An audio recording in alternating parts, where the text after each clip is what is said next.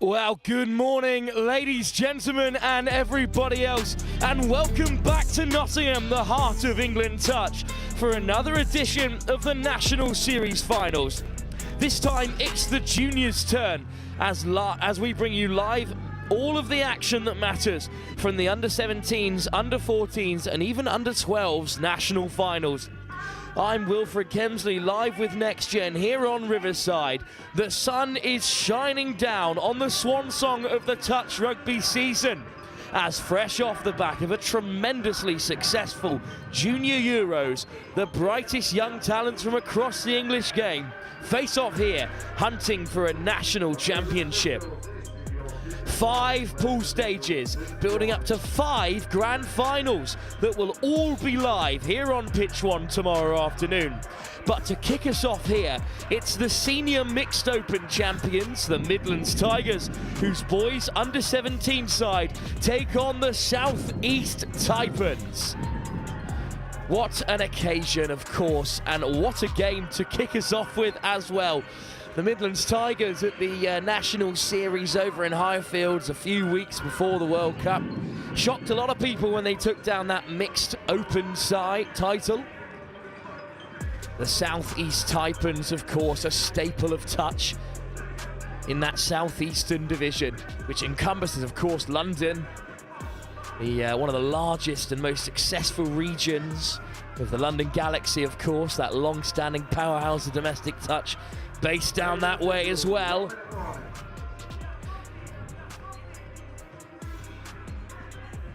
The Taipans then led out onto the field, ready to go.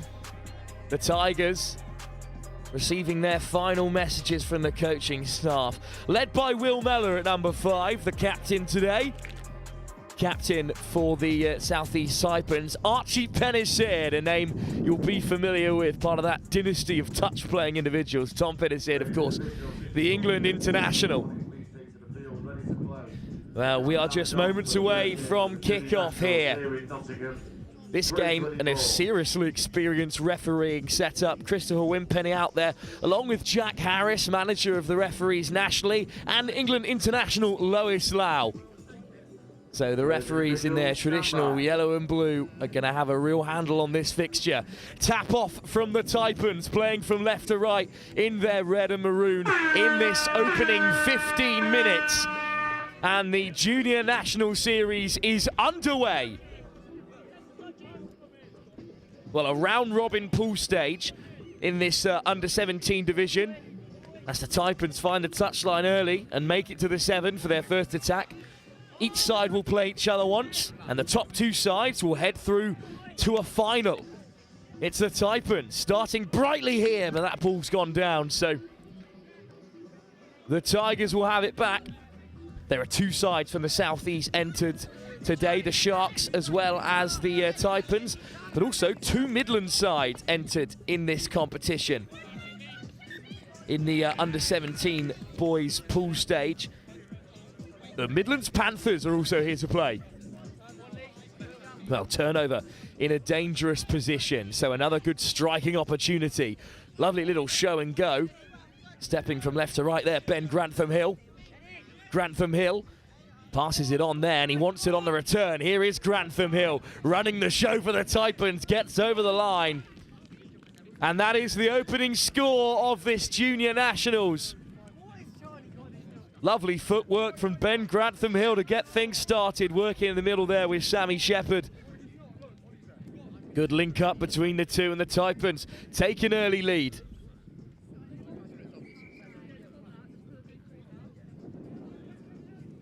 Well, first tap off for the middle then, for the Midlands Tigers as they look to level things up early here. In some high-scoring fixtures in the junior category. We'll talk more about England's incredible Junior Euros in a minute, but do not be fooled by the age of some of these young players. They've got plenty of tries in them. So here come the Tigers then, that classic white and black. Ollie Simon there with a pickup, hands it off. Tigers go sliding in, but they return to the 7. Benjamin Foot out there as well. Here's Foot again. Now they shift it to the right-hand side. The link goes diving in. Ellis Watts denied this time. Watts retreats to the 7. Tigers with another strike at the line. And here is Simon. Oh, the pass is just beyond him, unfortunately, there. And the Taipans escape for now.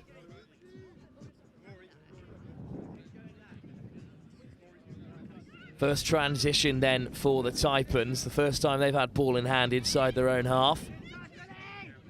Looking a little bit lackadaisical at the moment. And those are the kind of mistakes that can be forced. The captain, Penisir, his pass is put down. So here come the Tigers again. Really competitive under-17 division where just the two sides at the very top will make it through. Hint of a roll ball there, but the Tigers will keep playing. Good ball from Charlie Samble, who's there at the half. A bit of patience this time from the Tigers. Back into the path of Watts. Lovely ball on the inside. Over goes Ollie Simon, and the Tigers are back on level terms. One try apiece to open up the junior nationals here. We've got a real game on our hands. The weight of pass, perfectly timed. Drew in two defenders, and Simon is the beneficiary.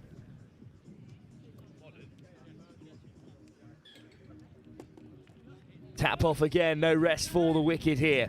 That'll be the running theme all day. The pace of touch rugby, unmatched across the formats of this great game. Grantham Hill once again operating in the middle. Now with Max Gardner. Here is Gardner, Grantham Hill. Gardner again. Well, the whistle goes. They've been pulled up there by referee Jack Harris. A young referee, Jack Harris, but one of the most experienced in the game. A serious asset to England touch as well. Really passionate young individual. And, well, he's got another call there. This time it's Wimpenny onto the field to turn things over. So the Taipans, from a similar position, they racked up their first score. Third of the way into this first half. Some nice footwork to force their way up to that 10-metre line. Taken in by Gardner as the Taipans hit the box. On come the changes. Lacking a bit of momentum for now. All back inside from Shepherd. Is Shepherd again. Shepherd lifts in the path of his captain, Penisir. There's the missed pass. Picked off by the Tigers. Intercept made, so they'll have 6 touches to transition. Touch taken by Stockdale. And now they rush towards the box side. There's plenty of white and black shirts ready to take to the field. That's a better transition from the Tigers, and they're up to halfway. Simon, the try scorer, takes it on. Finds Watts again. Great middle partnership. Good pick up from Simon. The Taipans on the retreat. Well, that pass goes to ground. What a start to this under-17s competition. It's always going to be competitive. Shepherd with a nice run to break through the line. Oh, great footwork as well. The Taipans with the first 2 touches making plenty of yards. They'll certainly have a strike at the 7 from here. Hill. Patience from the Taipans now. And now the change of direction. Could be a 2-on-1 out there. Just spilt by Max Gardner.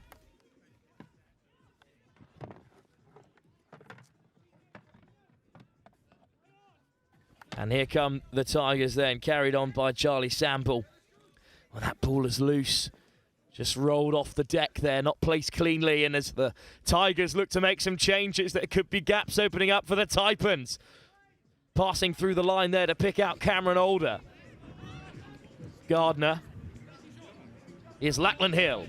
Finds Alder, one of 2 Alders in the Taipan side today. Here's Alder of the Cameron variety. Lackland Hill, Alder again. Good footwork from Gardner, who looks to snipe. Denied this time. Sent back to the 7 by Wimpenny, and he's not happy with that movement either. So it is a turnover, and the Tigers escape for now. Pretty breathless start to the game. It's a jam-packed schedule here on pitch 1 at Riverside, which is looking just beautiful on this Saturday morning. We've got action from the under-17s girls competition up next as the Northwest Touch take on the Southwest Saxons. For now, though, it's the Tigers on the run. Great hands. Was the touch made? Well, the call is try, in fact. Touch and pass. Maybe, but Lois Lau happy to give the try. Great work from the Tigers. It all started with that excellent pickup by Ellis Pearce. And then some soft hands from Stockdale. Put Thomas Courts into the corner. And the Tigers take the lead.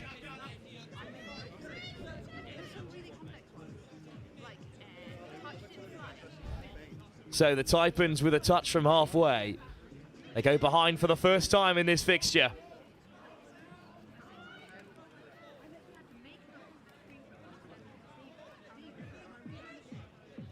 Here's Pennicid, the captain. What can he create? Oh, a little jinxed on the inside there. And the try's been given. Something out of nothing there. I think it's Ben Grantham-Hill who scores his second. Had no right to get on the inside of his link there. And then the two middles, Stockdale and Pearce, just couldn't get across. So the Tigers weren't in front for long.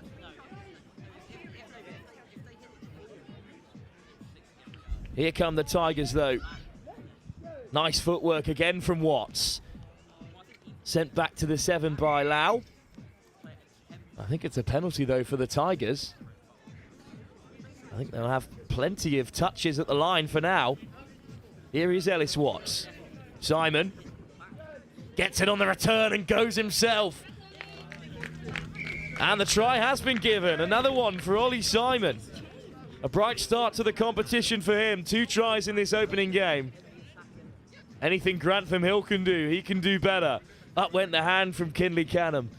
But try given. Well, as even a start to the competition as anyone could ask for. Little show and go. Doesn't fool young Charlie Samble. The Taipans can rebuild from the 10. Grantham-Hill, Hatching hunting in this first half. Shapes the pass, finds the link through the hole. Bachelor Court.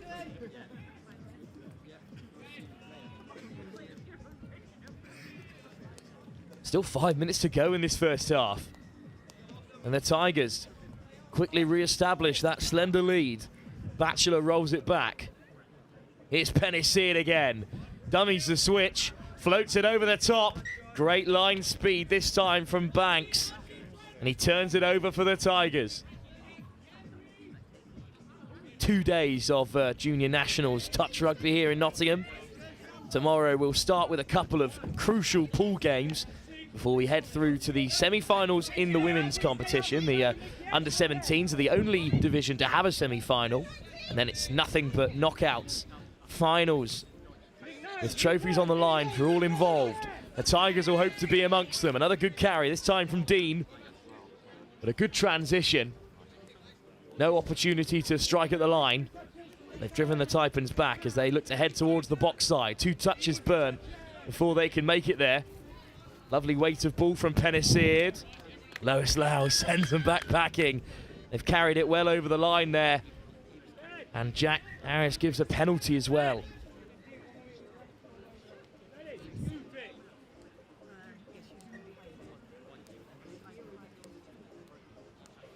Well, these young players lucky to have such a experienced refereeing team to learn from. An all-star lineup to get us underway here. But that is an error that didn't need to be made, unfortunately, there.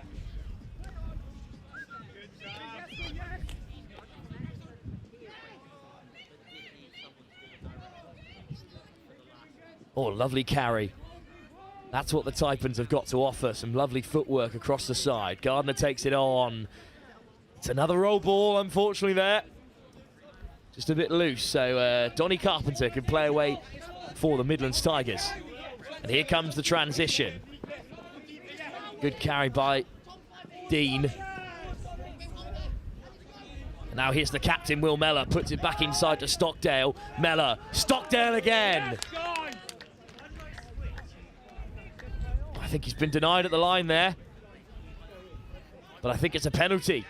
So 6 at the line for the Tigers. Here is the captain, Mellor. Missed pass to pick out the link, Stockdale. And suddenly it could be on out wide. Ellis Pearce, with the freedom of the Riverside turf, touches down. And the Tigers take a 2-try lead. The largest advantage we've seen in this hotly contested game so far.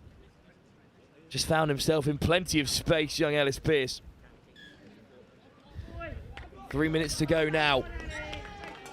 And that's another penalty to force a turnover for the Tigers.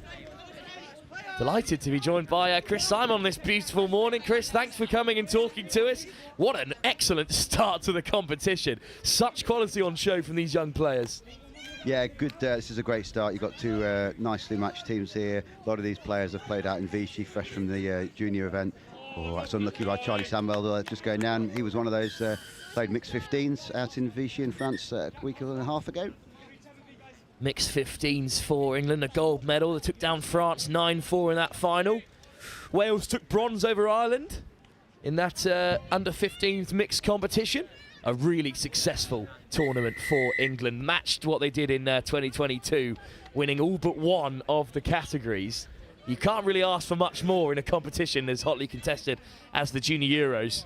Absolutely, absolutely, Wilf. And I think the mixed 18s were disappointed. They wanted to beat Wales and did so in the round robin. But from a broader development of the game in Europe and globally, it's good for England actually that we don't take everything. It's useful for us to still keep the others in the game. And yeah, a strong Europe will help us compete with Australia and New Zealand when we get back to play them in a few years. Just like the World Cup, New Zealand attached to that one victory over the Aussies. Means a lot to them, as does Wales' victory. Senior and junior European champions now in the mixed competition. And that's a lovely try as well by the Taipans to close down the gap. Touchdown in the end by Jack McLennan. I think we're at 4-3, are we? I think it's a one-score game, is it? It is indeed a really close game. Yeah, I think, I mean, this Midlands side on paper are probably stronger of the 2 teams, but you never know in a game of touch, and 15 minutes each way gives teams to get a little bit more into their stride than some of the 10-minute games. Great carry by Carpenter. What a ball! Picked off, and here we go. Off to the races again, right on the buzzer. It's Kinley Canham trying to get away, and he will go all the way. He'll beat off Thomas Court, and right on half-time, the South East Taipans will level things up at 4 tries apiece. What a start to the junior nationals here on Riverside. And what a run that is from Kinley Canham. He had so far to go, and in the end he touches down to make it 4 apiece. Yeah, I thought Tom was going to get him. Tom caught very quick. His brother Harry played out in Vichy, and yeah, and I think that's nothing more than the Taipans deserve. I've been watching it from behind the scenes, not managed to get to join you for the whole of the half, and I'll apologise, I won't be able to join you for the whole of the second half. I've got to go and referee, but I'll be with you as long as I can. But a cracking game of touch. That first half really, thoroughly deserved by Taipans. Well, what a start, as we've said, to the junior nationals here in Nottingham. The Midlands Tigers, who fell behind early to the South East Taipans, opened up a 2-try lead. But right before half-time, the deficit was cut to none as the Taipans equalised again. Still all to play for in this opening pool encounter in the boys under-17s division. Second half will come in just a few moments' time. But Chris, while we have you, we'll continue to touch on the recent Junior Euros. Of course, 2 clean sweeps in the 20s test matches against France. Victory as well in the boys under-18 and the girls under-18. Wales as well, winning a handful of bronze medals in there. It's pretty good going for the British Isles overall, and especially good for England in that junior setup. Yeah, I think, I've said it before, I'll say it again. I think the the pandemic, England lucky in some ways, but the groups of 6 worked for us. We managed to keep touch going fairly quickly after the pandemic, and we got back into actually my junior program actually in 2022, or late 21 for 22, and yeah, it put lots of teams into the junior touch champs in 22. Similarly, Atlantic Cup last year that was in Nottingham, and then took a full contingent to Vichy, and had the mixed 20s been on, we'd have been had a team in that category as well. So yeah, we are pushing the game forwards at juniors at the European level. Delighted that France had teams in most of the categories. Wales delighted that they did well as well, because it is, yeah, if we keep pushing each other, we will narrow that gap to the Southern Hemisphere. Youth Atlantic Cup back in 2023, England also took 5 out of a possible 7 gold medals as well. The Australia of the Northern Hemisphere, if you will. It's been a really successful time for England at junior level in recent years. Some familiar names as well in these 2 sides. You've got a Mellor in there. You've got a Lecraft, who's played a little bit higher as well. You've got the Penicides, of course. 2 Olders in the Taipans side. It's a family game, touch rugby, across the top level. Yeah, absolutely, and I'm just having a look at the team sheets, and yeah, as I said, on paper, I think the Tigers more experienced, slightly older. It's a slightly younger Taipans team, not so much experience from the European setup, but they're obviously punching above their weight, and they'll be coming into this game, yeah, probably as underdogs, but yeah, at 4-4, 15 minutes of touch, I think Midlands have got to really switch it on in the second half. South East Taipans women's side were champions at the National Touch Series finals back before the World Cup. Feels like an age ago, considering all that's gone on since in the world of touch rugby. But the second half soon to come. Jack Harris will kick us off as the buzzer goes. It's a Midlands Tigers tap-off. Players and officials, your 1-minute warning. Players and officials, 1 minute. And they'll have 6 touches to try and re-establish their advantage. Will Stockdale to get us started in just a minute's time. Yeah, well, Stockdale and Ellis Pearce out there to tap off as middles, and just worth mentioning they were both in Vichy. Ellis selected with the mixed 18 squad. Will originally was a train-on, but got drafted into the men's 20s, having just turned 16, and was a fundamental part of that. So good that he was actually voted coach's player for that squad, and as much as they can. It's a pretty crowded pool as well, with 2 representatives from both of the southeast and also 2 northeastern sides. So really tough going to clinch that top 2 spot, and it's not the perfect start for the Tigers or Will Stockdale, but the Taipans have got a long way to go to challenge the try line here as they head towards the box right at the start of this second half. 15 minutes more to play. It's a couple of errors to get us started. It is early in the day, of course, Chris, but seen a few errors from both these sides. You expect them to sharpen up across the weekend. Yeah, absolutely. Yeah, the conditions are lovely. The pitch is looking in great nick. It's not that wet, but a little bit of dew on it from overnight, and that looks like a good score for Ellis Pearce out there. Well, it's a really good finish in the end, and the Tigers do take an early advantage. Will Mellor can have all the credit for creating this. Ellis Pearce gets his 2nd score. Yeah, Ellis came around on the sweeper play there. They managed to engage the link early and open up the space for Ellis to go in between link and wing. And that, yeah, the wing possibly could have shut a little bit earlier, or maybe the link cornered a little bit harder.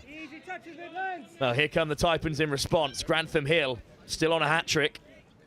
Takes it on. Lachlan Hill. Ben Grantham Hill skips away from one. Lachlan Hill there picking out Ben Grantham Hill, and it's just behind the 2 almost namesakes. Yeah, unlucky there. Lachlan, or Lockie as he goes, as he's known, again a late addition to the Vichy squads. Was a train on and stepped into the boys 18s fairly late on in the day, and then did himself no harm whatsoever. Played very, very well. And Lockie Hill has it back again because the Taipans forced a turnover. Now they must strike at the line from here. Grantham Hill keeps a hold of it, puts it over the top, but the cover is there for the Tigers. Still got a few more in the chamber. Oh, and that's another turnover, an unfortunate one. And that'll be exactly what the coaches will be trying to eradicate early in this game. Yeah, they've had 2 sets down there, Taipans, and come away with nothing. Midlands will be really pleased to get that defensive set in, but now they'll be looking to drive hard. And they do burned the first 2 touches, but on the third, almost up to halfway. On come the changes. Fifth already, and they've got to go here. Sam Dean looking to do something. Good defence from the Taipans there to really eat up those touches in quick succession. They lost the momentum a little bit on third and fourth then, Tigers, and hovered as they came to the box. Didn't go too hard. Taipans driving towards the box on second touch up to halfway. They're looking to gain momentum on this third and fourth and try and set up at least one strike player as they get to the 7. Carried on by Cameron Alder. Good ball into the path of Shepherd. Stepping off the right, Penaseed. Shepherd, bit of space in front of him. Looks for Penaseed instead, but the ball is loose again at the rollback. So the Tigers this time forced a transition. Oh, but it's another turnover. Jack Harris blows his whistle, and momentum just shifting the Taipans' way, but they do have to take one of these chances shortly. Yeah, we would. I was listening to the referee brief earlier, and just to see. We've got good referees on this field. Chris Wimperney, Lois Lau on the far side, Jack Harris, black badge, level 5 in the middle. They're going to ref this like they ref a World Cup or Vichy. So this will feel like is a top game for referees and players, and the players need to adapt to maybe if they've been a little bit more used to club touch or even lower level regional touch. Well, the Taipans were denied another shot at the line from close range, and then a penalty against them as well. So the Tigers will make their changes. Just can't keep Lois Lau off the touch field at all, can you, Chris? No. Back involved again. Jack Harris had an unbelievably busy World Cup. Absolutely everywhere from both an organisational standpoint and from a refereeing standpoint as well. Absolutely, and Jack's been phenomenal for the organisation and for Europe, and I think for Global Touch he's come on no end. Still a very young man, he won't mind me saying that. Feels like a right-hand person to me in the setup of England Touch. It's been an absolute pleasure working with him. Well, here comes Simon for the Tigers again. And a hat-trick up for Ollie Simon. And the Tigers go 6-4 ahead. What a start for him in the middle. He'll be pleased to get the ball in attack. He was telling me how much he was defending in Vichy. Obviously, I get that in the air occasionally from him, but he couldn't get on an attack, and he was loving the defence. But it is sometimes nice to get the ball in your hands. Well, the Taipans had their chances. They didn't take them. The Tigers go up their other end, and they've etched out another 2-try lead. And with just 10 minutes to go here, another score would certainly make them more comfortable, but keeping out the Taipans again would be a real statement. And that's fifth touch. And I think there's some confusion there whether they thought they'd got a penalty. They have got a penalty. Back to that one before I can't see who that was, the current link. He was taken out across the ball a little bit. And referees will be strict on that. And whilst it's not a zero contact game, it is a minimal contact game, but anything across the body where you're trying to disrupt the play of the roll ball will be, that's good. Ooh, good score. Lovely footwork from Ben Grantham Hill, and the hat-trick is up for the number 9. And once again, it's a 1-try game. The Taipans will not go away. I'll need to be doing my research on Ben Grantham Hill. He looks like a very useful player in the middles there. Lovely footwork from the young lad.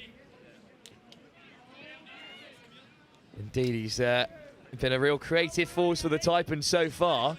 Good weight on the pass from the captain, Mellor, who's there at the half again. Good pick out. Oh, there's a hand in there. Ellis Pearce forces the penalty, but it had to go, otherwise certainly would have been a try for the Tigers. Yeah, 6 again, roll ball, Ellis playing it, but Tigers will be happy with that. They get 6 chances at the line here, looking to do something on the link channel. Sweeper coming down, Doggy's play. Ellis Pearce goes again. Pierce is in, yeah. So Tigers are doing that. They've got a Doggy's play or a link sweeper, drawing the link in and sweeping around the back to try and attack that link wing hole, and it works again. I've seen that 2 or 3 times whilst I've been here. Ellis Pearce has been devastating on the sweep, and he racks up another score for the Tigers. 7-5, and just as quickly as the Taipans get themselves back in the game, the Tigers create another try at the other end. It's pretty tough, Chris, when you've worked so hard to get back in the contest only to concede straight away. It is, and yeah, certainly at this level at 17s, the coach should be saying D1 out. If you can D out one of these attacks, actually that's almost you get one ahead then, because these teams are going to go end to end and they'll be looking to score for every set. Here's Lockie Hill. Canham, who's Touch by Charlie intercepted. there. Charlie Samuel came up well, read it well. It was 5th touch. And he'll play out as well towards the box. And 2 that's a touches. Great drive by Ellis Watts there. 2 touches and 3rd, and they're up to halfway. Rory Hawkins lumping that ball a little bit slow to half. We've got Sam Dean and Ben Lucraft there in the middle now. Again, 2 very experienced players and ultimate pace, those two. If either one of those 2 scoops, they're going to have to run really hard. That's an easy score. And through they go. Well, Sam Dean has made it look very comfortable there. Yeah, Sam Dean and Ben Lucraft, yeah, they seem to know what one another were doing there. The quickie back came back to Sam quite quick, and a big gap between middle and link on the Taipan side. Well, if it's not been given, it's been given forward pass. If it's Ben Lucraft at number 12, I'll just update my team sheet here and plug him in. Good to have someone who knows the faces alongside Chris. But no try then for the Tigers, but excellent line speed from Joseph Banks. Well, the whistle goes again. A penalty this time for the Taipans. And they'll hope to create something even from here. It's another good carry from Sammy Shepherd.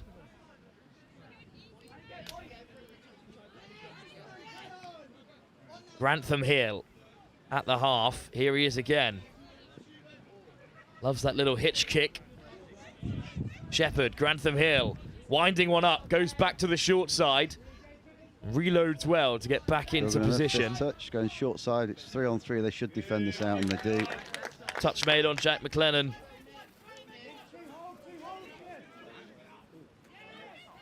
Just over 5 minutes to go. Yeah, caught Taipans offside. I think they got away with it. That's 3rd coming. Rory Hawkins looking to get close to halfway, and he does. Will Cullen on the drive, keeping the momentum going, and that's unlucky there. And this is often what we say, is that momentum on 4 and 5. Don't slow down. We've now got to reset again. Defence have got settled. And that's 5th touch, and hopefully Taipans will be looking there. We expect him to do nice this out. footwork and skipping it over the top. That's a good score. That was Mellor, I think, who broke through, was it? It was indeed. The captain had very little to work with there. It was a good carry from Stockdale, but that step is wonderful. Just lifted over the top.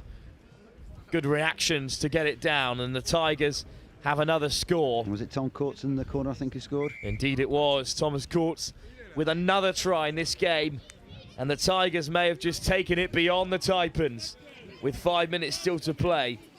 And I'm going to make my apologies in a couple of minutes, so I won't hang around. I will disappear. I'm reffing at 10:40, and I've got a little bit of a walk and a shirt to pick up on the way. So, but Taipans, let's see if they can get back in. Are we 3 up or 2 up? I'm wondering whether actually there was a score chalked off down there. I think there's 2 in it, isn't there?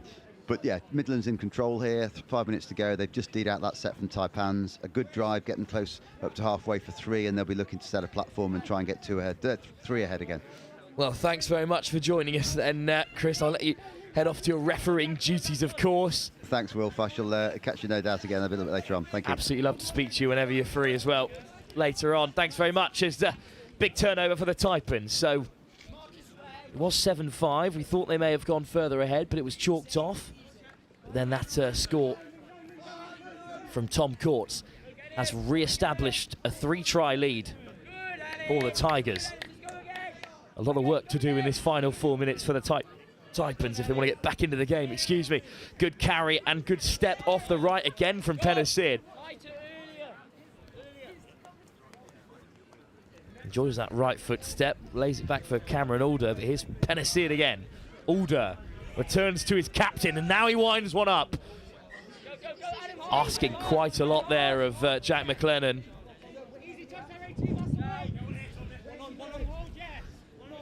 And the Tigers know if they just burn out their 6 touches here, then they'll be in a good position in the closing moments of the game. That's a nice step. And a good carry as well. Ellis Watts back in the middle with Simon. That ball is loose, but I think came off the foot of a Taipan. That's pass a bit wayward. Bit of fatigue seeping in. It's been a pretty intense start to the tournament. Simon makes the touch. Has to retreat back on side. Another good carry from McVeigh.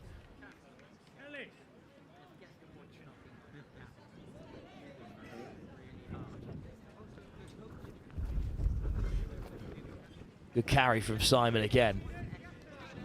Samble. Simon. Stepping off the left, Ellis Watts goes in. And that will certainly seal the game for the Tigers. They're up by 9-5 now. And once again, it is Simon in the middle with Ellis Watts doing all the damage.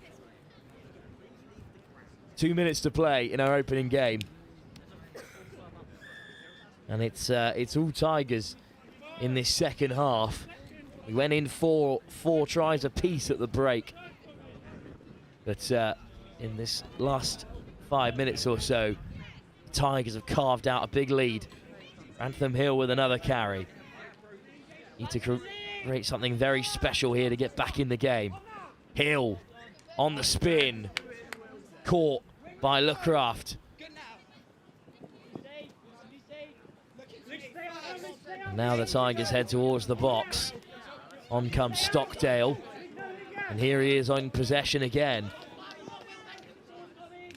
Here's the captain, Mellor. Mellor. Stockdale. Here's that sweep. This time it's ignored as Stockdale goes back onto the inside, but he's touched short. And the Taipans have it back, but all the way on their 7-metre line.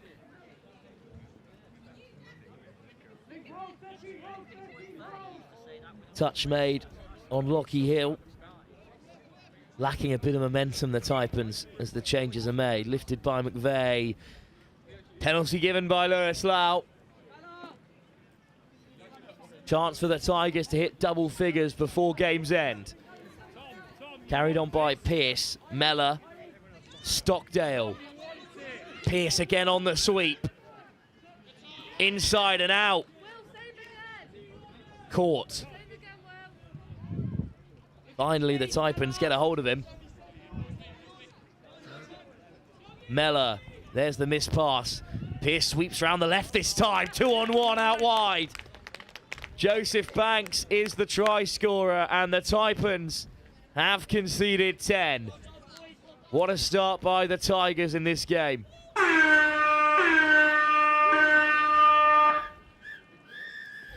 Final score, the Midlands Tigers take down the Taipans by 10-5.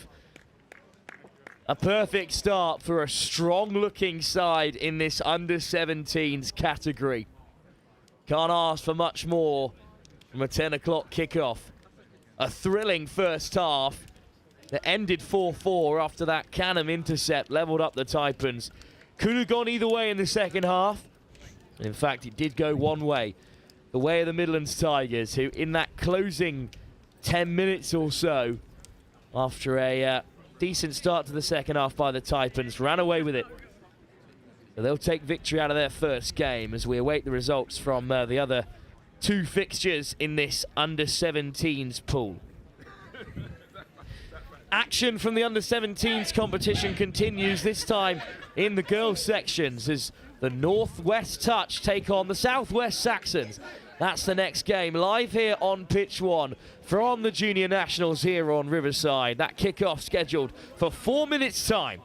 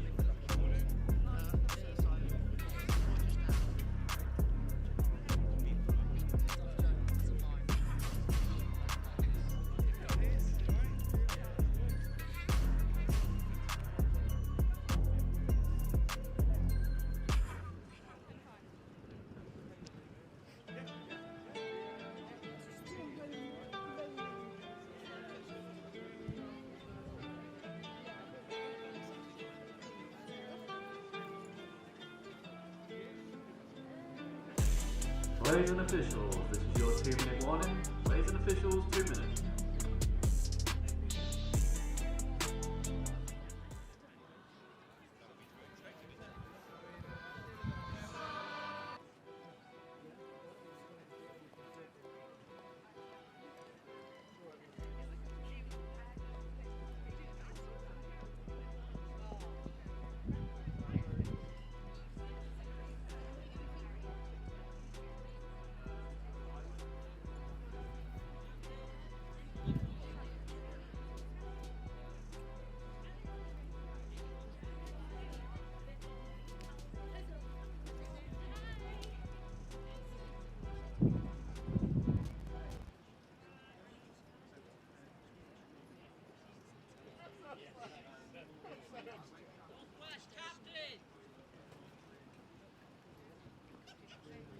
Players and officials, this is your 1-minute warning.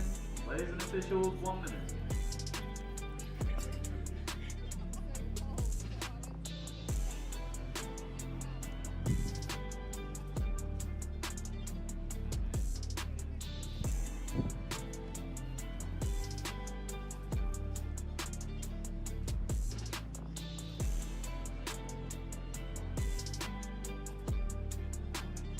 Players and officials, this is your 30-second warning. Please take to the pitches ready to play.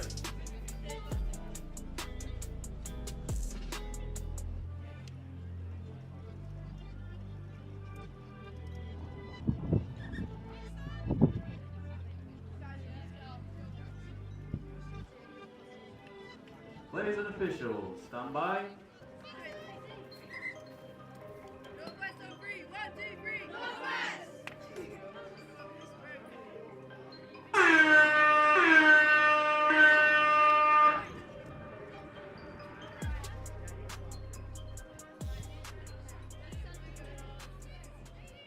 Well, there goes the hooter. We're a touch behind here on pitch one as Northwest under-17s women's side take on the Southwest Saxons. Delighted to be joined by Ben Powell, High Performance Director of England Touch and the England women's coach. Thank you very much for joining us, Ben. And, well, if it's anything like the start of the boys under-17s, we're in for a great game.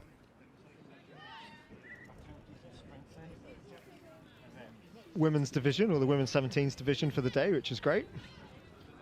And the Southwest Saxons are on the attack for the first time. Of course, it was the Southeast Taipans who were the women's champions at senior level. But Northwest Touch always bring a lot with them, of course. Up in that part of the country, there's an awful lot of touch being played. Chatting to one of the Southwest coaching staff this morning. Very optimistic about the level of talent that they've brought to this competition. There's a lot of debutants in this under-17 side and no luck from the first attack. So Northwest will carry out in the meantime. But another penalty. We've seen a few of these early on in the day as people just shake off the rust perhaps in the early stage of the morning. Your referees for this one, Brendan Harrington out there alongside Ethan McGivery and Celine Swanson. But a good defence from Northwest to get things underway. Yeah, some early ball movement as well, which is great from both teams. Some good hands there from the Saxons on the wing as well. And here come the Southwest though.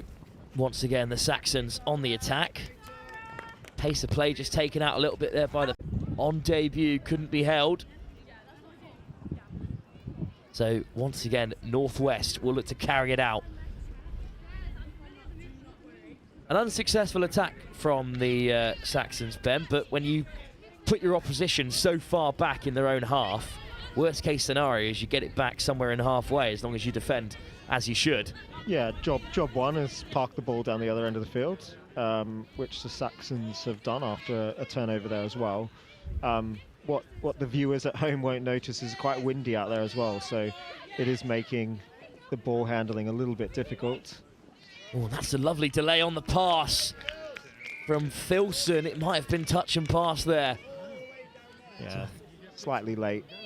but a good attack by the Northwest, their first attempts down on the Saxons line.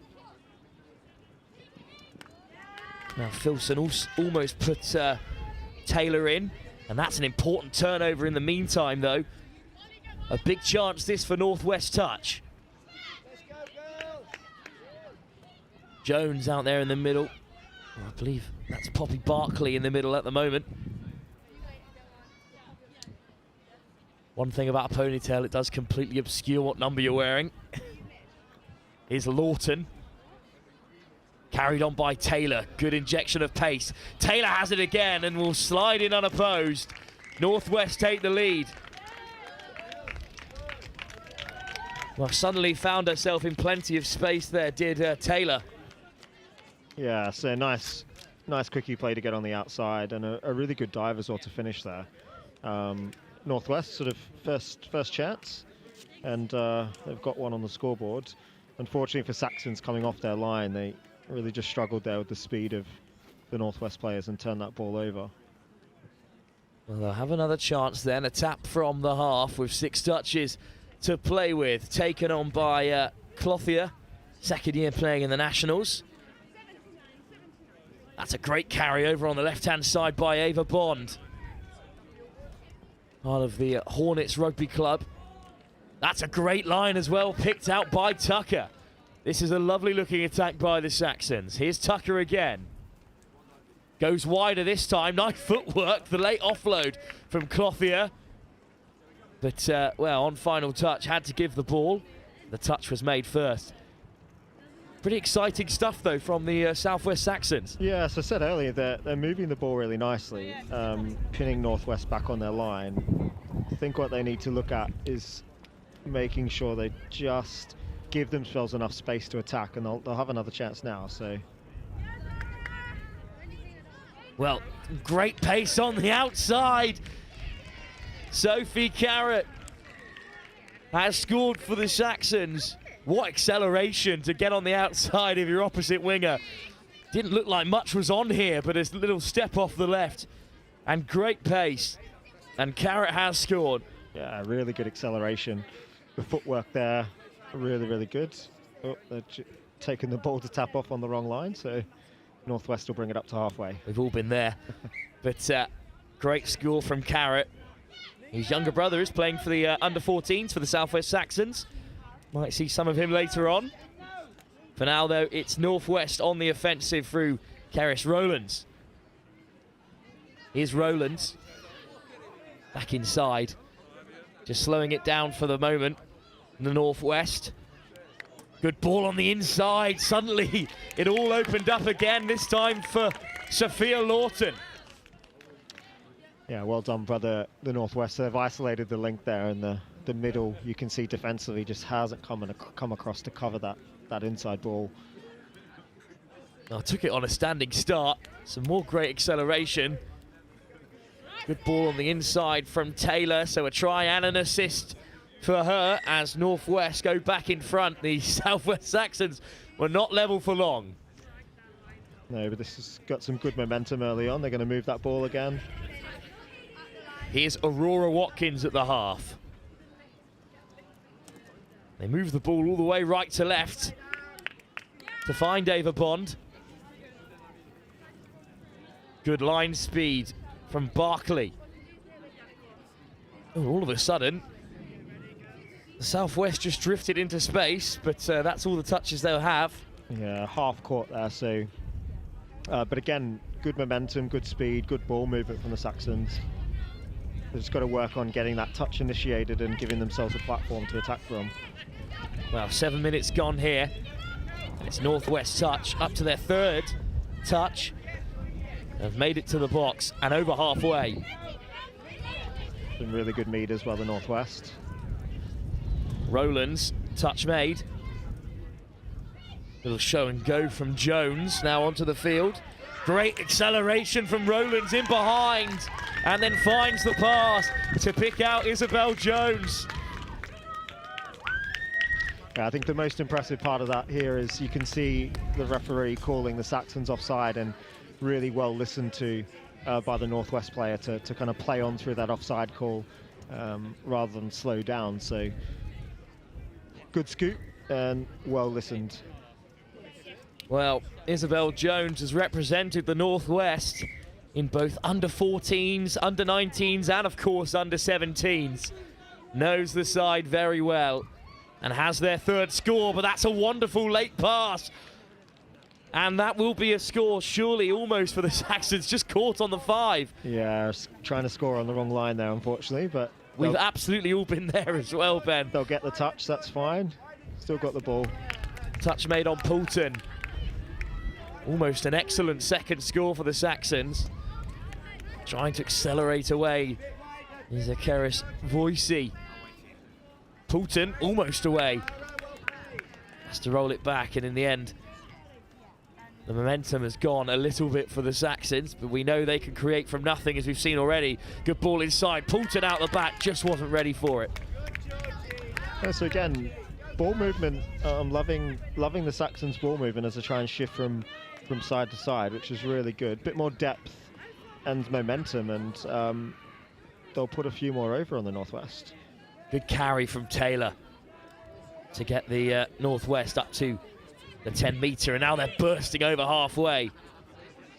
Some really strong rucking by the Northwest. You can see when they're moving forward at speed, the Saxons are struggling to handle them. And it's another great pickup, and the Saxons are almost in behind. This time Jessica Watts almost away. But that's for turnover. They do look threatening every time they carry forward, Ben. No, they do. Their rucking looks absolutely brilliant when they're moving forward, even out of the box. It looks quite nice. They get caught a little bit coming laterally, but they're really putting the Saxons on the back foot. Southwest just need to flick a switch here and up the momentum. That's a great carry from Poulton. Another member of the Hornets Rugby Club. There's a lot of them in this Southwest under-17 side. Hint of a touch and pass there, but carried on by Bond. Good hands off the deck. And now it might open up for the Southwest. Touch there on Amy Tucker. Another player on debut for the under-17s. Plays both touch and union for Minehead Barbarians Rugby Club. Good cross-code representation. And now the Northwest on halfway with a couple of touches in the chamber. A little show and go this time from Lawton. And Lawton gets it on the return. Here's Rowlands, who's looked really dangerous. Good pickup from her, surely offside. So Rowlands needs to find a pass. She's in that end zone, flicks it over the top, just through the hands. Great creativity from Rowlands, but put down at the crucial moment. Yeah, really good. Again, well listened to in terms of the offside call. Probably need to just have a look out on her right-hand side there. Plenty of Northwest players in support, but promising signs again as Northwest break through that line on the scoop. Southwest asked to transition from way back in their own half. They do make it to the box. Someone's got to inject some pace, and there it is. A good run through the centre by Sophie Farrer.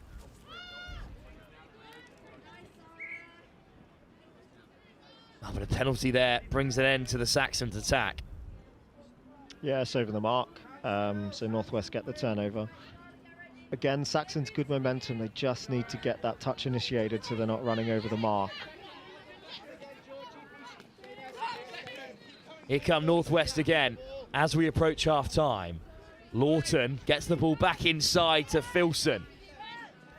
Georgie Dixon. Nice footwork again to break away from the defender, but I think this time it is touch and pass.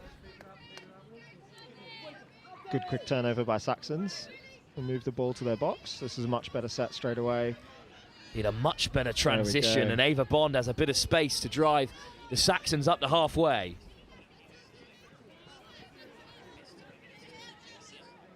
Watkins at half this time. Just lifted back inside. Soft hands to find Carrot, the try scorer, who can race away. Look at Carrot go.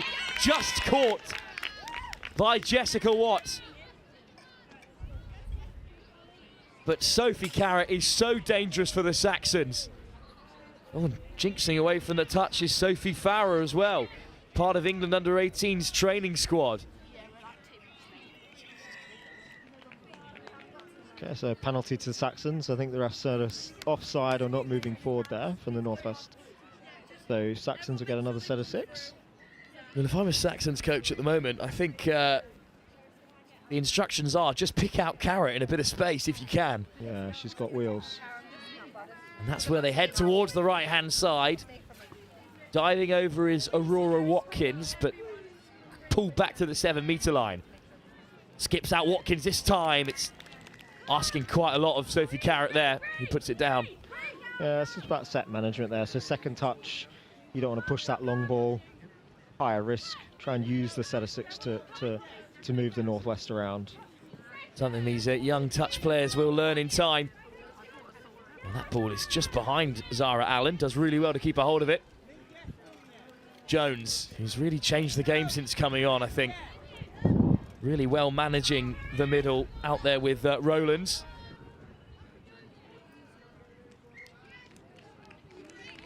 That's a good defensive set from the Saxons. I think the Northwest just lost the touch can a bit there, but good defensive set from the Saxons. They're getting the ball a little bit further up the field this time, which is great. Just a minute to go. Perhaps one more chance for the Saxons, who do excellently well to find a hole in the Northwest defence. Couple of powerful touches there from Northwest. The Saxons can play from halfway with 4 touches now. Looking a little bit short of options there, but Carrot this time is caught. Touch made by Allen. Here's Carrot again. Weaving inside and out. Just about caught by Allen a second time. Chance here for the Saxons. Carrot still coming. Great step. Up goes the hand from Molly Galvin. And there goes the buzzer. The referee calls an end to the first half. So Northwest survive the latest Saxon onslaught. They will take a 3-1 advantage into the break. But Ben, it's a fascinating game because the Saxons, when they get started and they get flowing, look really dangerous, but both sides seem to create something out of nothing on a couple of occasions. Yeah, Saxons certainly playing with a lot of speed and intensity when they have the ball. Possibly a little bit unstructured, which is making things slightly more difficult for the Northwest. Northwest playing a really structured game. You can see their kind of processes coming up the field, and particularly in their line attack as well. So no, Saxons will take a lot from that half, in that there's a lot of inexperience in the team. But Northwest, you can tell, yeah, they've got a few experienced players in there who are really sort of pulling the team around the park, which is nice. Well, Ben, as we have you, we'll talk about the under-17s competition as a whole. We've, of course, got the 2 southeast sides, the Sharks and Taipans.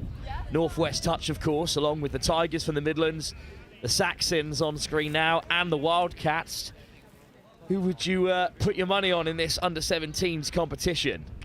Yeah, look, it's a tough one to call, in the sense that a lot of teams have got a lot of new talent coming through, which is great. The strongest team on paper is probably the West Wildcats. They have a lot of England representation within their squad. The Southeast are always strong. This Northwest team in front of us now will push others as well. And then, of course, I suppose the home team in the Tigers, they'll have some experienced players out there also, but they're quite a young team, the Tigers, so we'll see what they can do. But my money's on the Wildcats, I think. Well, we're excited to see the Wildcats later on, of course. The results are in from a couple of other games. Wins for the Wildcats in the under-17 men's competition, as well as the Northwest Warriors.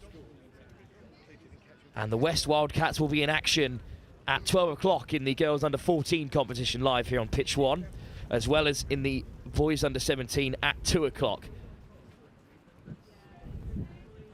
After this, of course, more action at 11:20. Our first outing in the under-14 boys competition, where the Northwest Broncos will take on the West Wildcats. Second half in this thrilling under-17 girls competition that could still go either way comes in just a few moments' time, when Northwest Touch continue against the Southwest Saxons in our second game of the day here, live from the Junior Nationals here on Riverside. Ladies and officials, this is your 2-minute warning. Ladies and officials, 2 minutes.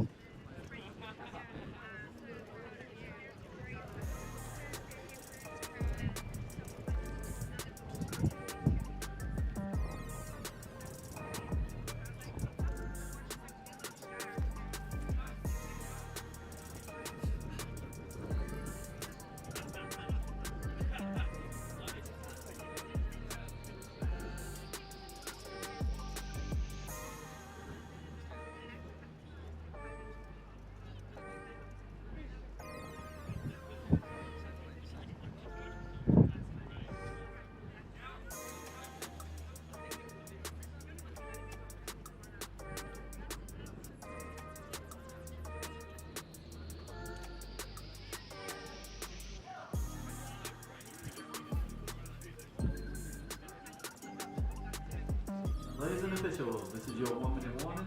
Players and officials, 1 minute.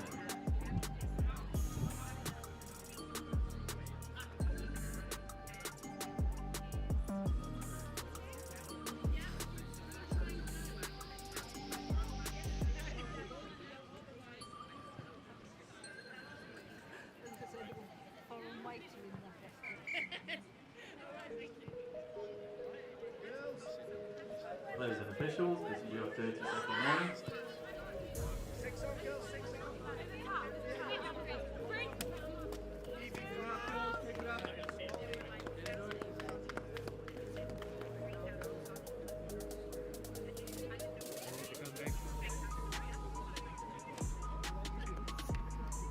Players and officials, stand by.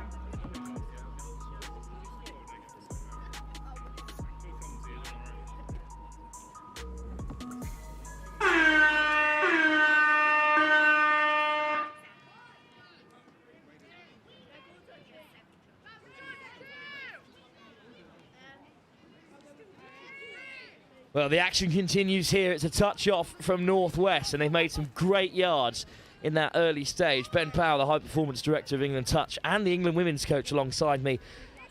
The difference between the two sides in that first half, perhaps Northwest just a little bit more clinical. Yeah, clinical's certainly the case. Just in their line attack, they're just a lot more focused on ensuring that they're initiating the touch, giving themselves a good platform to attack from. Saxons are sort of running in and stopping with that momentum that they're gaining. But if they can get that ball on the deck a little bit quicker, get the half in a bit quicker as well, they're going to be a dangerous side. But Northwest making a good start to the second half. Well, I do love to be proven right almost immediately, and from their first set of touches, they had a fourth try. In the end, it's Amelia Proudlove put in by Taylor. Another assist for her in the game. But it's the Southwest Saxons in need of a response. Aurora Watkins takes it in. Here's Tucker. Finds a late pass, but it's good touch in the middle from Watts. Wide from Farah. Farah will play half. Saxons desperate of a try here to cut the gap. But good defence again from Northwest. Yeah, really good defence. So Northwest have adjusted to that idea that Saxons are just trying to move that ball from side to side. Again, just the Saxons needing to harness that momentum they're creating by initiating that touch and getting their half in. But once again, Northwest really good off their own line and a good transition out of the box. Good carry from Jones. Allen at half. All of a sudden, once again, Rowland's breaking through the centre. Jones at half just needs to find a pass, but is caught. Yeah. Just about. Really good touch. Really good touch on the half there. Well done by Saxons. Northwest so close to racking up a fifth and opening up a pretty difficult mountain for the Southwest Saxons to climb. They're just a little bit late getting onto the field there as they make their changes. But now they're well set. And I've spoken too soon, unfortunately, there. The pass is behind Clothier. No, unfortunately, they've made a reasonable start to that set of six, but Northwest defence just pushed them back, and as they come out of the box, they lost quite a few metres, and then obviously the turnover with the drop ball. Here's Rowlands. Just lifts it into the path of Jones, who's played at 3 separate levels on the national stage for the Northwest. A try scorer in the first half. Kerrish Rowlands. Jones. Here's Evie Jean Renard. Pass just goes wayward. Just trying for a little open side quickie there. She needs that ball off the deck. She created the overlap really nicely. Fair to say you can afford to make errors like that when you are 3 tries up. But perhaps this is the start of a comeback for the Saxons. Yeah, I like the referees have approached this game really well. So those at home have probably noticed there's a good balance between officiating the rules and also coaching some of the inexperienced players through, taking the ball back to the mark and those kinds of things. So well done to the referees for ensuring that the game maintains some momentum and fluidity as well. So fluidity rather as well. Great carries by Keris Voicey in the build-up there, co-captain of this team. But unfortunately unable to strike at the line, and Northwest will transition as they head towards the box. Well, this is a nice break.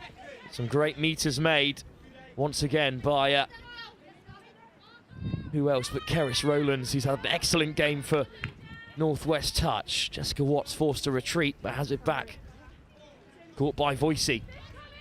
Good take by Filson, almost through. Good pickup, and now they could be in behind. Lovely ball. Poppy Barkley touches down, put in behind by Jess Watts. Touches in, so really good recovery touch there by Saxons, but a really nice hole she's hit there. Well, I just missed the Saxons getting across there. Yeah, just our views just a little bit obscured by the Northwest sub box there. But it was a really good touch by the Saxons link, I think it was. Important as well, because with 5 minutes to go, they need to get back into the game. That's not the way to do it, unfortunately, there. So here is Taylor again. Another Northwest player who's had a great game. Good line speed. Here's Barkley. Puts it back on the inside. Oh. Well, a bit of a miscommunication there. You can see what Jessica Watts was going for. Yeah, just trying to a little bit more space there. She had been in that hole just a little bit wider from the Saxons player. Should have been over, but Saxons turned the ball over and they've made some good yards on first and second touch. Ref just bringing that back for a roll ball again. So the Saxons have got to get a bit of a wriggle on here if they want to get back in the game. They still trail by 3 tries. It's been a second half that's lacked chances at times. And they're a long way from their box as they break over halfway through Sophie Carrot. Good defence from Northwest. Yeah, good turnover there by Northwest, so they'll be able to move to the box quite quickly, and you can see they're looking for some early subs. They'll get a few touches in the Saxons half now. And on come the substitutes. Molly Galvin carries it off field. Here's one of them in Lawton. Back onto the field, Keris Rowlands. Here's Jean Renard, finds Lawton. Rowlands. Lawton again. Rowlands scooping through. Plenty of space to pick out a pass. And that's the 5th try on the board for Northwest Touch. In the end, Keris Rowlands made it look very simple. Caught 2 Saxons offside. And there's the missed pass. Great movement. And it's another score for Proudlove as Northwest Touch seal the game with 3 minutes on the clock. Yeah, good movement again. Well listened to by the referee as well from the Northwest players. Offside call come. She's played through. A really good ball over to the wing. Great movement in there as well from Lawton to drag that last defender away. Emily Proudlove in the end had plenty of space. That's a great run from Aurora Watkins, the co-captain alongside Voicey. Plays her touch and her union at Chippingham. But this time there's no way through for the Saxons, and it's been a really good Northwest defensive set across the game, Ben. Yeah, really good. So, I mean, early on, the Saxons were sort of getting around some of the Northwest players, but they've adjusted well to the style of touch, I guess, from the Saxons in terms of their ball movement, and yeah, have looked really solid despite the Saxons' speed that they're trying to move that ball at. Well, just touched it down on the wrong line there, and the whole world seemed to stop for a moment for Watkins. In the end, it's called back. Shame, because the pass was certainly on out wide. Not the first time that some of these players have been caught by the wrong line. You can see the difference between the pitch and the try area with that sort of zigzagging cross shape to let you know when you're in the right place. Yeah, we've had a couple of that already this game, so it's interesting.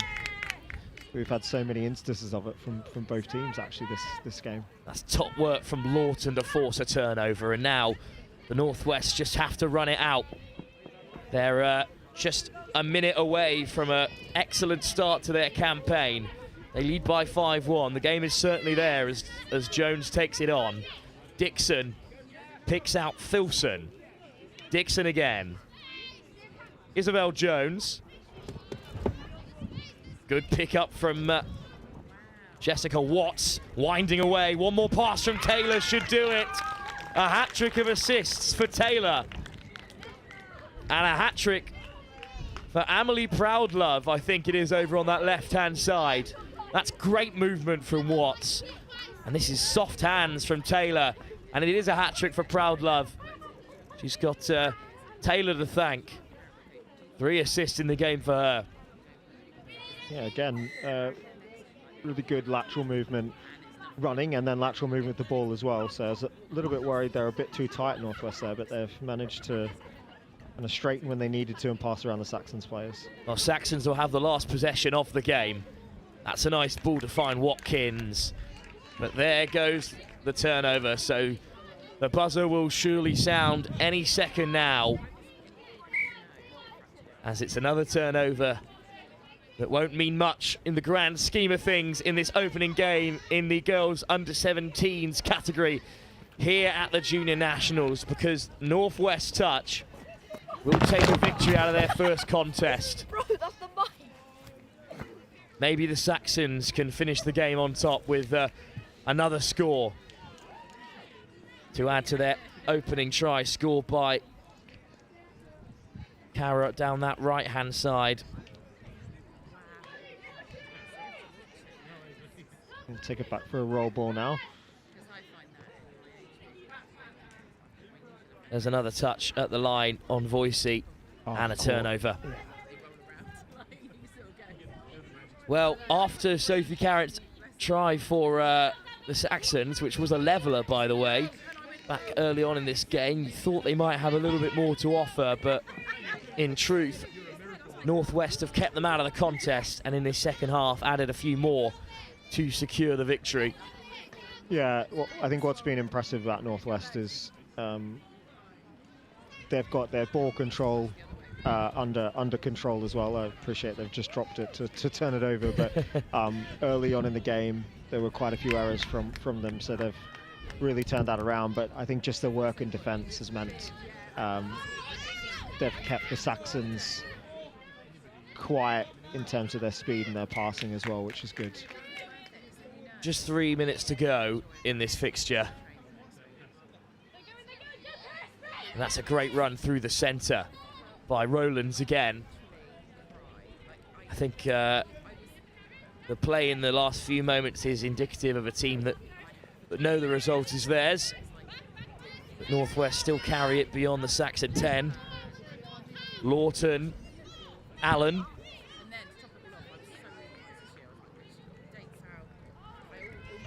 And there's a bit of a mix-up there between the middle and link, so the Saxons have it back.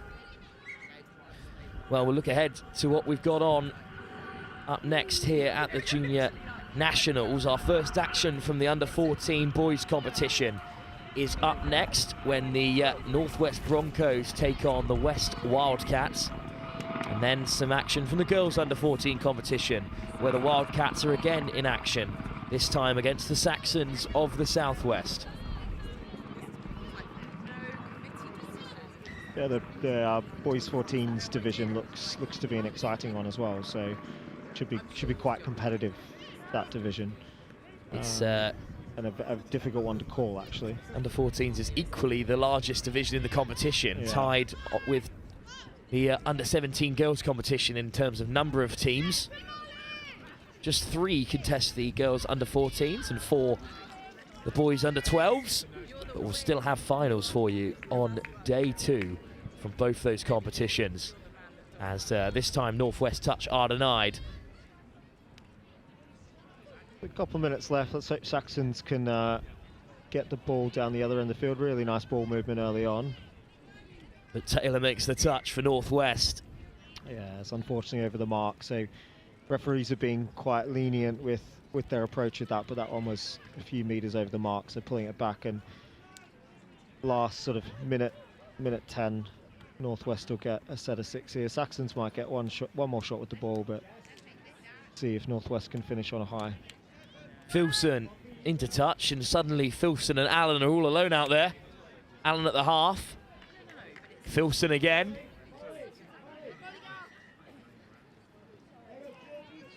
Touch made on Barkley.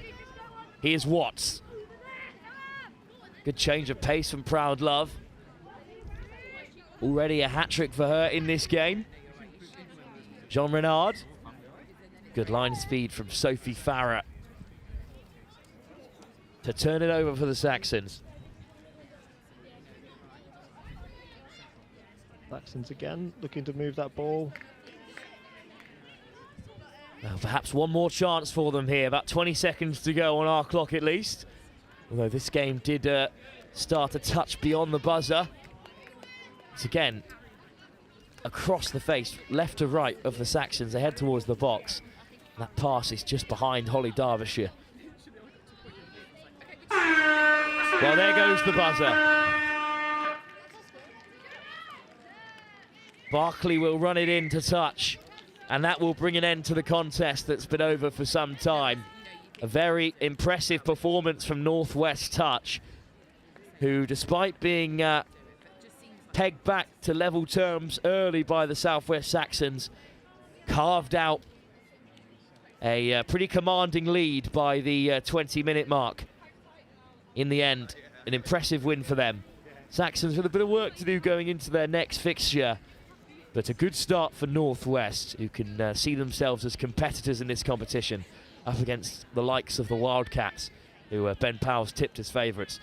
But a great advert for the game at this level, and two teams that will have learnt a lot from their opening encounter. Yeah, definitely. Saxons will be pleased. I think there's a lot of inexperience in that team, so they'll be on a learning journey game by game, so they'll be better for the experience. And the Northwest, they played really well. There's still some things for them to work on, so they've by no means reached their ceiling for this weekend either. So yeah, looking forward to seeing how both teams get on over the rest of the weekend. Well, thanks very much for joining me as well, Ben. Great to hear from you. I'd love to hear from you again at some point throughout the day. But very much enjoyed having you alongside me for that one. Thank you. Cheers, Ben. Thanks very much as we show you through the tries and how the game unfolded. We'll be back very shortly for yet another game from the Junior Touch Nationals. We continue our opening round of each edition, as now it's the under-14's turn to take to the stage. The Northwest Broncos take on the West Wildcats in the boys under-14 competition in just a few moments' time.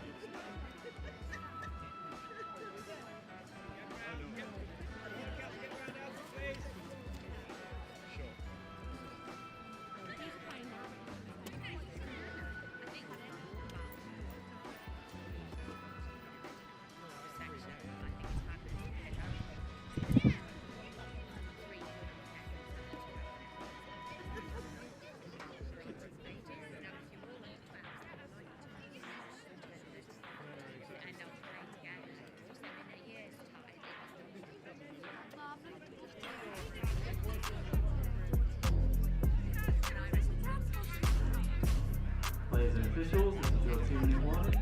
Players and officials, 2 minutes.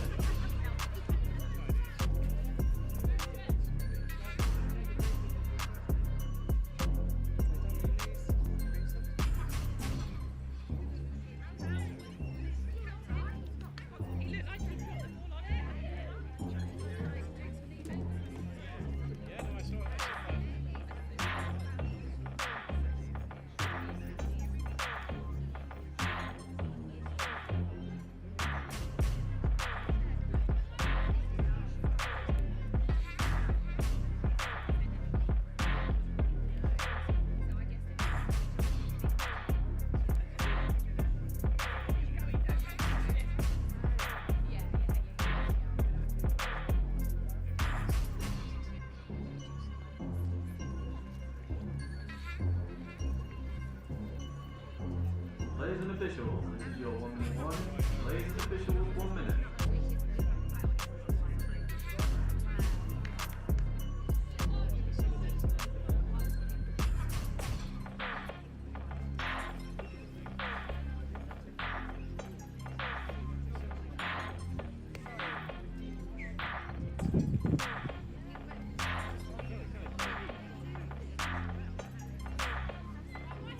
Players and officials, this is your 30-second warning. Please take to the pitch is ready to play. Wildcats on 3, 1, 2, 3, Wildcats!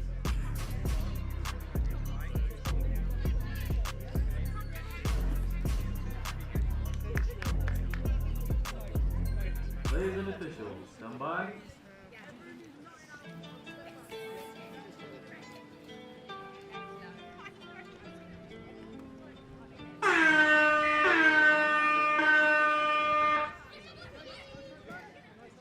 More action then from the junior nationals here at Riverside in Nottingham as the sun again threatens to break through the overcast clouds here.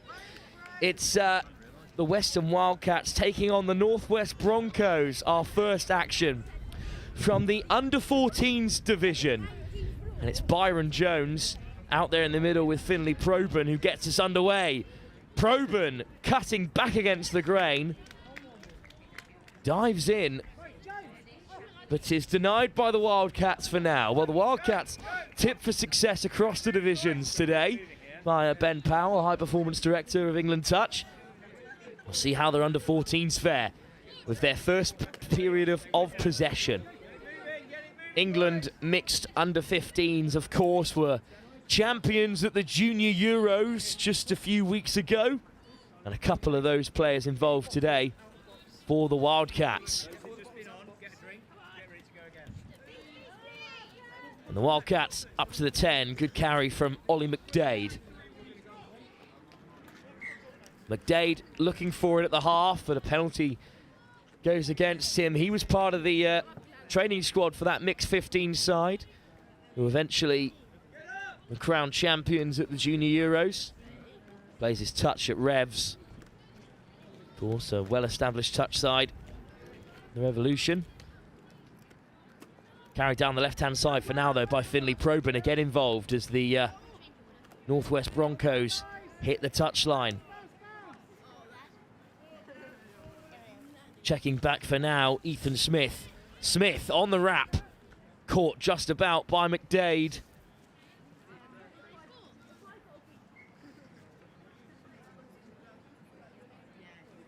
So, one strike at the line then for the Broncos. This is the first game for both these sides. Here's Jamie Watts. Ethan Smith caught again. I think there's a slight injury there, unfortunately. It's McDade who's leaving the field. Got plenty of support round him. On to replace him, Hamish McGregor from Old Lems Rugby Club. Great line speed for now then from the new man, McGregor. Watts at the half. Plenty of maroon and black on that left-hand side for the Northwest. Smith again involved. Watts stepping back inside. And the referees in conversation deny the try, so it's going to be possession with the Wildcats. First touch taken. And it looks like they're going to head towards the box. Nice line of running again from Hamish McGregor. Well, no changes for now. The Wildcats continue with who they had on the field. Amongst them, Max Bartlett. Here is Bartlett. Nice footwork, quick pickup from Mosley Scoggins, who whips it out wide, lovely ball. And then the change of direction again. It's just out of the hands, unfortunately, there. Well, Mosley Scoggins was part of the Ireland Mixed 15 squad at the most recent Junior Euros. They made it all the way to the bronze medal match before being defeated by Wales. Transition then from Northwest as the changes are made. Here comes Byron Jones.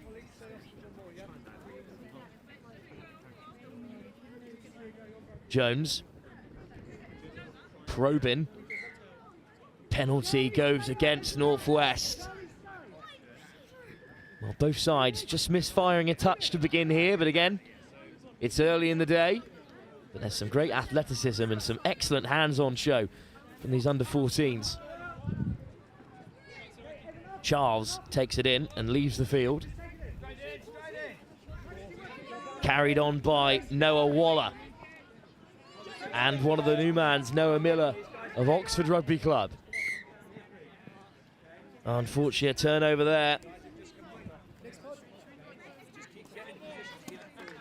But a better transition from the Wildcats. 5 minutes in, no scores at the moment in this under-14s tie. The first under-14s tie we've seen live on pitch 1.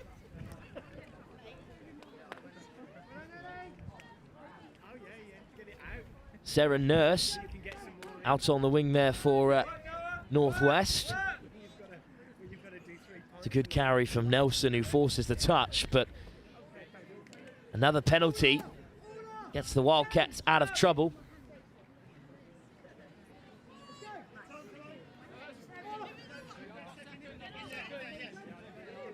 Well into our third game of the day here, with still more divisions to be uncovered. The under-14 girls competition will be our next game live on pitch 1. Action from all 5 divisions. Live view here on Riverside as once again the skies go grey and the wind just picks up a touch. It's in the direction of Northwestern, as is the momentum in this first half. Little show and go from Nelson. Hughes is there. Isaac Edwards finds Josh Hughes again. Nelson. Hughes wrapping around the corner. Good ball manipulation there from this Northwestern side, but in the end, a turnover is the end result, and the Wildcats look to set up their transition.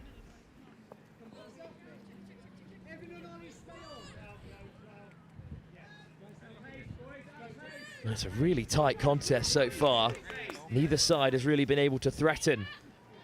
But perhaps the return of the sunshine is also the return of the try-scoring opportunities, and it is the Wildcats, perhaps against the run of play, who fly down the right-hand side to open the scoring. Over goes Edward McMullen, but it was all created by Hamish McGregor. Onto the field to replace the injured Ollie McDade. And he opened up the field there for the Wildcats. In the end, McMullen the beneficiary. So, Northwest, who had plenty of time in the red zone of the Wildcats, have almost levelled it up after a barnstorming run by Finlay Probyn. And Probyn now has all of a sudden got the Northwest in this excellent position. Probyn again, steps off the left, looking to wind one up, almost finds a pass, but it just hits the deck in front of Isaac Edwards. Well, Probyn, described as a well-rounded athlete, plays his football with Crewe Alexandra as well. And, well, he's a massive NFL fan. He'll love to chuck a long ball, has dreams one day of making it in the NFL, following the footsteps of the likes of Louis Rees-Zammit, going across from rugby, of course. Picked up by the Jaguars, so perhaps he'll be playing in London, Louis Rees-Zammit, sometime in the new season. But now, though, it's the Wildcats. Sliding in on that left-hand side, up went the hand from Isaac Edwards, and no try, so the Wildcats stay just the one try in front. They hold a slender lead over Northwest, who, through Finlay Probyn, came very close to getting back in front.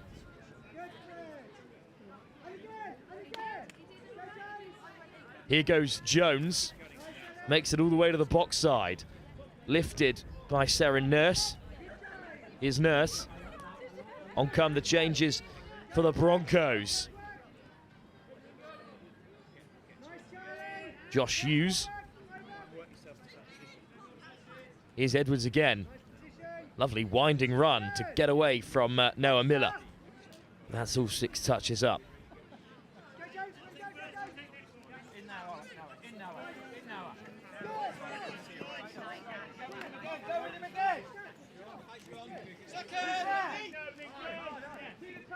Well, this is a better transition from the Wildcats. And they've won a penalty as well, so 6 touches from inside the northwestern half. Wildcats still lead by the 1 try. And they're rolling on here. Good carry from McDade. Good to see him back onto the field.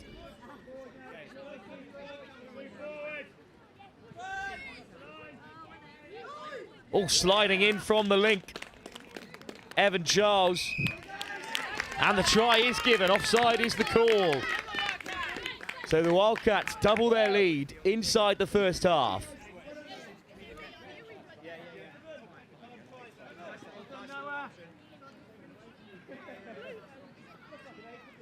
Good work from Alfie Simmons, the captain of the side.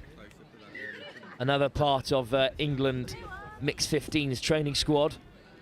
And he gets the assist. Charles goes over.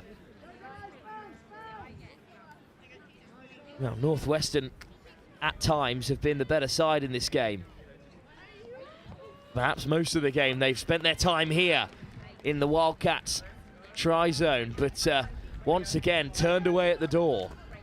Oh, this time it is given. Well, the Northwest Broncos started retreating and then turned back to the referee. They weren't so certain, neither were we in the commentary box, but the try has been given. Well, Northwest have had easier opportunities to convert than that, but the try is given regardless, so the Wildcats will tap from halfway. Not a lot of fanfare about that one because Northwest know they've still got work to do. Here come the Wildcats, still with plenty of touches. Nice footwork again from McGregor. Good pick out to find Bartlett. But turnover, I believe, is the call. The referees, once again, certainly do have a handle on this game. Our referees for this one, Sam Royland, Tom Wilner, and Julian Edwards on the whistle. And they've been busy so far. There's another turnover and another penalty. And it's the Wildcats with 6 touches inside the Northwestern half. They lead by just the 1 try. Mosley Scoggins. Bartlett. Mosley Scoggins back with it. Bartlett wants possession. And he carries well all the way up to the 7. Is Charlie Mosley Scoggins. Here he is again, Mosley Scoggins going in alone. Up goes the hand from Jamie Watts. And the touch is made. There's the turnover, so no score for the Irish Mixed 15s player. Well, Northwestern pulled back. That really stunts their momentum as we approach half-time. They trail by 1 try. The Wildcats just a touch more clinical. That's the only difference between the two sides, as we've seen throughout the day. Carried on by George Nelson. Watts is caught. One more touch then. What can Ethan Smythe create? There goes the long ball. Good cover from the Wildcats. Oh, and it just clatters off a Wildcat hand. Mosley Scoggins almost keeps a hold of it, but it ricochets in the air, so big chance before the half for Northwest Broncos to get back on level terms. Oh, what a delay on the pass. And I think it might have been given. Oh, just about denied. Well, the hand went up in frustration from Jamie Watts, who did so well to put Nurse in the corner, but it's not given. Touch and pass is the call. So the Wildcats have it back, and they themselves have a minute perhaps to re-establish a 2-try lead. Up to halfway, and on come the substitutes. Good transition out the box. Well, they're hunting for a hard touch there, but Fred McPherson of Maidenhead Rugby Club will not get the call. Instead, it's back with Northwest Broncos.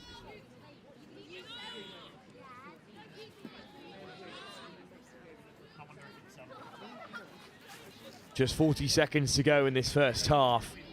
And that's a roll ball, but well, the referee's wave play on for now. Another good carry from Jones. Matthew Hencher onto the field in the middle at 28. That's a great pickup. And the Wildcats are backpedaling. But the pass is just behind Finlay Probyn. He's the man you'd want on the end of that on the link sweep.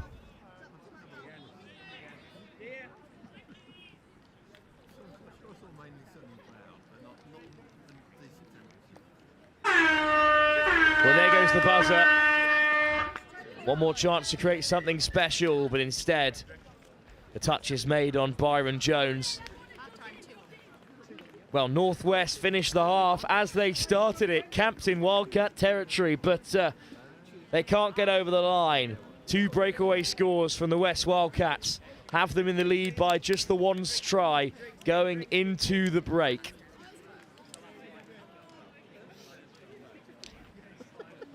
Oh, there's some real talent on show, even at this under-14s level. Just shows the depth that touch rugby has as one of the fastest sports growing in this country today.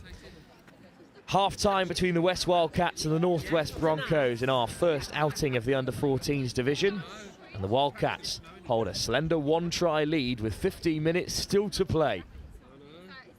We're going in the undergrowth later. I'm wrong this time. It's the way the kids wear it these days. It's down with the kids' use. Yeah.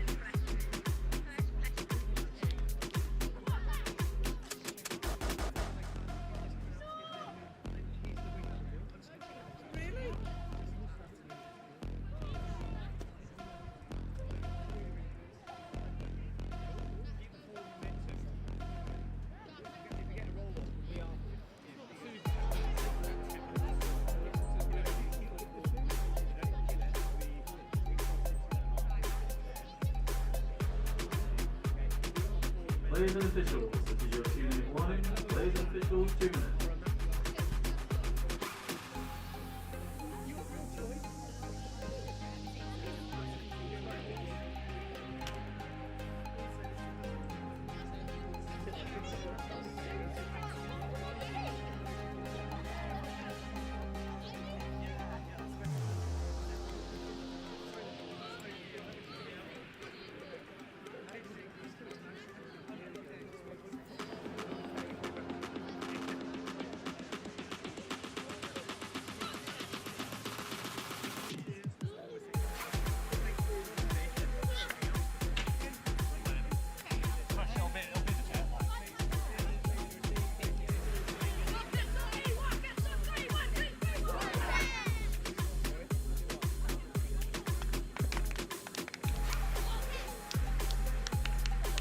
Players and officials, this is your 1 minute warning.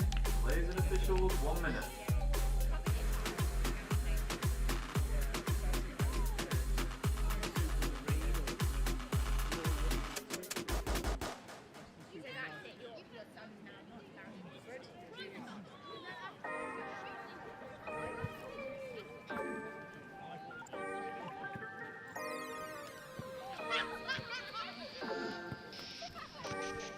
Players and officials, this is your 30-second warning.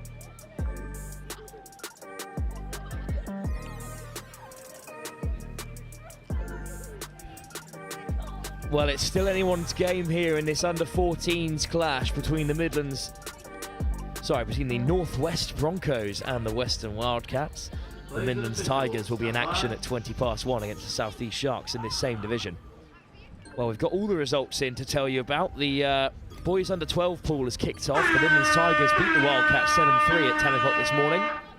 And in the rest of the girls under-17s competition, it is in fact the West Wildcats, as Ben Powell predicted, who get off to a winning start by 4 unanswered tries against the Midlands Tigers. Whereas in an all-South East clash between the Taipans and the Sharks, it's the Sharks who came out on top by 6-2. Action from the girls under-14 pool as well.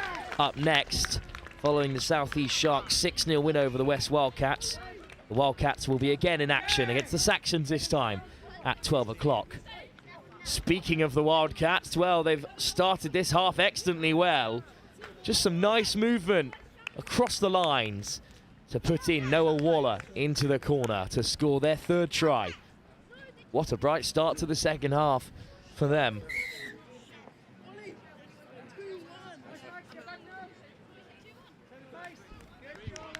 Well, here comes the Northwest Broncos then.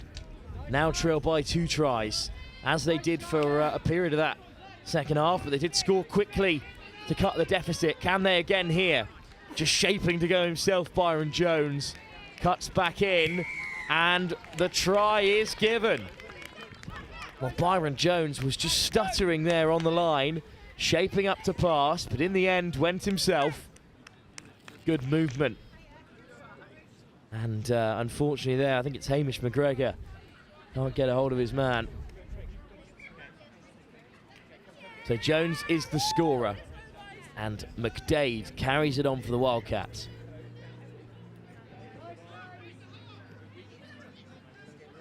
Brad McPherson, good delay on the pass.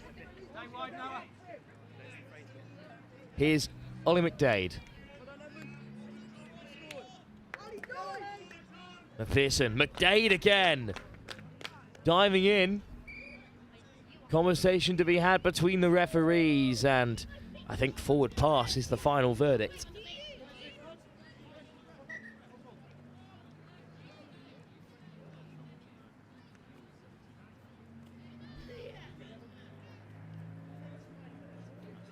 So the Northwest Broncos with a lot of work to do as they transition out from their own 7-metre line.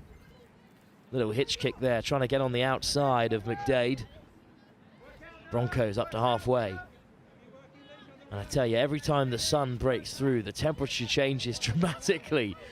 And the wind has dropped as well. These are the conditions we want to play touch rugby in. Good carry from Watts. Here's Jones. Lovely move on the wraparound. Now Watts looks to get on the outside. 2-on-1 out there. Over goes Nurse, but flying across to make the touch. Excellent defense for the Wildcats. Noah Miller again involved. This time forcing the turnover. And that will keep the Wildcats in front. Sarah Nurse almost in, making the touch there for Northwest.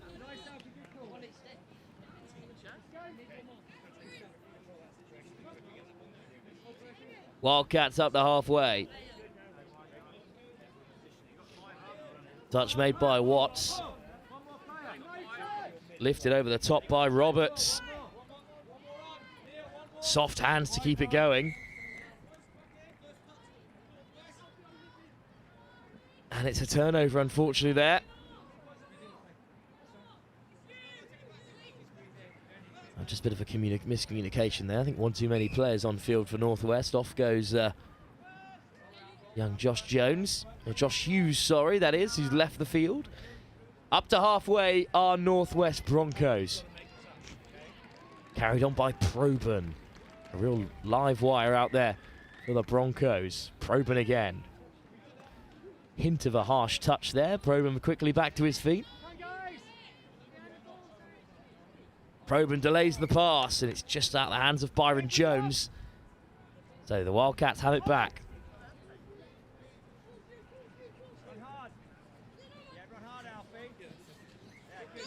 Well, nice breakaway here. And the Wildcats are suddenly in behind. Across comes Proben to make the touch, diving in, eventually stopped by Jones, but great meters made. And suddenly, the Wildcats in a really promising position here. What a run that was. Diving in on the right-hand side. No score this time. They found themselves in a good area.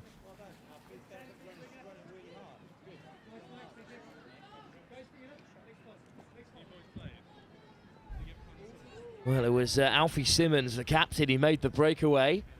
And he quite rightly heads off the field after almost going the full length. Plays his touch rugby at Warwick. Another member of the Wildcats side who also featured for the mixed 15s in their training squad.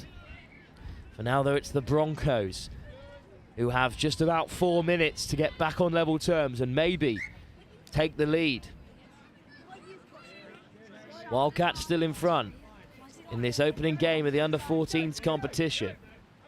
Action from the under-14s competition in the girls edition is the next game on the docket, but for now it's still the Broncos who need to get possession back. For now, though, McGregor weaving his way through. A lovely footwork. What a run this is. Hamish McGregor still going. Bartlett makes the pass.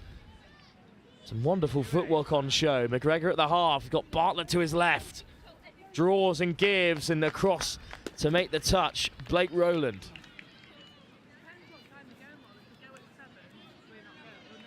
Hamish McGregor.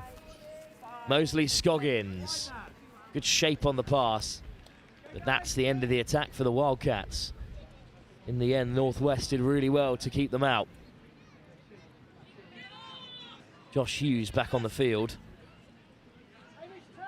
And as they hit the box, heads to the sideline, as does Watts. Couple of substitutes on for the Broncos. Amongst them, Matthew Hencher. Jones, Hencher turns on the afterburners to try and inject some momentum into the attack. I think it's going to be a penalty. Hencher's done well there to win it. Finley Proben out in the middle for the Broncos. Proben forces the touch, wants it on the return and gets it at a standing start. Someone from Northwest needs to kick this attack into life. Proben. Jones almost through. Up goes the hand from his opposite number, Charlie Mosley Scoggins.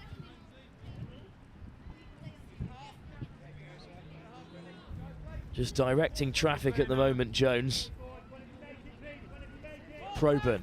Jones. Proben wants it. Slides in himself. Has he made it? Up go a couple of Wildcat hands.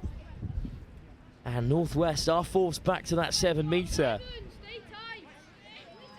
Jones again. Great line speed this time from McGregor. And he's forced the turnover. And he rushes towards the box. There's the first touch.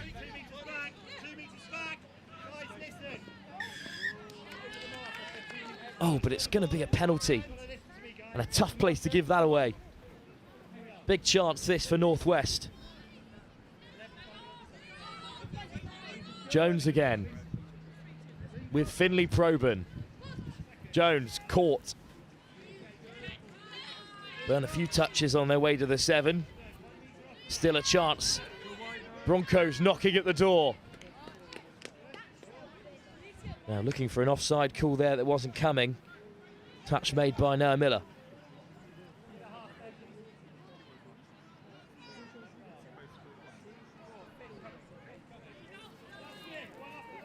Probyn and Jones still out in the middle together. Another dive towards the line. And this time the score is given. Offside is the call. And Probyn and Jones get the job done for Northwest Broncos and level things up. Well, it was a pretty opportunistic dive at the line. In the end, split the middle and link very well.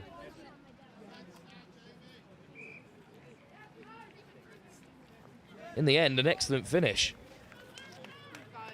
Didn't quite have the angle here to see the space that Probyn picked out, and that's not a great response from the Wildcats. Is this the time for the game to change for Northwest?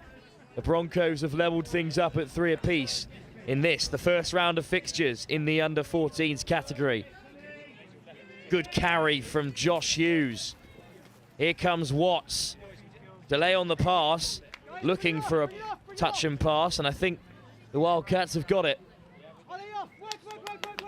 Still 4 minutes to go.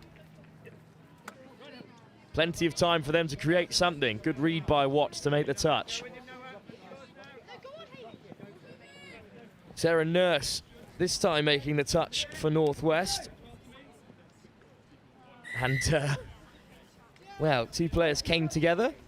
I think a penalty is the call. And here's Hamish McGregor with Evan Charles alongside him. Charles on the lift, McGregor on the wraparound. Weaving and winding and hunted down by Hughes.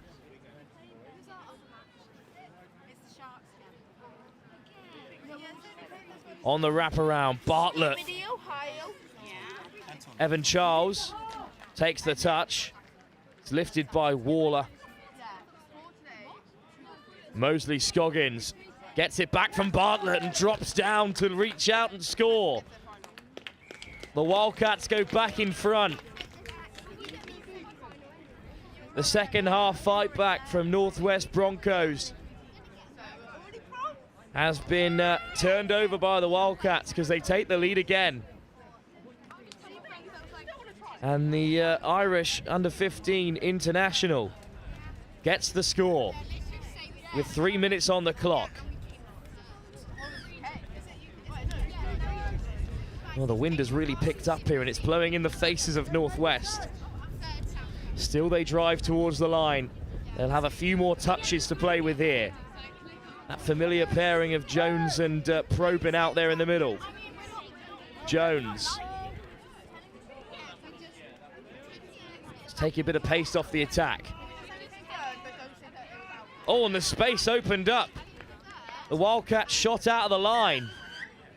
And that allowed Northwest to get in again. And for the second time in quick succession, Finlay Probyn goes over. Well, that was a bit of a misread from the link. Had a great game, young Hamish McGregor.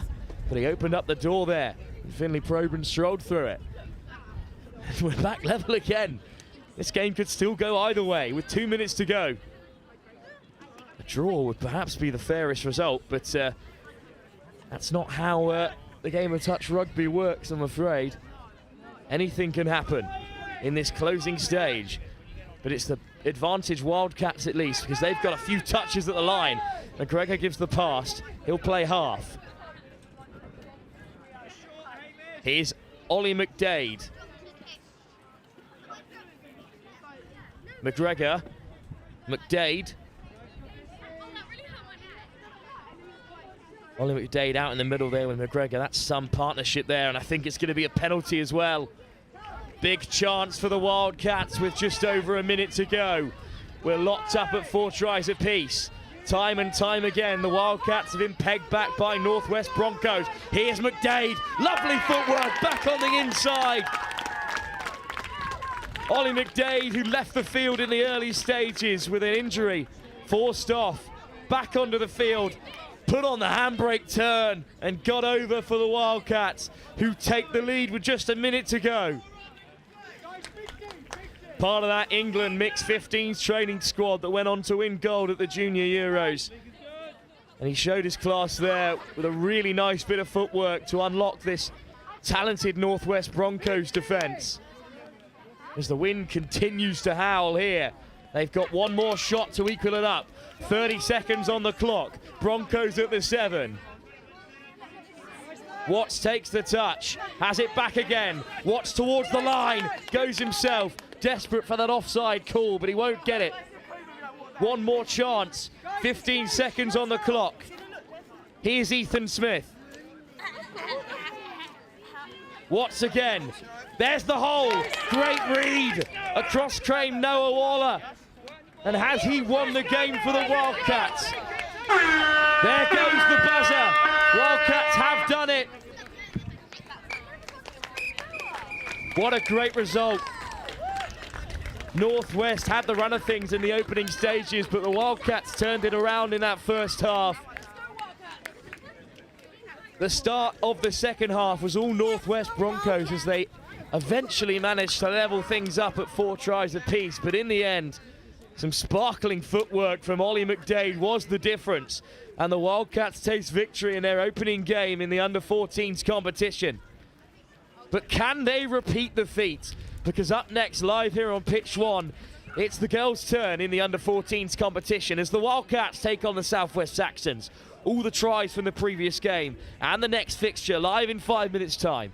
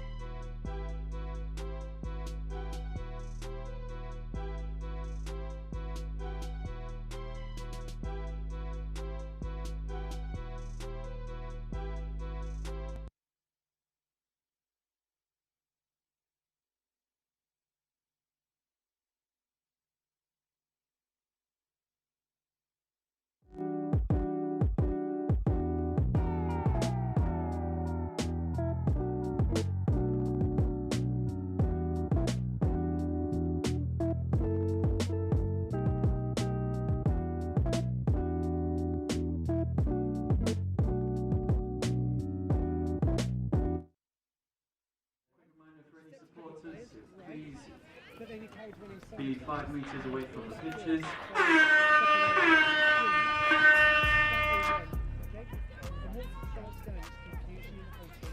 As per, the action continues here at the Junior Nationals because the Wildcats back in action after their under-14s boys side were victorious. Now their women's side take on the Saxons. Wide ball on the right-hand side could be the perfect start for them there. I think the touch was just about made over in the corner. Good carry by Kimberly Phillips. Daughter of Sammy Phillips, of course, England international and general manager of England Touch.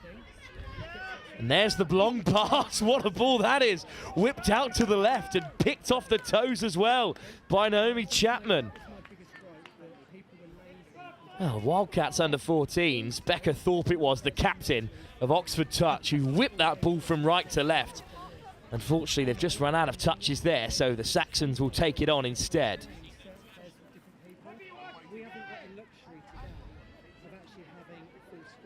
Good carries up through the centre then. The Saxons, first time they're in action at under 14 level on screen today. Of course, the in the under 14s, the Wildcats victorious. The Saxons also won, as well as the Northwest Bulls. This, though, the second round of fixtures after the Wildcats were beaten 6-0 by the Sharks in their opening game. They've got another chance here to right that wrong in their second fixture. This, the opening game for the Southwest Saxons. Just a pool of 3 with the Sharks, the Saxons and the Wildcats involved. And it's the Wildcats driving forward now through Cassio Kennedy. Roxy Smith.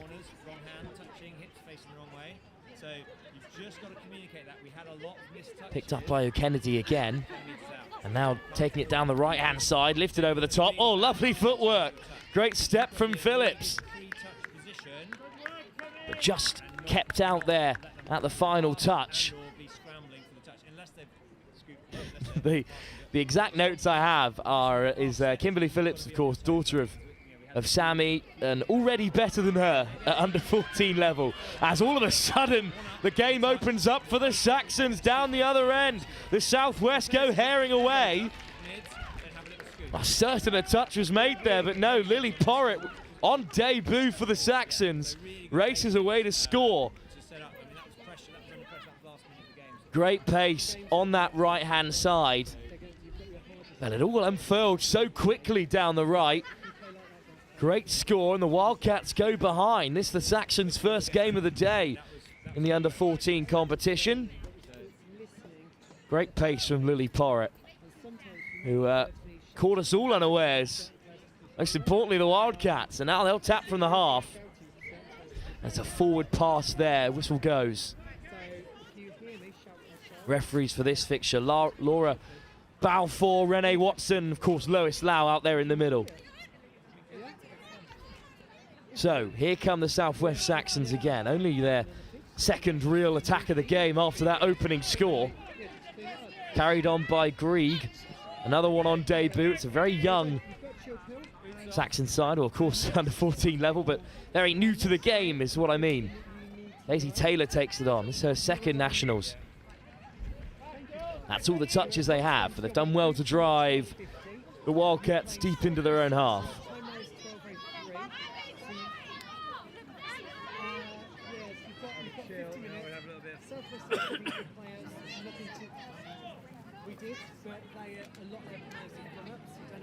Millie Bobadilla, co-captain. In fact, once again, of course, it's Kimberly Phillips taking it on. This time Lily Farris, youngest member of the team at just 10 years old. Still got all the quality required to be out there.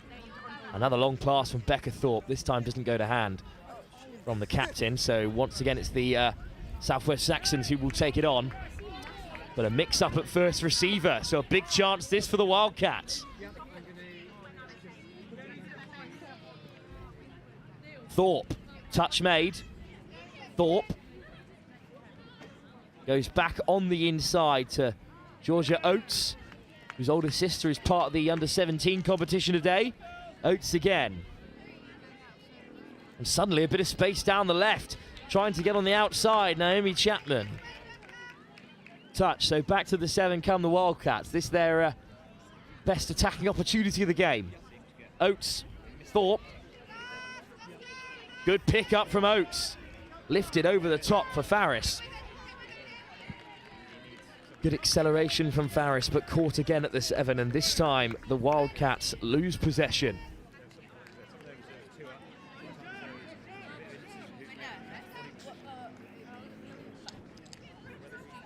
Well, eventually the Saxons get us underway, and they'll head towards their box side.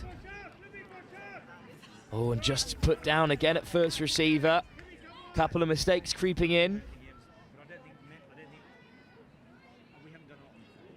Couple of touches made there. Here's Thorpe. Oh, and that pass goes awry. There's some great ambition on show from this Wildcat side. Is Simon back with me here? Well, we've seen some excellent rugby while you've been away refereeing, of course, and it's continued here. The breakaway try from the Saxons for their first was excellent. They just found themselves in a whole world of space, and then Porritt ran it in from about 40 yards. But it's another good game, and even though there's only 3 teams in this under-14s competition, it's great to see the amount of rugby and exposure to the game that these young girls are going to receive this weekend. Yeah, it's great, and our biggest contingent of girls in our junior competition, and the 14s with the new 12s added for this year, really shows the strength that touch is now starting to happen in juniors. Another good breakaway from the Saxons. The Wildcats have had all the field possession, but the Saxons just bring a bit more energy to the attack. Touch made there on Aoife Joyce, part of the Bristol Jets. One of the Jets is a player of the tournaments in one of their recent competitions. Also plays touch at Redlands High School. Good to see the game of touch finding its way into the school system as well, Chris. Yeah, it is. I think at the moment it's probably predominantly where there are teachers who play the sport, but it is starting to happen within the school game setup, which is great. I know sort of down in the southeast parts of London, the southeast, and then southwest, as you just said, and also in the Midlands. So yeah, the game is picking up in schools. I think education is where the future is. It's easier to play than tag. Certainly people say it's more inclusive and gets boys and girls playing, and can be across age groups as well. Well, there's a touch just on the 10-metre. Another Wildcats attack that doesn't go to plan. What a break that is! Another one for the Saxons. They've just got a couple of players who can really turn on the afterburners when they're required. This time, Imogen Webber races away to score. Yeah, that's a great score, and just playing heads-up touch really there, looking what's in front of her. There's an opportunity between that far link and I think wing channel. And this Saxon team, I've only just joined you briefly, but they look quite quick. They've got a bit of pace, and I think Wildcats are going to have to shut that pace off a little bit earlier. Possibly a slightly older contingent as well, compared to this young Wildcat side. The Wildcats still have plenty to offer out there. Good carry up through the centre by Druitt of Minchinhampton. And that's a great pickup. And a chance here. There's the ball wide. It's just undercooked, unfortunately. Can't find Kimberly Phillips. I was just discussing before you arrived, Chris, a famous name in touch, Phillips. And on the notes, it says that Kimberly is already better than her mother, Sammy. I think Kimberly must have been writing those notes, maybe. Yeah, no, she's. I think she came into the frame last year, I believe. I don't think she played. Did she play? I can't remember where she played nationals, but certainly I think has just got to the age. She's still very young. Just got to the age where she's starting to warm to the game and enjoying her touch. Which so mum says anyway. And brother plays, which does help. So Ben Phillips is playing, I think, 17s boys. Absolutely. Well, the Phillips household. A real stalwart to the touch game. Always still slightly easier to break into the game when your mother is the general manager of England Touch and a bit of a legend internationally as well. But now, though, it's a Wildcats attack after a turnover on halfway. into the path of Druitt again, operating in the middle there with Abby Kirkman, who was part of that mixed 15s training squad that went away and won gold at the Junior Euros. Oh, lovely sweep around, and Phillips is over and dots down. Good score. Good hands there, good finish. Got on the outside of the Southwest Saxons players and finished really well. Under a lot of pressure there from Kira Grieg. That's a good pass as well from Kirkman. On the turn, gets it down. And the Wildcats have a score, and they cut the deficit to just one try ahead of the half-time interval.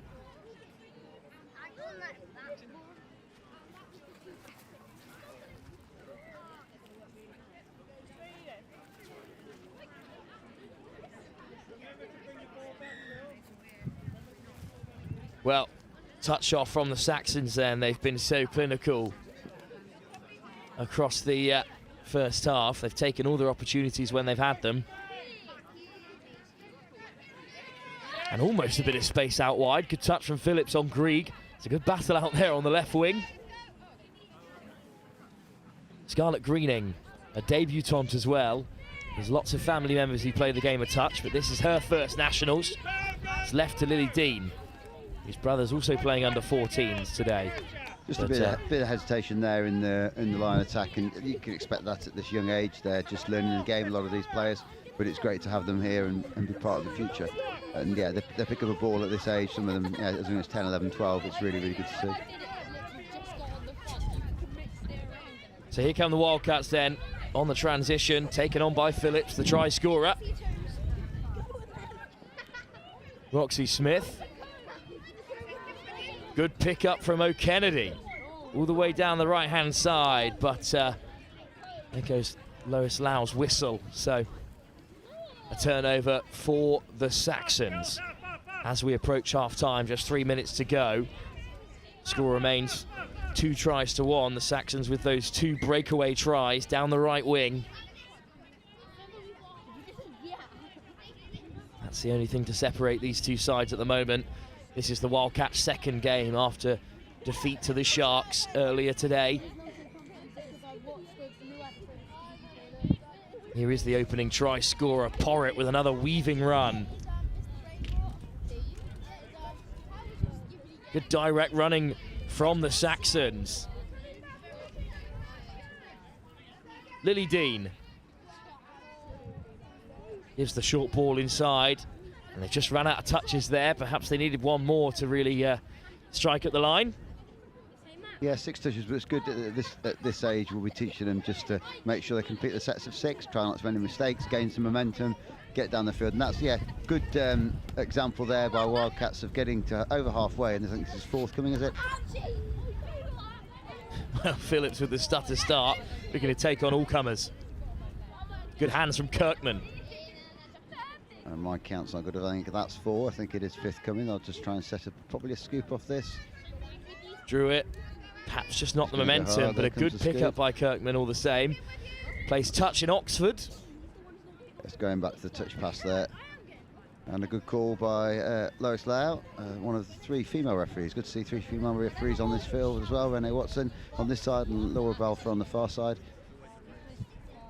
Really strong refereeing contingent today. Doesn't matter what level at England Touch. Yeah, it's really good. I'm chatting to Jack, the referee manager, beforehand, and this is, I think, our first Junior Nationals Day where we've not had to call on any of the coaches or those around the game. This is, genuinely, I think we've got 35 odd referees here helping these youngsters to have the best possible weekend they can. Good turnover for the Wildcats, who could go into half-time level with a minute to go. They've certainly had, as we've said, the most amount of time down this end of the field. That pass just goes awry. Just a little bit of miscommunication there. Weren't sure what they're doing. One went to sweep, the other one came in short. You obviously can't hear it back here as to what the call was. Saxons looking to go. They've maybe 1 or 2 too early. Still got a couple of players on here. Second touch coming. That's a good drive off. Needs some support to half. Great run by Grieg all the way up to that 10-metre. And the Saxons maybe with one more chance before the break, but now the commentator's curse strikes again. The ball goes down, so with 10 seconds to go, I think we might be going into the break with the scores as they are. The Saxons looking for their first win of the day in their opening game.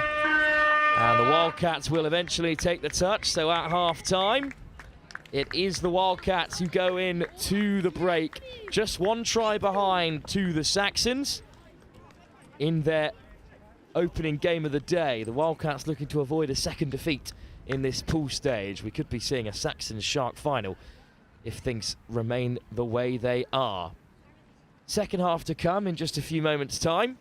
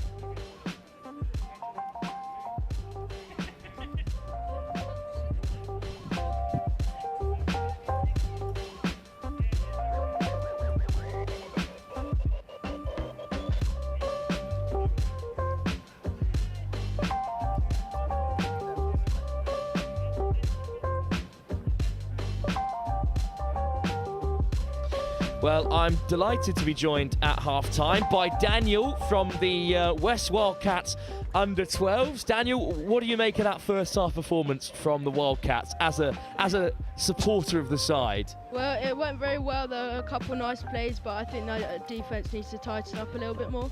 Well, I hope that's the message that they're getting at half-time. And Daniel, you know, what's it like to come down here with all your friends and play the sport you love on a field like this with so many people down to support you as well? It's very nice. I'm very grateful, and yeah. Excellent, Daniel. And well, you've had one game so far, a few more to play. How are you feeling about the rest of the afternoon and the rest of the weekend? So much touch still to come. I'm feeling good. Hopefully we'll win and stuff, but yeah. Absolutely. All of the best, Daniel, for the rest of the weekend, and enjoy supporting the Wildcats. Thank you so much for speaking to us here. Yeah, thank you for having me. Thanks very much, Daniel. Well, the second half seemed to get underway with the West Wildcats one try behind. They've got plenty of support down on the touchline. Let's see if they can turn it around against the Saxons in just a few moments. Players and officials, this is your 2-minute warning. Players and officials, 2 minutes.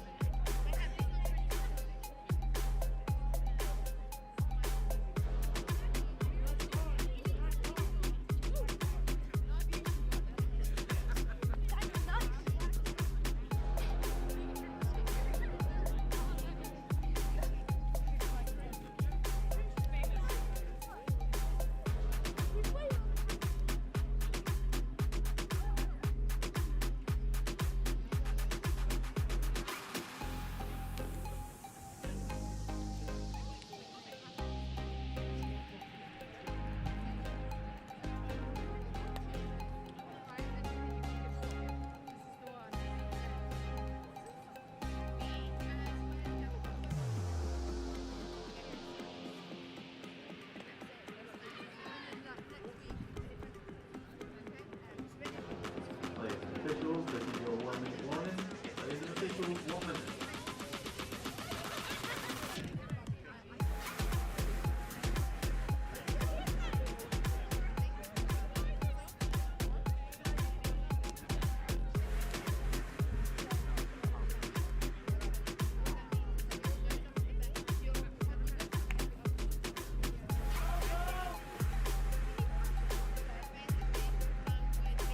Players and officials, this is your 30-second warning.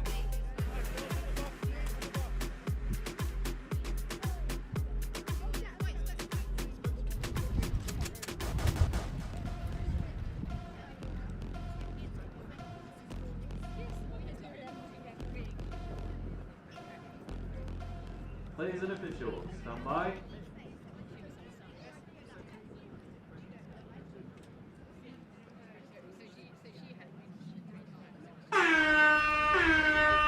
There goes that familiar buzzer again. Well, the wind continues to pick up here down on Riverside, and it's at the backs of the Saxons as they tap off this second half. Unfortunately, the ball just down there.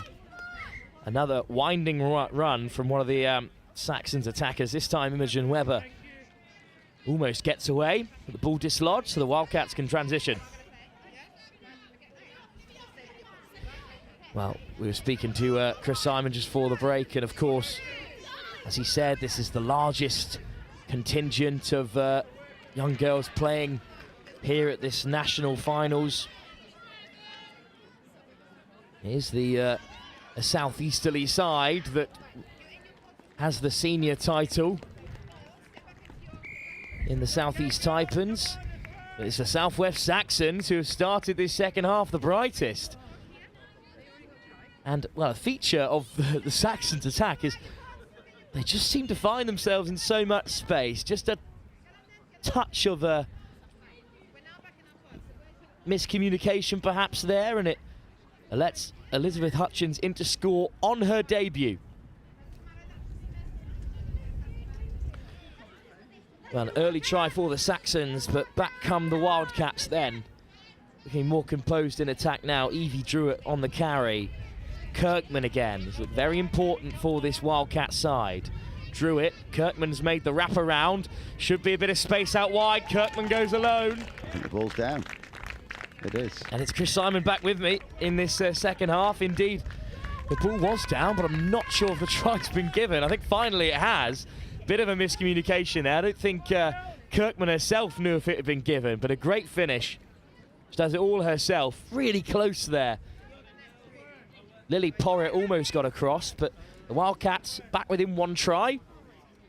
And, well, it's difficult when you start the day early with a defeat, but the Wildcats seem to have responded really well. Yeah, that was a really good score. And Wildcats will be pleased, but Southwest will be disappointed. Second touch and losing control and possession there, and Wildcats have got a chance to get back down the field and maybe put pressure on Saxons to level the game. Big chance for the Wildcats. They were beaten 6-0 by the Southeast Sharks at 20-11 this morning.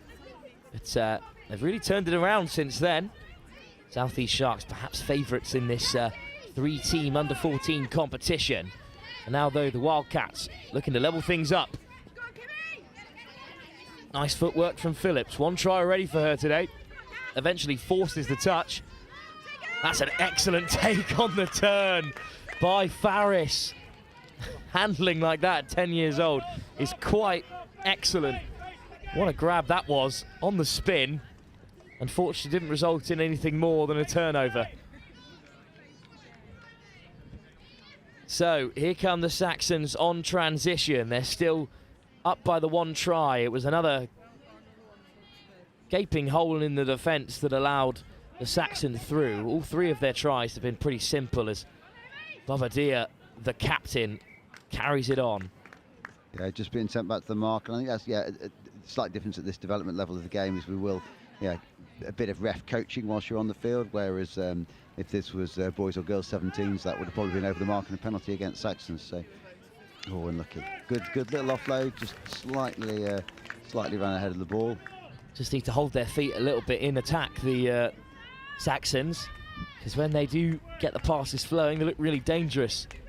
Bobadilla with great hands amongst them. Just another slight mistake there. 6 minutes to go. This game could still go either way, but it's advantage Saxon for now. Another good carry by the co-captain Stewart. Another Redland High School member. Bobadilla, great carry. In the corner, I think. Oh, there's the touch. An important one as well. I think that was Phillips again getting involved. Denying Aria Griffiths. Another debutant whose brother is playing in the under-17 competition. Keen triathlete, an important asset to have. That sort of physicality. There's the touch. Another important one because this time it was Shaw who was almost away. another Hornets player in this Saxon side from Weston-super-Mare. Yeah, that's something interesting. You look at some of the names of rugby clubs on the team sheets, and that's what we're seeing a lot more of now. A lot of rugby clubs are playing junior touch. It's happened sort of over 14s, 15s, but there's a lot more younger players now picking it up as well, which is great to see. And it definitely complements the contact game, whether that be league or union. The skill set that some of these girls have developed, they'll be running with the ball, they'll be passing the ball more if they're playing touch than they would be if they're playing contact rugby. I think there are no active union players who have never played a game of touch. That's absolutely for certain.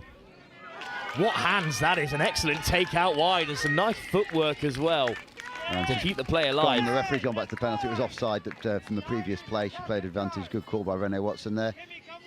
Great carry by Chapman from Stratford Rugby Club.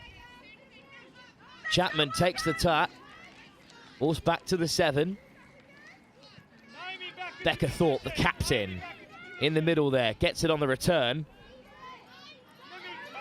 And then Libby Farris looks to accelerate. Phillips teasing footwork inside and out. Phillips almost away. Eventually finds Farris. Good touch made there by Griffiths. Here's the captain, Thorpe. And that time the pass is just behind Phillips. But well, there's a lot of Wildcats on this touchline to our near side. They're getting pretty excited, Chris. They are, yeah. The support is great. We were just saying, just chatting behind the commentary booth here about the number of people that are here today, and this is, oh, that's a great break by... Well, another breakaway by the Saxons. That time Isabella Shaw, another Hornet from Weston-super-Mare, almost away. And the touch there just on her hair, which does count. And I think, yeah, people say, oh, does hair count? Yeah, it does. But if you initiate the touch, then that debate will go away. So that's something we will start to teach this group of girls, if not already, that even though they're breaking, they might think they can go the length of the field. If there's a chance of a touch, initiate, because that keeps the momentum going. Thorpe, the captain, does just so. Pulling the strings out there at number 10, Becca Thorpe. And that pass is just over Libby Farris. Another Stratford Rugby Club player. And playing at national level at just 10 years old.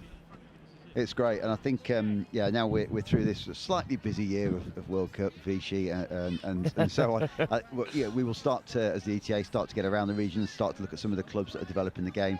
Yeah, there's a few here from Stratford. I know the Hornets down on the Southwest team as well. We need to get out and keep pushing the message of junior touch. It's a great drive by Saxons.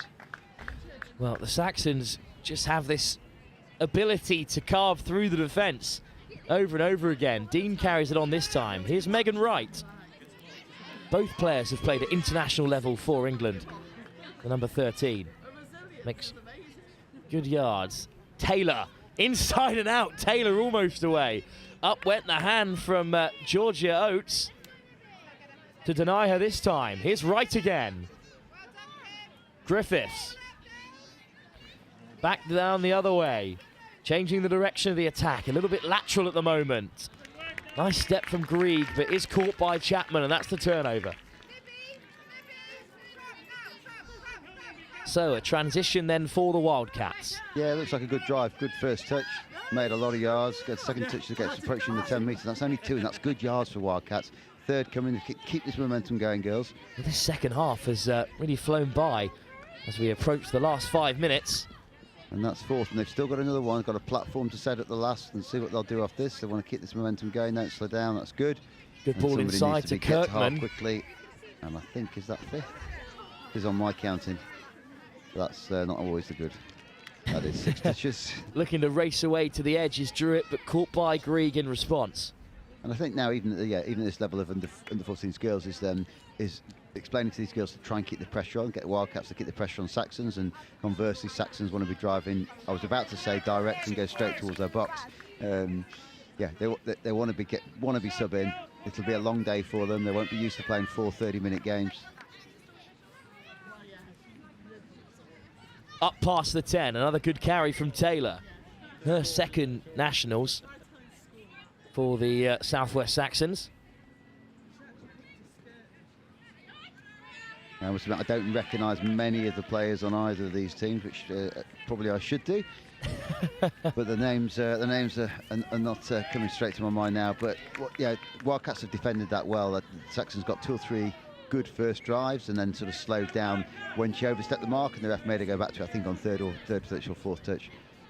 And now Wildcats will want to get the momentum going. It's first up to halfway. And it's not a bad drive. This is a pretty good drive. They'll debate whether they're going to go to the box or not. Well, you need to get yourself down to the southwest then, Chris. Lovely part of the world. I will absolutely be doing that. I think this is fourth touch coming. Carried on by Kirkman. He finds Phillips again. Gets away from one. Just draws in so many defenders, Phillips. Such fast feet. Quick and steppy, I think, and I'm not sure where she gets that from. Sorry, Sammy. Here's Grinsell on the pickup. Drew it. Going laterally there, which does allow the Saxons to get across. Taylor makes the touch, and that forces the turnover. 4 minutes to go here. The Wildcats behind by just the 1 score. Touch made by Grieg, right over on that left-hand side. And the momentum halted for now. Bit of miscommunication there about whose turn it is to lift the ball. And I think this is where sometimes players are too nice. Yeah, they'll both wait for the other person to do it as opposed to just dominate that and say, "I've got it, I'll go, I'll pick it up." What you want there is just some certainty, some being definitive and getting the move on. Okay, but it's good. This is good defence by Wildcats. They're getting up in their faces. They're sort of negating a lot of the territory that Saxons are trying to gain. And this is 5th touch, and Wildcats will be hoping to turn the ball over on the 10. They have done. I think they'll be expected to sub now, probably head towards the box. Oh, what a moment it'd be for the Wildcats to get back on level terms. They've just lost the ball. An unfortunate place to turn it over, but a big chance then for the Saxons to create a bit of a buffer for themselves. And what, we got about 3 or 4 minutes left, I think. Just about 3 minutes to go. Good carry. Here's Webber. That's good from Saxons. I think that's 3rd, is it? I was time checking, but I think it's 3rd touch. The winger's going to have a go outside, and that's 4th now. Chance then to create something from this sort of range. Good soft hands. They keep the attack going. Lifted by Joyce. Here's Griffiths. Caught by Phillips, and that's the turnover. I think that was 5th. I think the attacker thought it was the last, but it wasn't. It was the last one coming now. So one more chance then for Webber on the outside. Great pace from Webber, but did she get it down? Phillips doesn't think so. The ball is down. I think they've given the score. Oh, and the try is given. And that's probably the game for Saxons, is it? 2 ahead now? I think that might be enough to seal it. Well, the whole world seemed to slow down for a moment because the Saxons thought the attack was over. But Imogen Webber gets her 2nd try on debut for the Saxons. And it looks like they'll be into a pretty important playoff game for first place with the South East Sharks in their next game. And then, of course, they'll have a rematch in the final tomorrow. All to play for still in this Junior Nationals final. Chance maybe for the Wildcats with a quick score here to create some nervy moments for the Saxons. Phillips again. Almost through, but O'Kennedy forced back as well because it's been turned over. So the Saxons, with a minute to go, just need to use up these last 6 touches and the game will be theirs as they head towards the box. Out from the line to make the touch is Chapman. A minute to go. That's some great pace. That's a good drive. I think it's at number 8 for Saxons, I think it was. Indeed, it was another good carry from Isabella Shaw. Isabella Shaw, she looks pretty quick, nippy. I think we're going to teach her, initiate the touch a little bit more, and she could become a very good touch player. That was 6 touches, I believe. Certainly plenty of potential on show in this under-14s category. And the under-17s as well. And Wildcats probably their last chance here as we approaching the final hooter. That 2nd touch, 3rd is coming. Their transition at the same time, and that's 3. And they've just sort of slowed that momentum down a little bit. It's good middle defence from Saxons. I think this is 5th come in. One last chance then for the Wildcats, but the ball is loose. So with 10 seconds to go, the Saxons will tap and take their touches and take the victory in their opening game in the under-14s women's category. There indeed does go the buzzer. Well, a couple of breakaway tries in that first half, the difference in this game. And it's a victory for the Saxons, who have beaten the Wildcats in their second outing by 4-2. The Wildcats still chasing their first win in the under-14s competition. Big game on the horizon then, as the South East Sharks take on the Saxons in a game that will likely secure top spot for either the two teams ahead of their final later on today.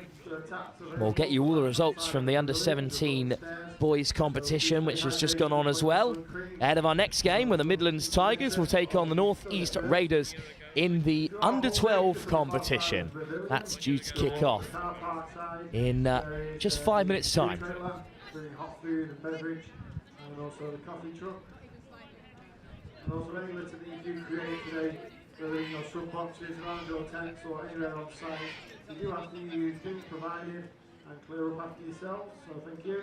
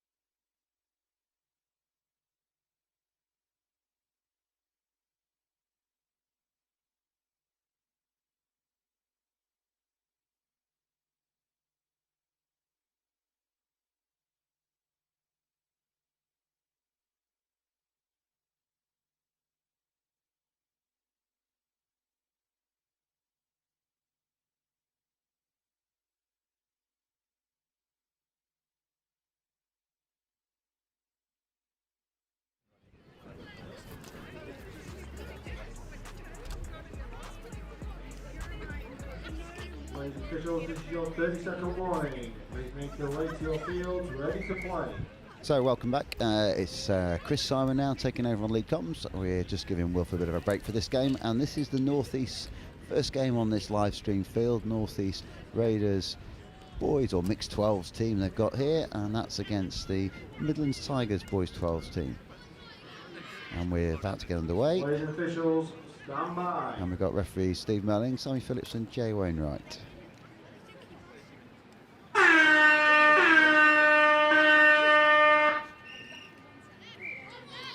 And to tapper for Midland Tigers.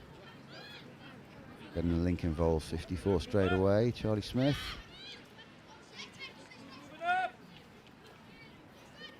Good little drive from these Tigers, third touch coming up, and it's a good offload.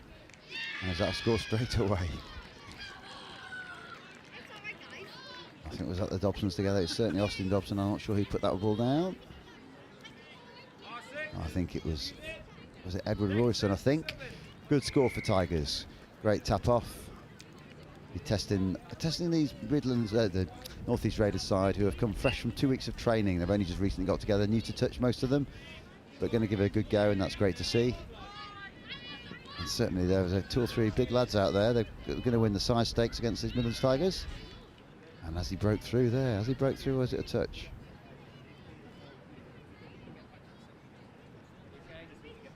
We're going to see whether they go back to whether this was a touch or not. The referee's going to check. And it's no touch. The touch is missed, and it's a good score. And it was number 13 just running through. He unfortunately missed the touch there. And that was Joel Charlton for the North East Raiders. First ever touch tournament, plays his rugby at Ashington Rugby Union Football Club, and it's 1-1 with just under 2 minutes on the clock.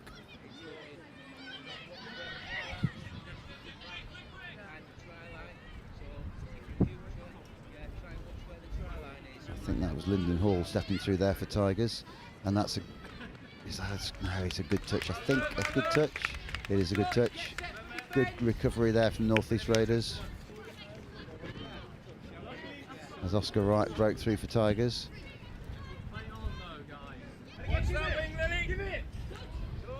Another chance there, and I think that's going to be 4th touch. It's 37 Digby Charity. And that's 5th. And the Tigers going to quick play the ball, and the sweepers come round. We've got a double sweeper here. There's a 3-on-2 if they can make it count. And the touch has been made. Good recovery there from North East Raiders. And they've managed to turn the ball over, and they'll get a drive back up the field.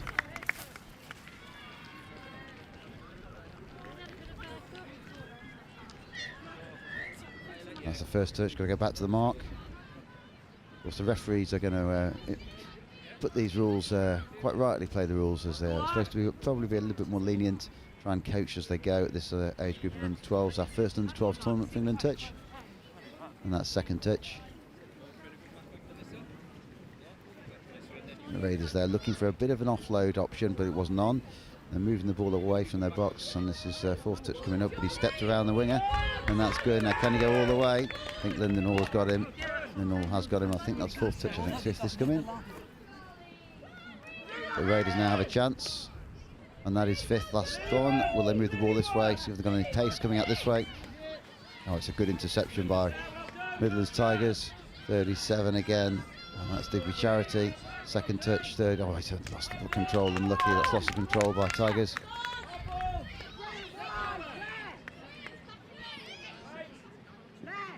Looking for some quick substitutions, and Tigers managed to get 6 players on the changeover. A good drive from Raiders. That's 1st touch. Going to go quite direct. That's 2nd.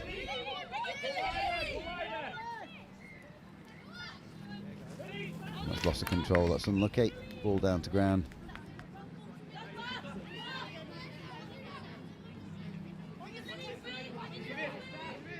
Good drive, and that's a good offload. And this guy's got some pace out here, and I think he's going to go all the way. Was that a touch? Was that a touch, or was that a score on the line? I think that is a score, is it? Or is it a touch?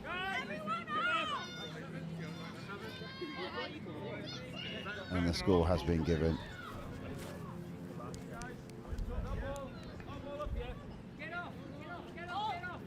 And a great score again by 63 Oscar Wright, and that's Tigers up 2-1.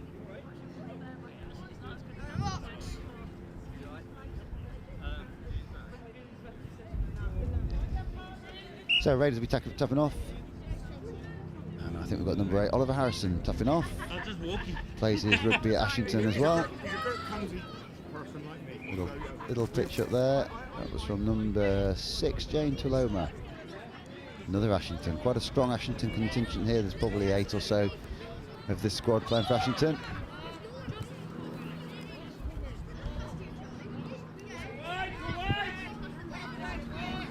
And that's 5th touch, but they've managed to get to the 7. Going short side, and unfortunately that's 6 touches. The Tigers have managed to defend that out, but Raiders will be quite pleased. Got their set of 6 completed, got to the 7. It's what we coach at this level of the game. Now Tigers will be trying to transition across the field, get across to their box, get all their players, or at least 4 or 5 of them, interchanged as they drive down the field, and that's 2nd touch, and just had to go back to the mark, so slowed it down a little bit. Are you sticking the same pairs, or are you actually swapping? There's Owen Hobson there driving forward.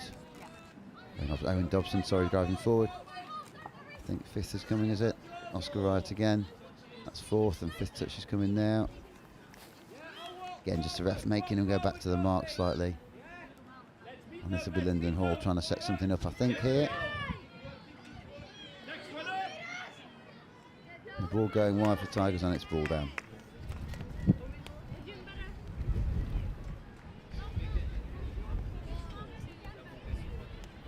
So Raiders have the opportunity to get down the field again, try and put the Tigers under a little bit of pressure.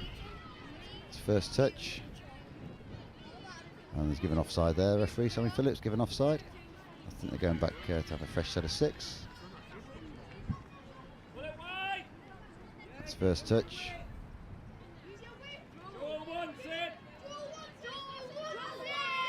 2nd touch for Raiders, but a good drive. And that's 3rd touch. Just looking to try and initiate a little bit more if possible on the drive. And that's 4th touch out wide on the far side. Tigers defence just holding up at the moment, but Raiders looking to do something here, and that's 5th and last. And they'll be wanting to go hard now. And that is turnover ball.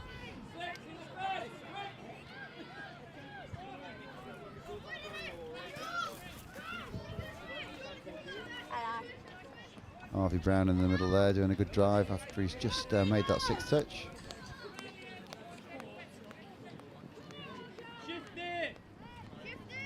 Oh, good offload there by the Tigers. I think that's only 3 touches actually. Number 18, Oliver Clear in the middle, is a good step round, and can he go all the way to the corner? Oh, it's a good touch, a great touch by the North East Raiders. I think that was Tuloma again. Great touch, and it is 5th. And will Tigers try and do something short side, step back maybe here?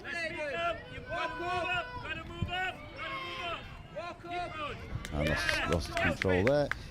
And we've got to go back to the roll ball. You can't just pick up the ball and go in touch. That'll be a Raiders right roll ball back on just in front of their 7. And they'll be looking to try and gain some territory and try and get to the sub box if they can at the same time. And again, just got to play the roll ball. Just teaching them a couple of bits of the rules there for this new fresh Raiders team. Step over the ball. That's it.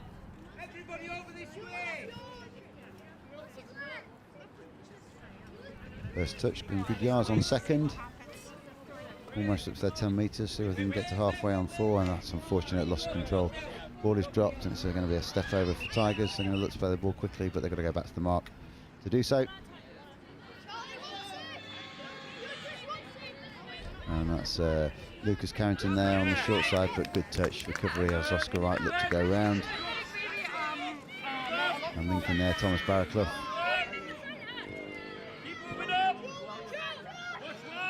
Cleary out wide. There's a chance here for Tigers, but it's a good step back. Austin Dobson, good play of the ball there. Oh, has he stepped in again? He hasn't. That's a good touch. Good touch. Well done, Charlie. And Oliver Cleary there, looking just a step back inside. Everybody move up. That's a score. I think that ball is down there. And there's a great score, Lucas Carrington. And Tigers go 3-1 up.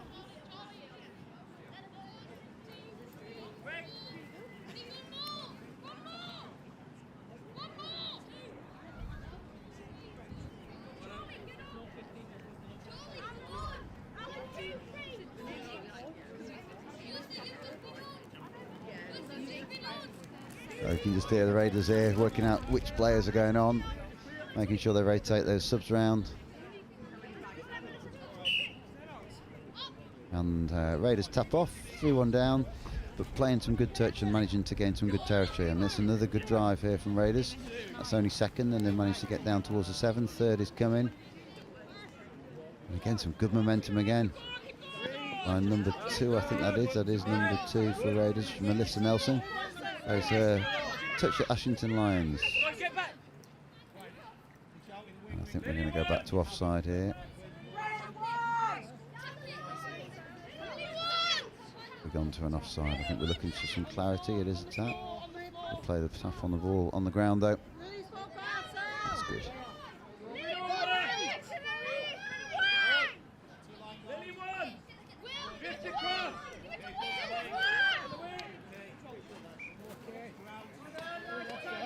And that's unfortunate for Raiders. And Tigers now getting a good drive in. And that could be over. He's got away with over the mark there. We should have a word with Edward Royson. So that's good. Second coming on the far side. And that's, again, just watching that over the mark for Tigers. Both teams trying to initiate a little bit more.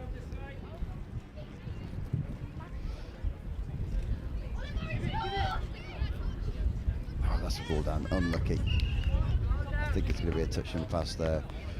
Unfortunately, that's Stupid Charity. Good little step. Probably just went a little bit too far.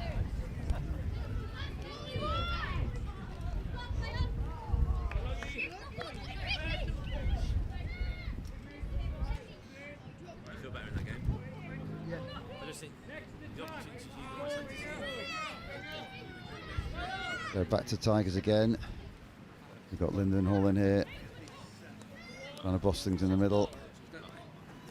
Both sisters Acacia and Thea playing for Tigers girls 17s today. That's a good little play there, Charlie Smith, I think it was. Harvey Brown, my apologies, and that's a good turnover by Raiders out there wide.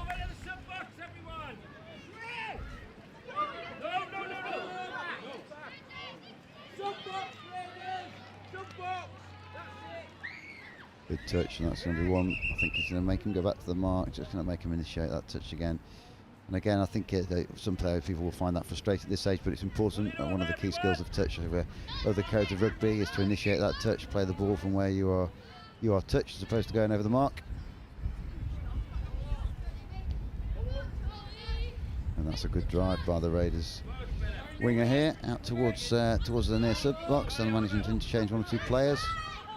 And unfortunately that's ball down. And Tigers get a chance to go back at them, and that's a good touch by Raiders. First touch, Tigers going again, heading out towards the far side, their box side, not looking to box though. Good drive through by Digley Charity again, I think that is 37. It is. I think that's only second touch, and these boys are going to have a go at the line. Good step, and is he in? He is in.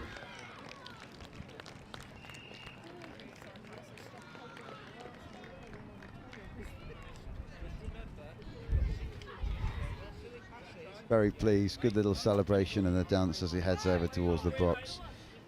And that is a good score for number 59, Harvey Brown for Midlands Tigers, and that makes it 4-1, I believe.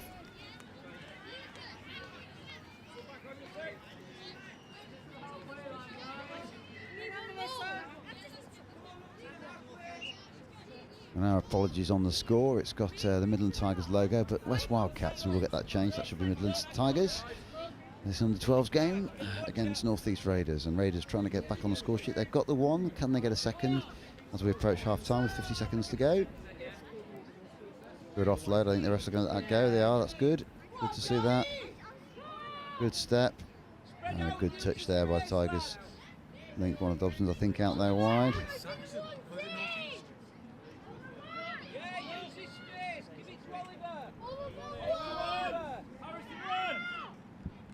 again, Rikida coaches in this box, wanting to use the space out here, which is where lots of space out this side, all fairly bunched on the far side of the field.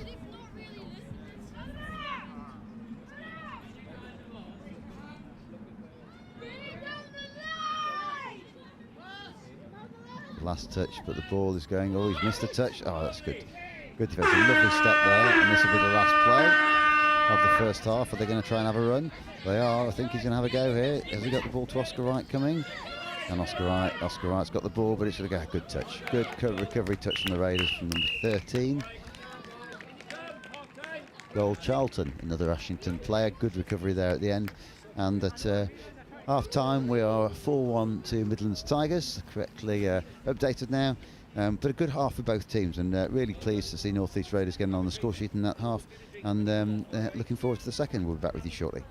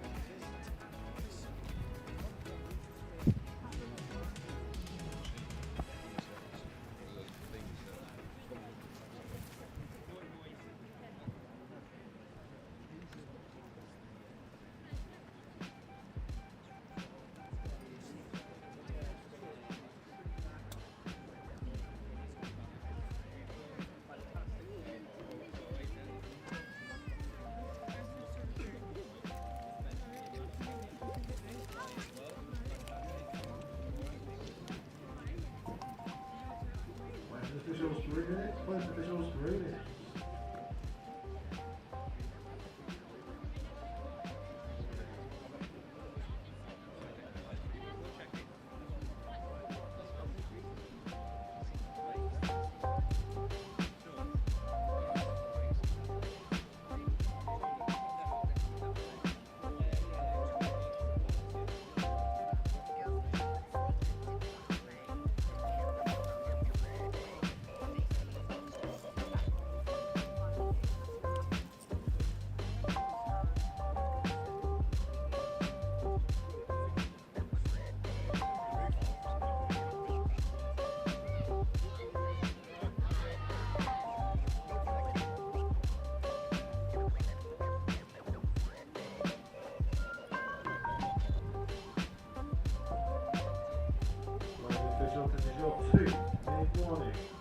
Official 2 minute warning. Closing officials 2 minutes.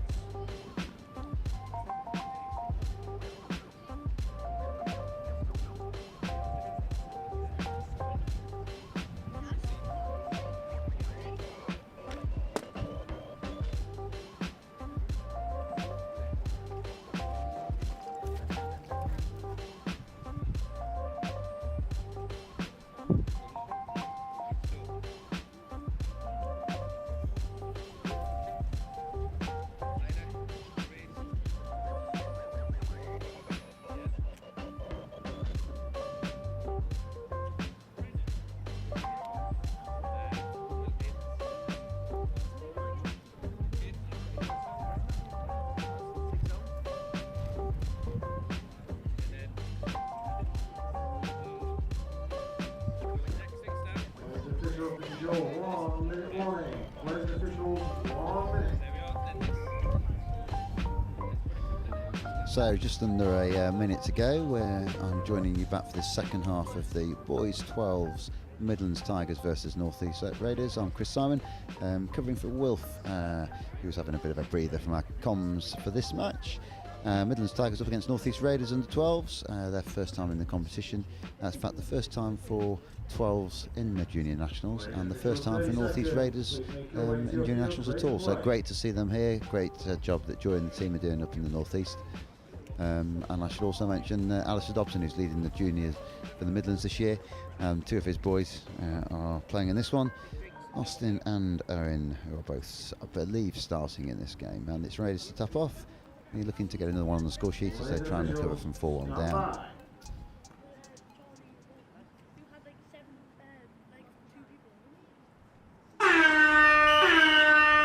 And there goes the hooter. And a straight offload for North East Raiders. First drive, first touch straight down the middle.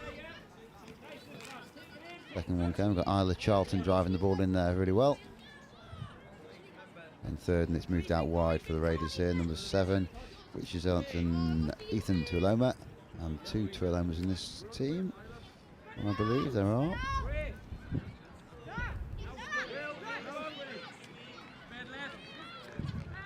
And they're playing their rugby at Ashington as well. Can the North East move the ball? Good miss pass there, it's unlucky. And it's going to be a roll ball for the Tigers. And that's a good drive. And he is half there, so you need to get rid of that ball. Good. Back to his brother Owen. The Tigers driving forward. So they're going to get away with that loss of control. Oh, and here's Lyndon Hall, ball going wide to Oscar Wright, who's pretty quick. It's a good touch though by the North East Raiders winning there, which was Isla Charlton. And I think this is 5th coming. That's a good offload. And a good ball back inside again, back to Lyndon Hall. And this is 5th touch now. Harvey Brown, I think, is going to get time. We've got half his Digby charity. 5th play. Lyndon's going to roll the ball to Digby. And he's running across the field. He needs to get the ball, do the work. And that's Harvey Brown, and it's a good touch by North East Raiders. So we're still 4-1. Raiders get the ball back and they can drive away. The ball has been played. They want to offload. Good offload. And that's first touch. Good touch there by Owen Dobson out on the wing. That's unlucky. And I think that was looking for a very quick play of the ball there, Digby Charity, even too quick for the referees. And the ball is going to be driven wide, and that's Harvey Brown, and he's got a good step on him, and that's first, and he's going to play the roll back to Lyndon. Going to miss ball, that's Digby Charity, and he's going to set up Oscar Wright on this wing, and the Digby Charity's through, and it's a great step through, and he's scored. And something we do teach these boys and girls is to bring the ball back after they've made the score, so that'll be something that will be, certainly the Midlands coaches will be telling those boys in the box. So Digby, don't forget to bring the ball back or throw it back to the middle, but a good score, and that's 5-1 now to the Tigers.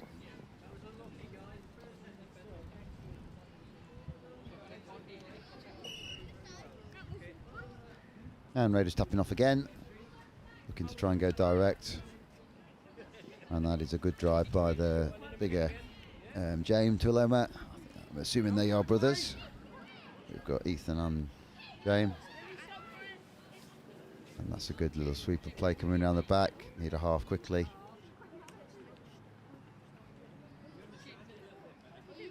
And that's 5th touch now.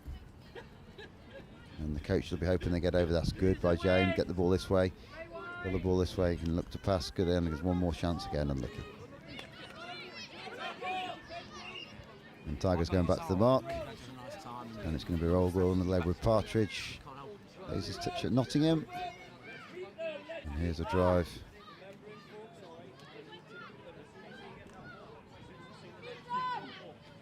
That's a good drive by the Tigers.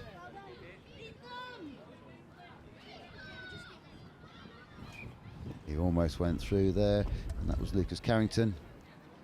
I think that's 3rd or 4th touch. Edward Partridge has the ball. Will he look to set up Oscar Wright? He's initiating the touch. No, he's not.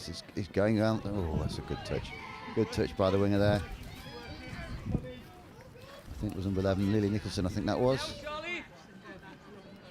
Again, trying to run around the outside. Let the ball do the work, boys. We've got 5th coming. Now, there's 5th now. Look to try and do something. And that's 6 touches.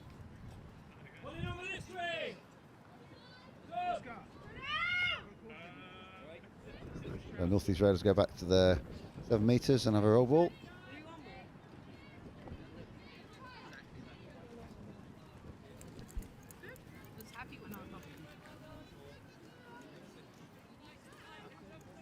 And the Raiders all getting ready to sub in front of us, and as they'll be looking to try and get to their box. Long ball, and that's a good pass, but just unfortunately a bit in front of the winger. And the Tigers looking to go short side quickly off the tap here, and it's a good touch by Lily. Tigers 18 there. Oliver Cleary looking to boss things in the middle.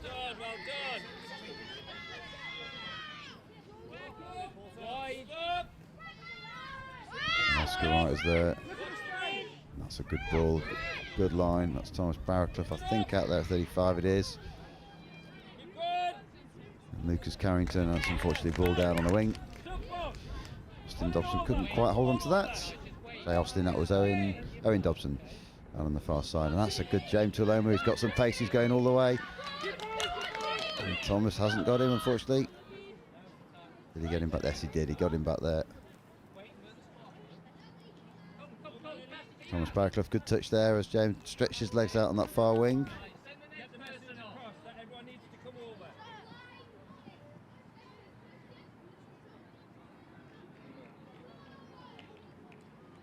So North East Raiders joining us just for the one day today, their first experience of junior nationals. But great to have them here.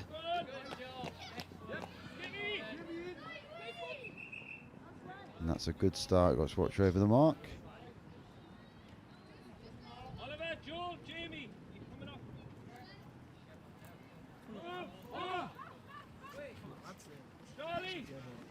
And to keep that ball, that momentum going whilst they serve, and that's 5th touch for Raiders, and probably just something here that looking for the future is to try and get to that half a little bit quicker, try and initiate the touch a bit more. But that's a good run around the outside, and that's a good set of 6 for Raiders. They've managed to close it out.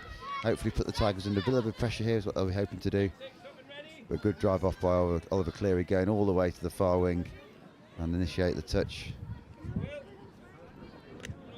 Out to Owen Dobson. Ball comes back, I think that was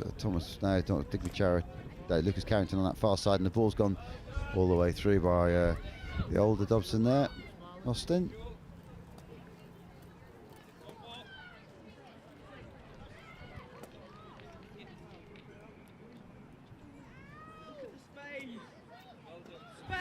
And that's Austin has got through. Is it a touch made? The touch to be made and half is called. I think they're looking for the offside. Austin plays quite a lot of touch for Peterborough. His dad's driving that development. Well done to Alistair, thank you for all your hard work, keep it up. And Raiders now having a drive. And it's a good initiative, it's just initiate that touch, get back to the mark. And the ball is down.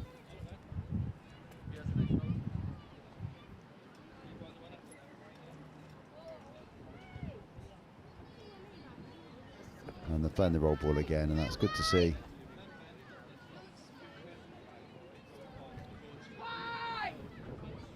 And they'll be looking to try and get the ball, get down the field. That's a good drive. Needs a half. Good touch, I think. And can they get? They've got to halfway. That's good. I think, is it 5th coming? I think I've lost count. Moving the ball. Austin Dobson, good touch. That is 5th touch. So they want to try and move the ball this way quickly now. And that's 5th. Probably just going to play a roll ball there. Potential of good obstruction, but sensible refereeing by Jay Wainwright. And Austin has broken through.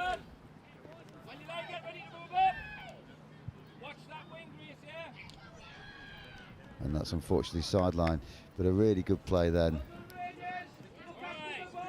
Trying to see who that is out on that side. I think it's Edward Rorison there in the middles.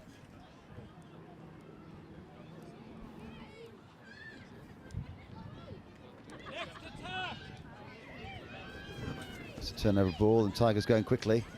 And it's back to Rorison, back again to Dobson. Quick play of the ball, and there is a chance up in the open side if Rorison can play it. Quick play to Dobson again. These two middles trying to set up the third touch, and they are, and the ball's going back to Royston, back to Dobson again. The ball's going to go wide.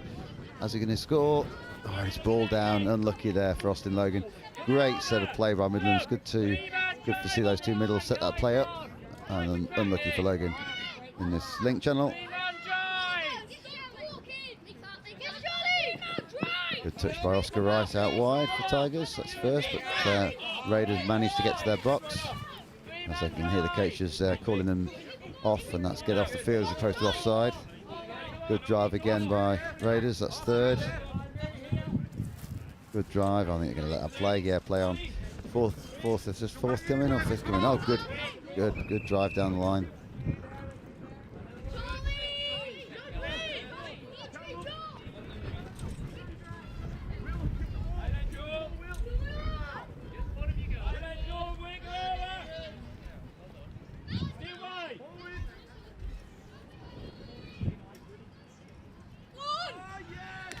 And I think Raiders have just got in there, have they? Or is he giving it? It is a touch. It's unlucky. And again, now Tigers going quickly. That's a touch on the ball there. That will go back to that touch, and it's going to be a first touch. Austin Dobson, play to Royston.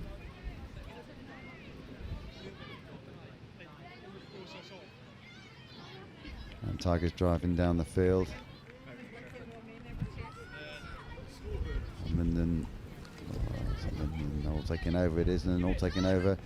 Is he going to go back to touch and pass there? The referee is.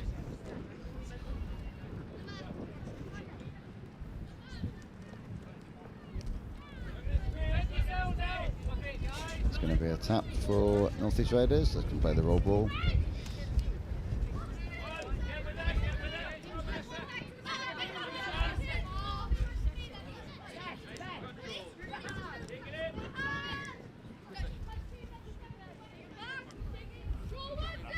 Another good drive by Raiders. They've managed to get a couple of subs on. Driving hard. I think that's fourth. That's maybe fifth coming. To do something off this. It's now. Is this the last or penultimate touch? Good running, and it's on 2-on-1. Can you go out wide? Good touch. And that is fifth.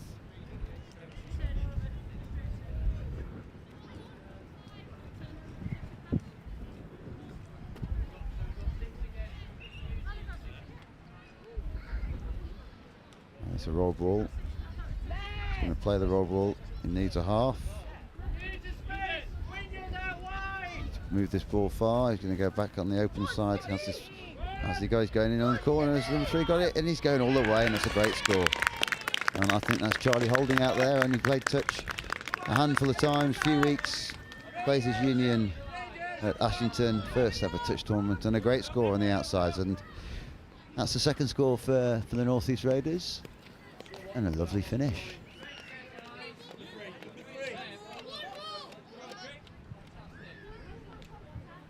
Great score for Charlie Holding. And you can see just the delight in this North East Raiders box. They're really pleased to get a score in the second half. Tigers now driving back at them again. I think that's Edward Royston over there. No, I don't think it is. I think it's Oscar Carrington. That's a good play. Edward Partridge in the middle, 36. Ball going back to Cleary, and the ball's going to go wide to Wright. He needs to give, and Wright has scored that. I think that ball is down, and it is. Good score by Oscar Wright. Set up very nicely there by Oliver Cleary. Stay on, guys. Halfway line. And Tigers get their score yet again, and it's up to 5-2, I think we are. Which healthy meal did you go for? Use the width. And we've got just a couple of minutes this game left.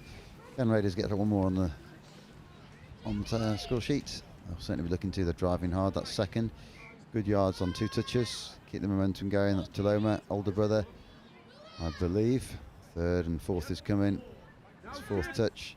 Fifth is coming. They want to try and get this to the 7-metre line if they can. And that is fifth touch. And they'll probably look to kill it this wide. Good hands. Unlucky.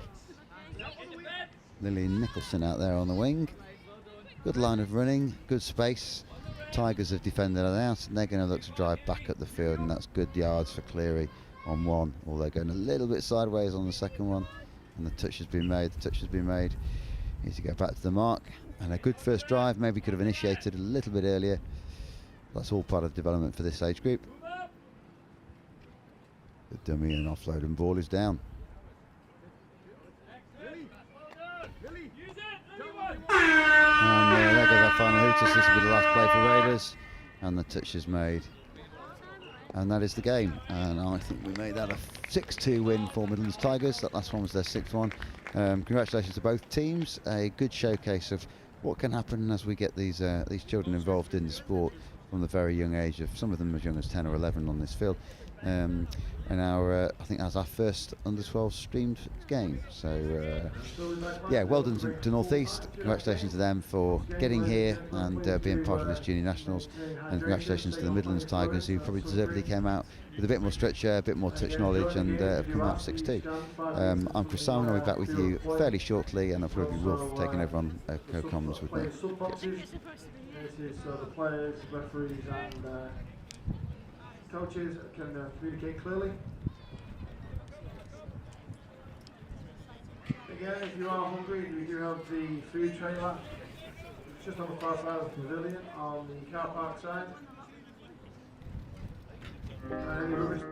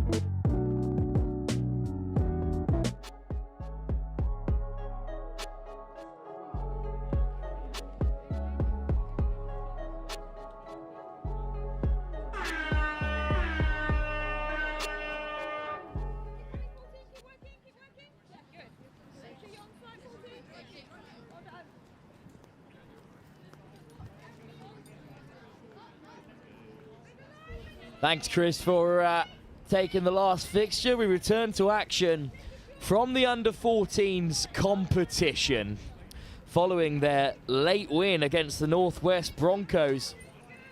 The West Wildcats move on to take on here on pitch 1, here on pitch 3, sorry, the Southwest Saxons.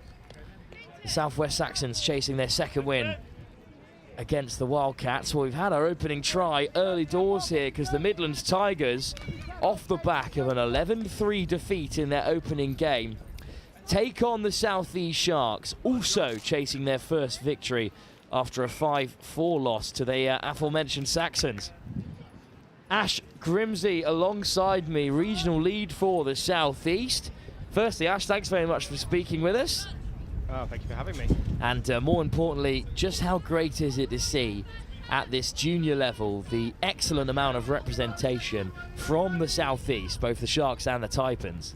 Yeah, it's fantastic. You know, one of our key drivers last couple of years, get more players into touch, especially at the junior level, build that pyramid from the bottom up. That's exactly what we're doing here today with the quality on show. It's a top start for the Tigers, who've opened up the scoring. These are two sides coming off the back of a defeat in the early stages.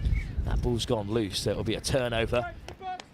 Yeah, it's always interesting when you've got a first game out of the way, and then coming in 2 losses, each one we want to represent. But yeah, there's a lot of good young talent here. See what can happen. Well, it's the South East looking to transition as they take it down the short side. And, well, the Sharks making decent yardage here. Just getting a little bit lost in the middle. Some good footwork. In comes the touch from Eli Bingley. And then straight out the line again is Tom Parr. But still, here come the South East Sharks. Lovely weight of pass. Almost on the outside. Checking back against the grain to keep the attack alive. Here come the South East looking to level things up. Still with 1 touch to play, finally hunted down. Good bit of hands play there. Finn Brady at the end there with a good bit of footwork, turning over on the far side. It's a nice start for both teams. Obviously Midland taking one early. Well, how can the Tigers, the Midlands Tigers respond then? Almost a great pickup on the deck. You know exactly what he was after there. Just couldn't keep a hold of it. See what transition we've got for the South East. So you want to refresh the players possible. So if we check into the pool stage at the moment after the first round of fixtures, the Bulls are on top on try difference, second with the Saxons, then it's the Broncos and the Tigers. So at the moment, sitting bottom of the pile at the moment are the South East Sharks. The Tigers desperate for a win here. Of course, it's pretty crowded in the pool. The top 4 sides will go through to a semi-final tomorrow in this under-14 boys division. The Tigers with a win here hope to get themselves back on track and in the running. That's a great line up through the centre. Strong carry by Ewan Rorison. Stepping off the left, Rorison again. Receives the pass from McChristie.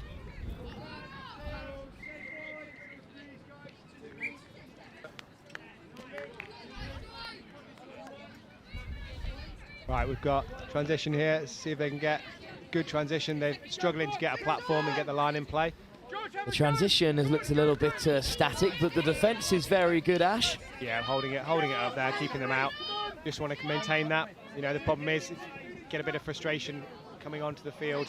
It can translate into defence, but a bit of a turnover here. Let's see what Midland have got. It's Buggy to get us started. McChristie. Buggy again.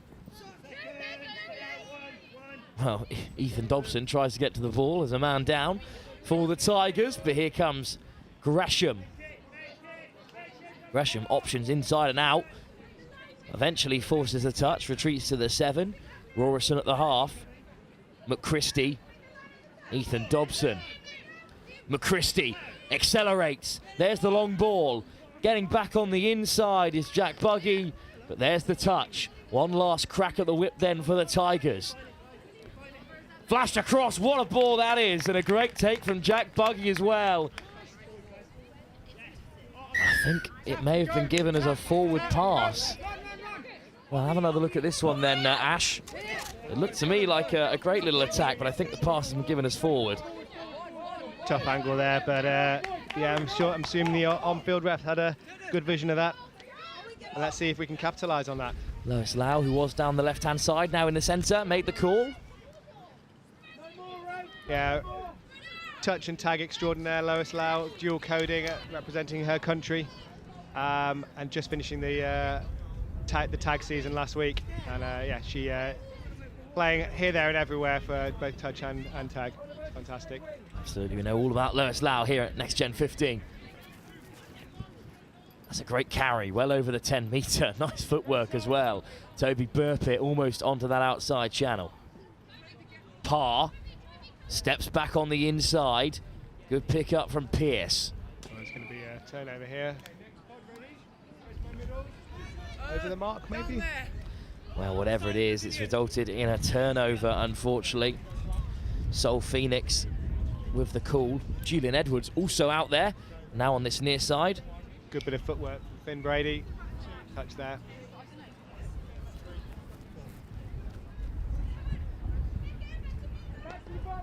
Up to the halfway, then the Southeast. Still yet to get off the mark here. They trail by just the one try.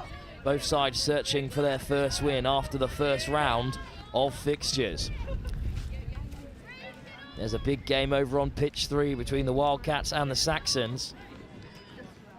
While the Broncos, after their first win, take on the Bulls, who convincingly beat this Midland Tiger side, who on the transition are almost up to halfway. Interesting to see how it unfolds. Well, during that under-12 game, of course, as the Tigers almost away down the right, we also had the under-17 pool stage from the women's team, the Wildcats, 11-1 victors against Northwest Touch. That's the biggest result. Midlands Tigers also with another win. That's a Northwest Touch side who beat the Saxons by 6-1, then taken down by the Wildcats 11-1. So perhaps Ben Powell's early prediction that the Wildcats are ones to watch out for in the women's competition is coming true. Indeed. A huge result for them as Cole Dean looks to take on all comers. Falls back to the 7. Midland got a new set of 6 here. Penalty for offside. Let's see what Midland can do with it. Here's Dean. Oh, he's away from one. Nice bit of Dean might go footwork. all the way through. Lovely acceleration from Cole Dean. Found himself with a bit of green grass ahead of him and ate up the space well.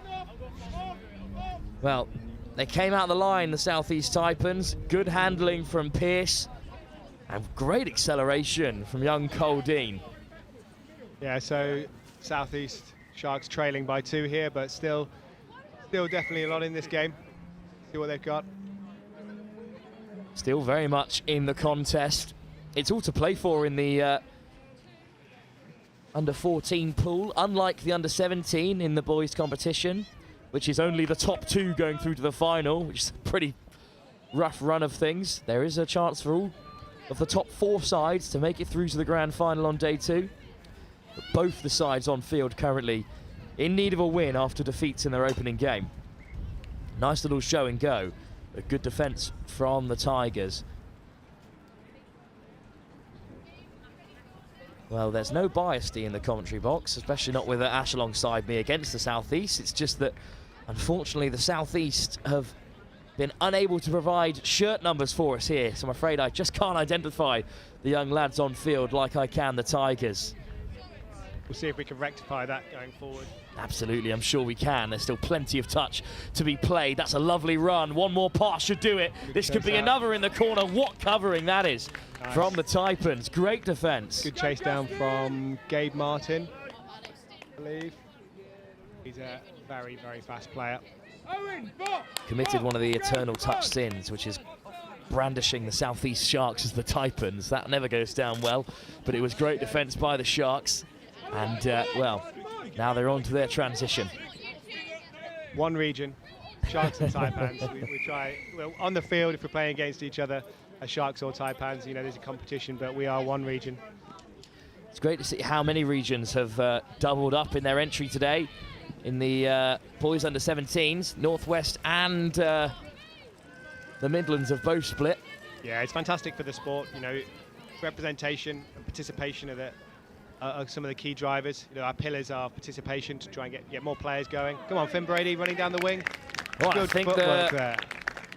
Sharks are on the board. Excellent. That was Finn Brady there. A bit of footwork, taking them on the outside.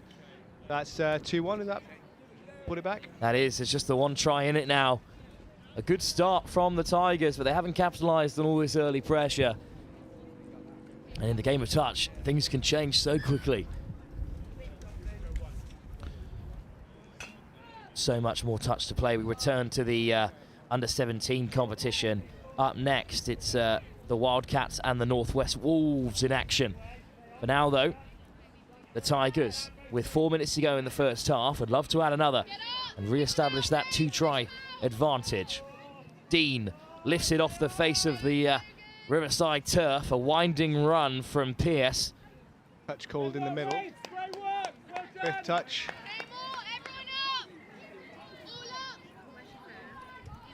Dean winds one up. There's a hole through the centre. And I think, well, the touch was just about made. But Toby Burpitt was almost in for another score for the Tigers.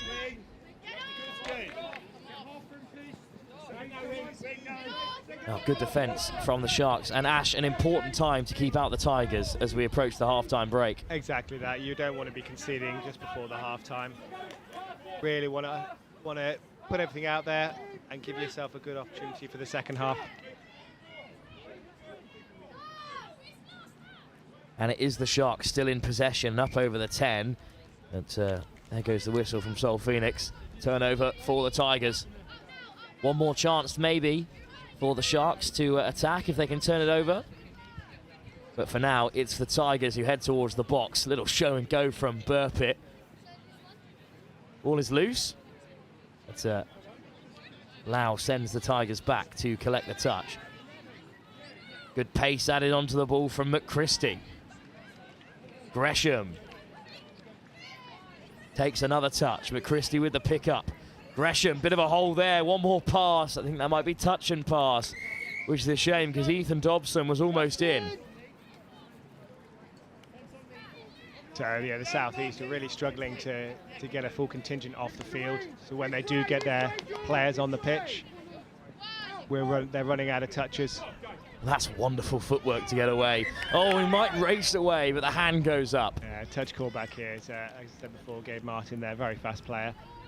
Nice bit of footwork. Well, still time, 2 minutes to go in the first half. It would be a big result for the Sharks if they can go level again. So Owen Yule here, Tin and Kenny at half. Driving up. Well, that's a nice little show and go. A good read, however, from the Tigers in response. Jack Buggy gets a hold of his man. Oh, nice little pass out. Keeping the ball alive. Finn Brady on the wing there. Finn Brady chasing his second try. Turned over at the moment, however.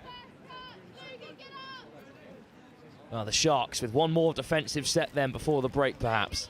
Tigers, as they head towards the box, have one last chance, maybe, to go back to 2 ahead.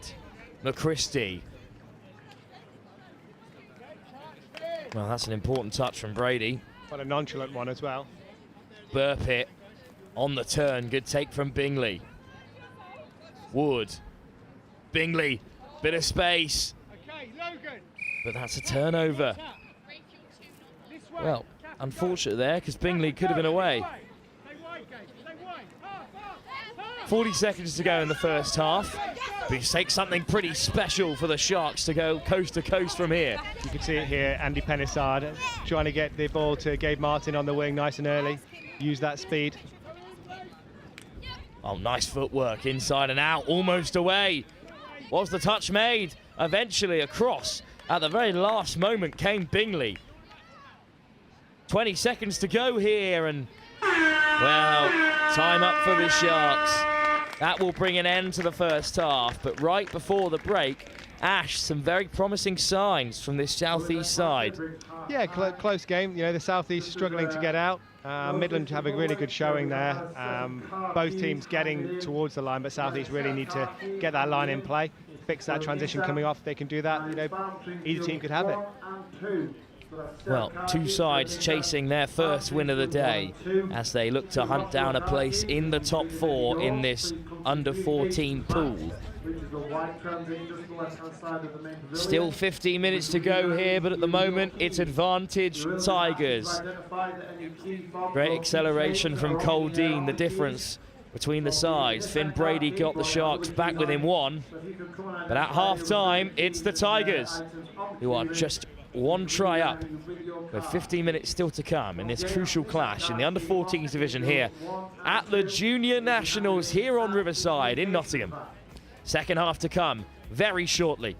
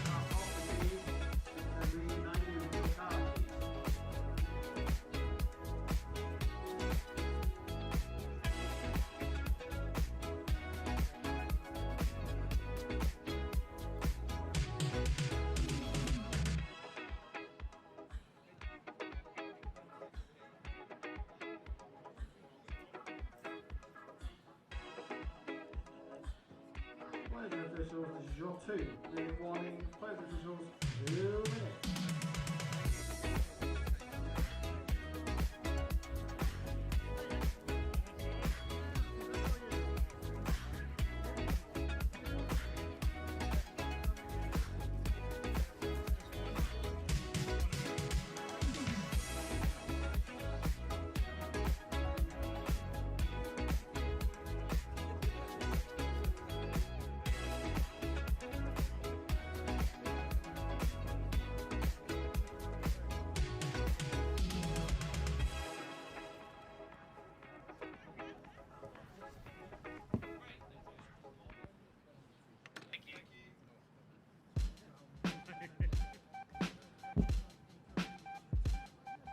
Well, after a particularly informative chat with parents and coaches on the touchline, we're delighted to bring you the Southeast Sharks lineup. And it's an incredibly interesting second half still to come between the Midlands Tigers and their Southeast counterparts in this under-14s competition. Both sides, as we've said, chasing the first win of the tournament so far. Ash Grimsey, one of the regional leads for the Southeast, alongside me. Ash, Southeast certainly still in the game with 15 minutes still to play. Yeah, you know, a game of touch. You can score in a very short space of time, so within 1 touch.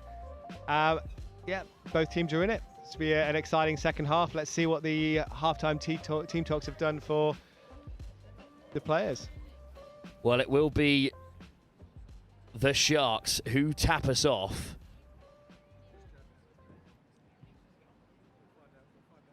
As we await kickoff here, the buzzer, of course, which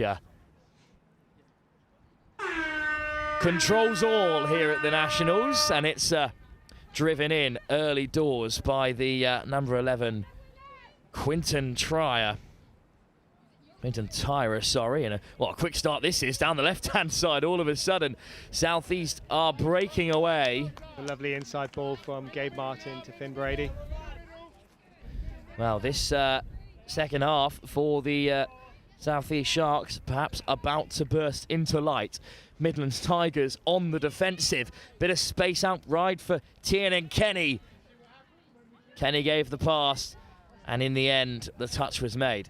A much better start, Ash, for the Southeast side in this second half. Yeah, it was a nice start. Let's see if they can keep that going through the half. Spaces are opening up. They're letting the ball do the work. But that's the turnover, and it's tapped back for the Tigers. Good bit of yards there from the Tigers. Second touch and nearly to the halfway line. The touch should take them to the half. Little show and go, drifting away from the defence. Touch made by Tyra, and that's a big penalty, in fact, for the Tigers. So well, they're letting. I think it was over the mark there, but the referee Sol is letting them off and taking it as a touch. So fourth touch, fifth touch coming. Ah, well, that is in the spirit of these junior nationals. Here's the final touch. Might be a bit of space opening up for them here if they can find it. One more pass out wide, but it was asking a lot of Jack Walsh over on the left-hand side for the Tigers. It is an example of the challenging element. Oh, we've got a breakaway here. Well, away go the Sharks. What a run this is down the right-hand side. Could go all the way. There's a real foot race on that Rafe Grieg will win. He had the beating of Ethan Dobson. The space just opened up inside the 10-metre.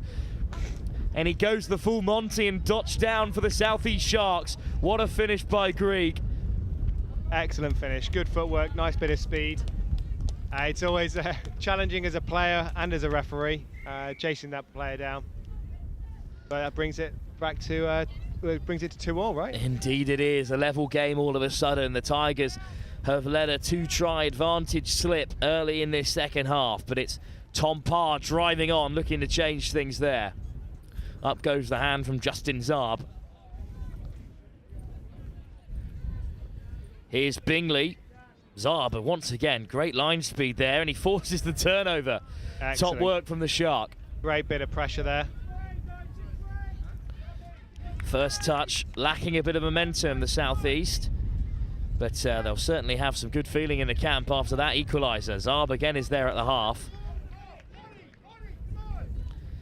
And they've made it to the box. Gabe they Martin could have down even the wing. more. Go on, Martin's got the legs. Bingley in the chase, and he is caught by Eli Bingley. Great touch there. On come the changes as well for the Sharks, but just slipping through the hands of George Yarker. Well, suddenly it was all go for the Southeast Sharks, and the momentum just got the better of them there as the Tigers can reset and drive up to halfway. Good bit of pace to open up the field. There's some changes for Southeast. They've done moved Finn Brady into the middles and Tiernan Kenny out to the wing. Keep those legs fresh with the middles being the engine room. It's good to keep a balance of players. Well, Toby Burpitt strolled all the way through, hoping for an advantage, but instead it's back with the Tigers just short of the 7. Dean with the pickup. And he wants it back, Cole Dean. Forces the touch. Sliding in from close range, Fraser Pearce.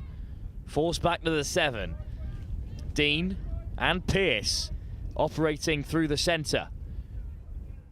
Dean again. Pearce with him. Looks long this time. Oh, it's a wonderfully weighted pass. Jack Buggy, the intended target, but well, in this howling wind, was never an easy ball to take. Buggy back there to make the touch instead. Fine margins in the game of touch, Ash.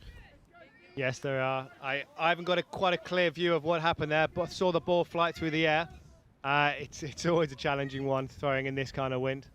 But good to see we've got some medium to long balls in the arsenal there. Absolutely what you want to see. I think it was a real highlight of some of the women's under-14s we had earlier today. Just how well a couple of those girls can chuck a long ball. Very promising stuff as they move up the divisions. Yeah, it is really nice to see.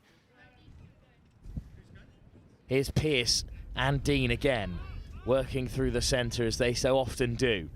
Now calls for a bit of support from Burpitt. Burpitt half. Dean, good pace, forcing the space out wide, but goes alone. And Cole Dean is over for the score. His second of the game, and that puts the Tigers back in front. Yeah, it was a nicely worked try, good space. Didn't need it in the end, but moving the southeast defence well nicely. It's one of those that if he didn't go through and score, he'd have an earful off his winger, who was free as a bird on the left-hand side. Exactly that.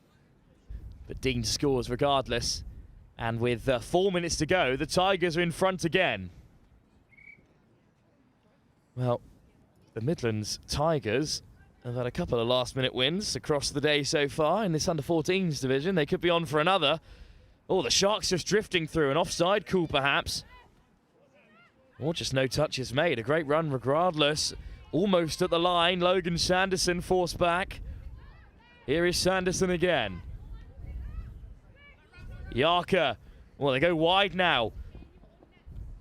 Nice footwork from Gabe Martin. That's the 5th touch. Here's Tyra. Parker changing the direction of the attack. Tyra caught. And that's good defence from the Tigers. Yeah, it is. Southeast trying to leave the ball on this side, make Midland do the work for subbing. Let's see if they can keep them away from the line. Just drifting through the space. Ewan Rorison now leaves the field. A few changes on for the Tigers. Good acceleration. Eventually caught. Good run from Tom Parr.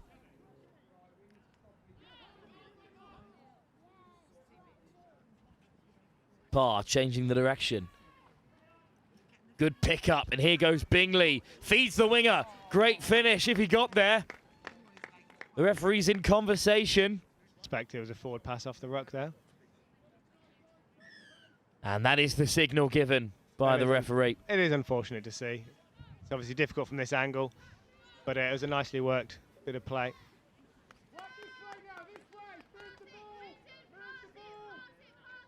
Well, the Sharks being forced to move across the field in order to find the box, and when you're put under that kind of defensive pressure, mistakes can happen, Ash.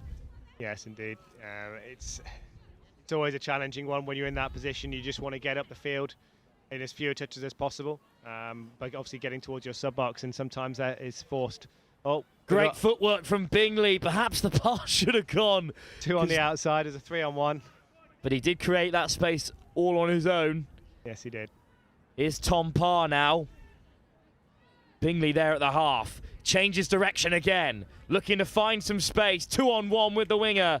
This time they go over. And this time, and again, I think it's a forward pass. We're waiting to see the decision. Yep, another forward pass. 3rd time's a charm.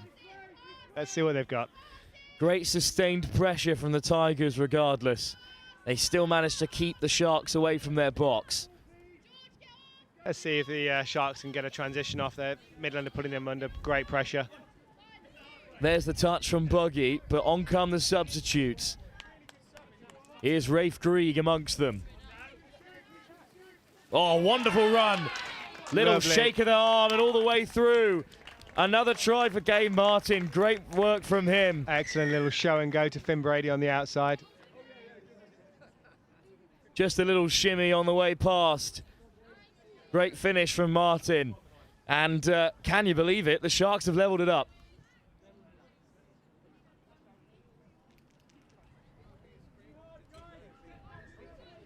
Three tries apiece here then, with 5 minutes to go. We said it would be an exciting game in the second half, and they do not disappoint. Here go the Tigers. Driving towards the line again, Fraser Pearce and Cole Dean back out there in the middle.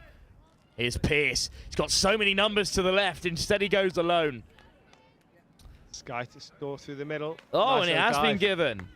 Well, it took a bit of conversation between the officials, but Sol Phoenix gave the try. And that makes it 5-4 on our book. Well, once again, Fraser Pearce had 2 free to his left, so he had to score it, otherwise he'd be in trouble. Yeah, they're creating the opportunities really well. On Midland. 5-3 then. The Sharks again go behind just as quickly as they equalised. Still time for them to level it up again, but that's not the pass that's needed. Well, both sides seem to come alive straight after scoring or conceding. And, well, the Tigers getting the job done when they needed to. So we've got 6 touches. The line's in play. What can the South East do with it? Big chance for the Sharks to level it up again. Once again, both sides who have yet to win at this Junior Nationals. After only the one game, of course. This is the second round of under 14 fixtures in the boys' competition. This would be a great win for the Tigers, especially after their difficult 11-3 defeat in their opening game. Yeah, it's always tough to come off of a loss, especially a big loss, but Midland have definitely got their tails up in this one. Well, another good drive, and I think they will have a strike at the line if just a bit of a miscommunication there has undone them. Yeah, the error count's just crept in the last 5 minutes or so. I think whichever team can kind of cut that out will have some good success. Again, asking a lot of the Sharks to move it all the way from right to left in order to hit the sub box. And they have made it to the wing. Round the corner comes Rafe Grieg. That's a nicely weighted pass and some great footwork, but a good touch made by Burpitt. Grieg again, drifting through, but an important touch. Another last ditch touch, Ash, made by Rorison. And another one there. The Sharks are so close to breaking the line, Ash. They are indeed. They're just looking for that extra foot of space. Fortunately, I think a touch pass given here. Just not finding that space that they found for the show and goes that we saw earlier. Gabe Martin almost away for the equaliser. Good line speed by the Sharks, but the Tigers get outside them for now. Good weight on the pass to force a 2-on-1, and suddenly the space opens up. Away goes Burpitt, hunted down by Sanderson. A bit of cover there. But they're up to the 7. Bingley. Bingley changing direction, puts it wide. Did Kenny get there? Well, I think not. The try's been given. And now the Tigers do make it 5-3. Yeah, 2-try lead here. We've got how long's left? 2-3 minutes? Now, not long to go. Lovely step from Bingley. And he puts Toby Burpitt away. Just 2 minutes to go. It would take something pretty special for the Sharks to get back into this one. Tap from the half. Calls from the touchline to be more direct. I think that's what the Sharks need right now, Ash. Yeah, definitely need to just get the line in play and look for the opportunities. Let's just get up there. Finn Brady back on the field. Here's Brady. Good delay on the pass. Yarker had to give the offload with such little time remaining, but it does go to ground. Yeah, it's looking like it's going to be a big ask to get back in this game, but some good tries scored on both teams. And a good transition from the Tigers with a minute to go. Up over halfway. Touch made on Alexander Wood. Carried on by Rickard. Wood. Pierce. Lovely footwork from Dean. Great pickup. This could be another for the Tigers. What a ball that is. Great weight on the pass. Did Jack Buggy get it down? He did. Well, the try has been given. What a great way to end this fixture for the Tigers. 2 tries in quick succession to open up the score to 6 tries to 3. A great turnaround following their loss in the opening game for the Sharks. Staring down the barrel of another defeat, but another close one as well. It is. That was a lovely bit of momentum through the middle, a scoop through, and a nice ball. Well executed. That was a good score from Midland. 6-3 does not perhaps paint the full picture of the game, as it's been tighter than that for much of it. One last play for the Sharks. Touch made on Owen Yule, and that will bring an end to the contest. It's a victory for the Tigers. Yeah, like you said, the scoreline doesn't necessarily represent how close the game was, but nice, good game to watch. I think both teams, well, we'll see what the showing is for the rest of the tournament, but yeah, it was good.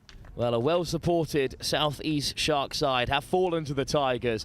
They get their competition back on track, but there's still plenty to play for, as all 4 sides at the top end of the under-14s pool will be through to a semi-final. Still much to be decided in that division. Ash, thank you so much for joining me here in the commentary box. No, absolute pleasure. You're going to see me on the screen in the next 10 minutes because I'll be in the reffing the next game. Well, we look forward to seeing you out there. For now, though, we return to the under-17s competition where the West Wildcats take on the Northwest Wolves. That's the next game, live from the Junior National Series here at Riverside in Nottingham.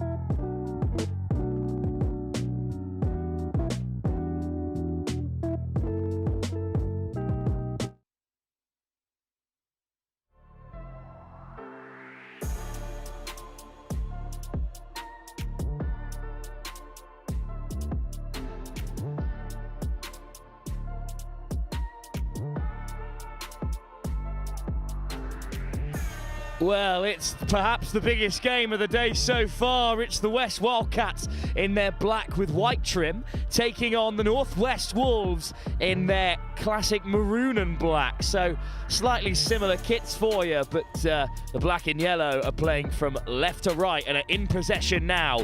The Wildcats and the Northwest Wolves. Well, the Wildcats are top of the tree so far, undefeated after 2 games. An interesting one for the Northwest Wolves, not to be confused with the Northwest Warriors, who currently sit top of the table. They've had a bit of a mixed start to the day. Still plenty more time. This is a cutthroat pool because, well,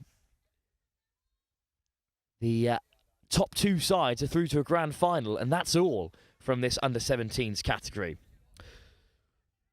So for the Wildcats, a 7-1 win against the Taipans to back up their 11-2 victory against the Midlands Panthers.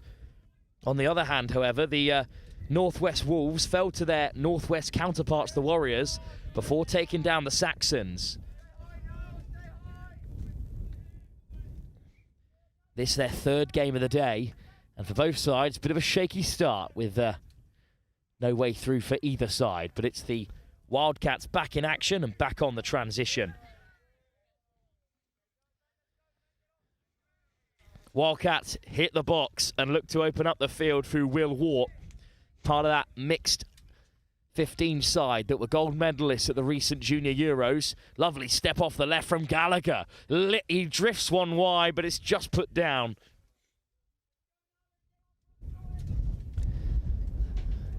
Well, this Western Wildcat side has got a smattering of international pedigree, whereas the Northwest Wolves are a slightly smaller squad. Of course, the Northwest have brought 2 separate sides down to the competition.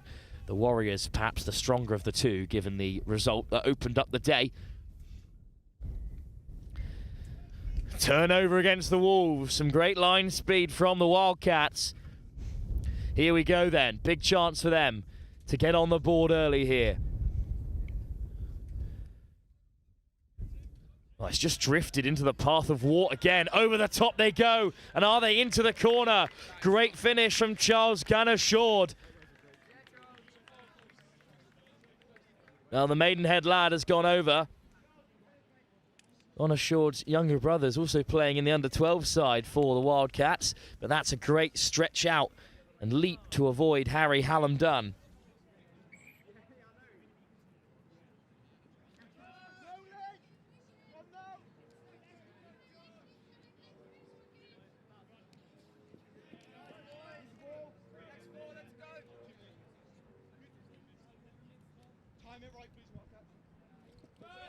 Well, I'm delighted to be joined by Josh Henderson, the under-20s coach, fresh off the back of your clean sweep of victories in France, here to cover this under-17s game. And it's a good start for the Wildcats, Josh.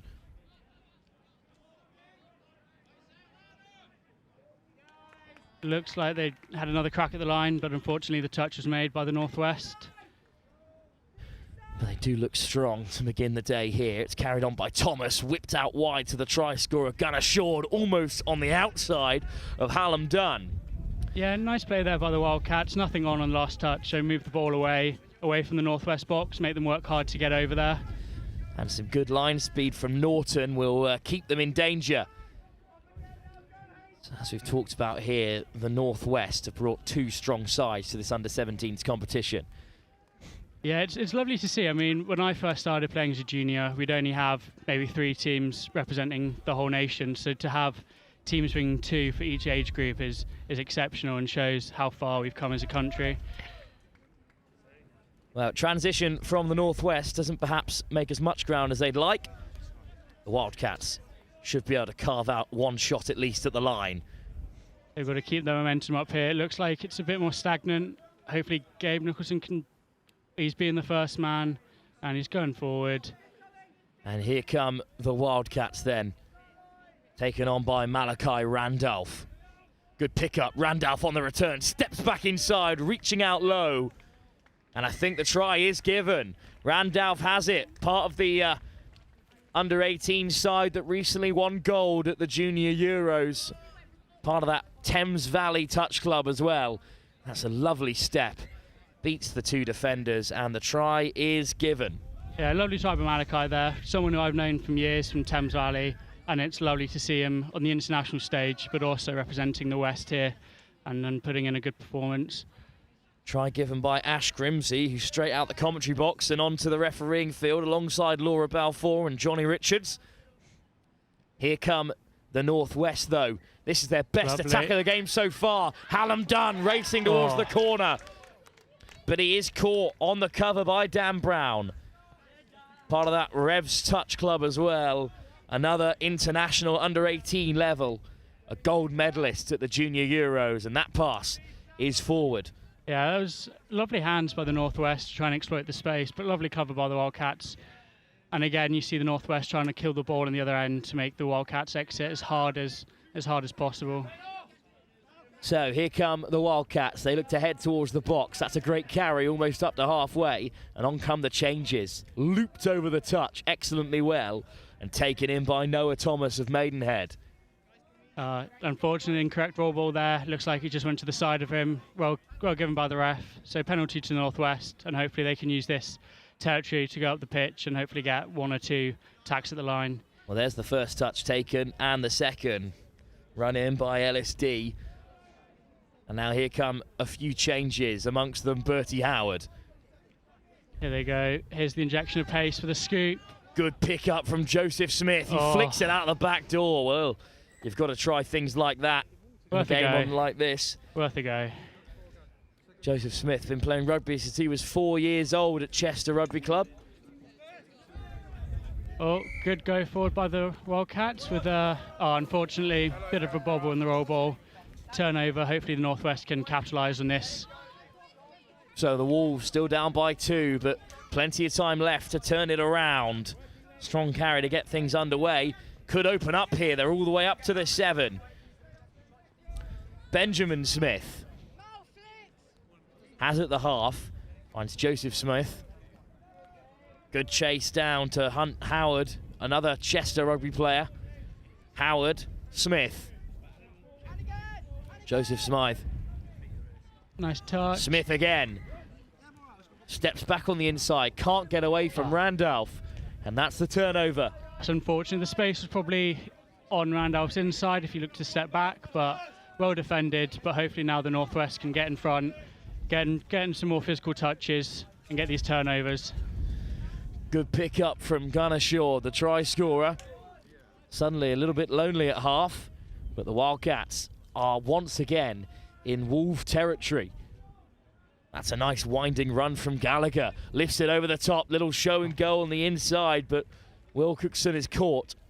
Well defended by the Northwest. The old adage, you've got the sideline as an extra defender.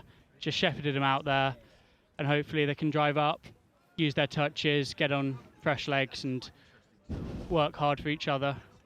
Well, in this cutthroat under-17 division where only the top 2 make it to the final, the Wolves can't really afford a second defeat. The Wildcats at the moment sit top of the tree after 2 wins from 2.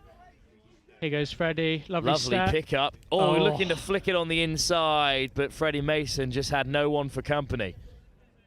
Yeah, a nice attempt. Unfortunately, Freddie didn't come off, but looking more promising for the Northwest. They're getting the territory. Just need to execute next time. That's a nicely weighted pass into the path of Gallagher again, the co-captain. Gallagher drifting out wide. Gone assured. Good hands to move it from right to left. Isaac Oxford takes the touch. Another co-captain alongside Gallagher. Oh, lovely step off the right from Chambers. So close to the line. Yeah, so just a standard quickie between Chambers and Isaac in the mids there. And unfortunately for the Northwest, Freddie, number 6, didn't make it back on the line. So when the dive was down, wasn't in an onside position. So play through and the try was given. Well, a gold medalist with the mixed 15 side over in France at the recent Junior Euros. We talk about touch being a family affair. His dad's coaching the under-14s and his younger brother's in the under-12s. All of them part of that Revs Touch Club. Here come the Wolves then, trailing by 3 now to this impressive Wildcat side. The ball was on out the back there towards Howard, but they'll have another strike at the line here. Oh, unfortunate there. Ball to ground. Couldn't pick out the link or wing. So instead, a transition for the Wildcats, but they're a long way from home. They spread the ball well. Howard makes the touch. As they keep driving towards the box, up to the 10-metre on third time of asking.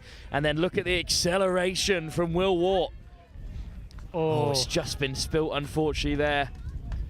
Yeah, what you notice from the Wildcats is, for the beginning of the game, they sort of went a bit more down the middle for the first 2 touches, which gave them the space there just to exploit on the outside. And a lovely injection of pace by Will, but unfortunately, again, the ball goes down. I think that's going to be a reset for the Wolves. 4 minutes to go to half-time. They could really do with getting something on the board before the break. Yeah, you can't underestimate the effect of a try just before the half-time. Even if you're losing, you build that momentum. You go into half-time with a different team talk, your head held high, and it could be the real difference in the second half. Nice footwork from LSD. Here he is again. Hands it off to Mason. Well, not a lot on from there, so the Wildcats escape. And they go to the box again, where the Northwest have afforded them a bit of space. Looking to get that ball back on the inside. He'll look for the trail, look for pass off, but well defended, force them back to the outside. Nice running from Gallagher. And now they'll open up the pitch. Oh. Chambers. Oh, penalty goes the way of the Wildcats. Offside call there, given by Johnny in the middle. So hopefully the West here are a lovely set of 6 with some very good strike weapons. So hopefully they can get the result they want. Oxford puts it back inside to Chambers. But the ball goes down, unfortunately, there. I don't think he would want to watch that one back. I think he was in, but too unselfish. Passed it to his teammate and forward pass, and he was dropped. Well, it happens to the best of us, even the internationals amongst us in this Wildcat team. Tipped to be successful in a whole host of categories, including the women's under-17. Yeah, it's lovely to see from the Wildcats. Having been a junior there myself, come through the ranks and then coach a few of these boys when I coached the Wildcats a few years ago. It's lovely to see them develop and build such strong and intellectual touch players. Benjamin Smith almost through for the Northwest. And the whistle goes as well, so the Northwest march back further. Hint of a hard touch there on Nicholson. Another international at mixed 15s level. England's top try scorer at the Junior Euros. And here he is again, Nicholson almost through the hole. Finds the pass instead to Gonashod. Already a try scorer in this game, but this time denied by a great battle forming down that right wing between himself and Hallam Dunn. Yeah, well defended in the end by the Northwest. They probably afforded them a few extra yards. But now I think the Northwest really need to change something to try and get a bit of an ascendancy in this game. I feel they're on the end of a few hard drives, so just something from the coaching staff there to change it up and get them a result, even if that is just a completed set or a penalty. Well, they've only got about a minute or so left in this first half, but they are working their way up the field. Another good carry by Mason, but he just ran out of touches, unfortunately, there. With a minute to go to half-time, the Northwest need to be putting in all that effort. But again, see the West have just gone straight to the box. Gabe's got the freedom of Nottingham to run down that touchline and made 20, 30 metres. Nicholson takes touch and then leaves the field. Maybe one more chance with under a minute now to go for the Wildcats. Nice footwork again. They've made plenty of yards here. It's Dan Brown out there in the centre. Good pickup. To Ben. Nice footwork, sliding in. Lovely dive there by Ben Phillips. Unfortunately, given us a touch. Not the only unfortunate thing about Ben, just looking at his hair dye job there. I'm sure his mum, Sammy, won't mind me saying that. Tough read on Phillips. His sister's also playing today. Yeah, again, we talked about Freddie with his family, but there, Ben and his sister with his mum, Sammy, being one of the most senior players and head of elite coaching for England, and is the lady who got me involved into touch. So done a very good job, especially in the West and the Vikings region, Sammy Phillips. General manager of England Touch. Well, a great first half for the Western Wildcats, who are having a really strong tournament across the divisions, but never more strong than in this under-17s competition, where they are 3 from 3 and they're 15 minutes away from confirming their place right at the top of this pool. The Northwest Wolves chasing their second win of the competition after a defeat to their Northwest counterparts have some work to do. They're down by 3 tries at half-time. Well, Josh, while we have you, we'll touch upon the 3-match test series over in France at England under-20 levels. It was 6 from 6 for both the women and the men's against a talented French setup. That's got to be a great achievement for yourself and for the team. Yeah, no, it was a lovely 3-day tournament out in Vichy. Lucky enough to played there the year before for the men's open, but a challenging sort of set of conditions with the weather, but also having all the games on the final day. Really had to dig deep physically and mentally to get the results against the French, and luckily we came away with the medal at the end of it. And it was a really successful competition overall for the ETA, the English Touch Association. They repeated their success of 2022, taking down all but one competition in the gold medal match. It's a pretty impressive achievement, as we were reflecting on with Chris Simon earlier today. Yeah, I mean, we've got to mention Chris there, got to give him all the plaudits in the world for the way he's developed us as a touch nation. I mean, look back to when I was a junior and we'd come away with maybe 1 gold, normally in the girls' 18s, but now to come away with the consistency of the golds we have is incredible. And you look here to nationals and see how many juniors there are fighting for those positions. It's incredible, but also quite scary for a player like myself, where they probably will take my spot one day. So I'm not looking forward to that. But until then, it's good to see them at junior level. Well, the Junior Nationals continues in just a moment when the second half of this under-17s fixture will commence. The West Wildcats hold a 3-try advantage over the Northwest Wolves as they look to continue their undefeated run in the competition.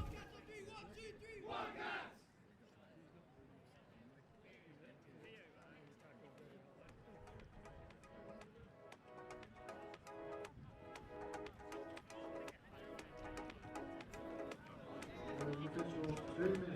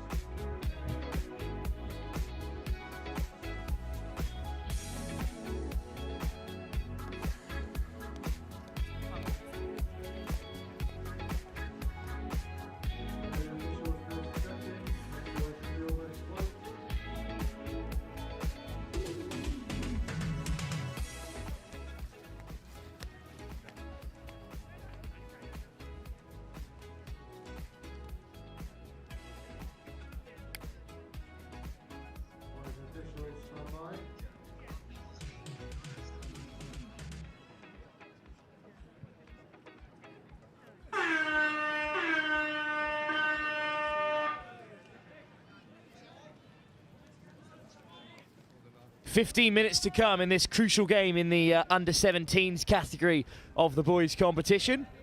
The undefeated West Wildcats at the moment are 3-0 up against the Northwest Wolves, one of the two northwesternly sides in the competition. Yeah. The Northwest Warriors currently sit top of the tree along with the Wildcats, but alongside me, Josh Henderson. Josh, a great first half, and you were just chatting to the Wildcats coach on the sideline, and you were like, "You're going to keep running it towards the box every time you get the ball?" And he said, "Well, it's working, isn't it?" Yeah, if it's not broken, they need to fix it. And I think they've done it the same there. Fourth touch about halfway. Kept the ball alive very well and look for a scoop. Oh, no touch there, unfortunately. So got to look to initiate, go down in your terms. Well, what do the Northwest Wolves need to do differently, Josh, in this second half to get back in the game? You look on the subbing off. I think they need a bit more depth. I think it's the classic in rugby. They're very flat. You can see here, Freddie and number 20, not sure of his name, very flat, which isn't giving them any go forward. But they just need to look for the space. The space is there. Look at the link hole. Look and just get at the line. Look at the offside player.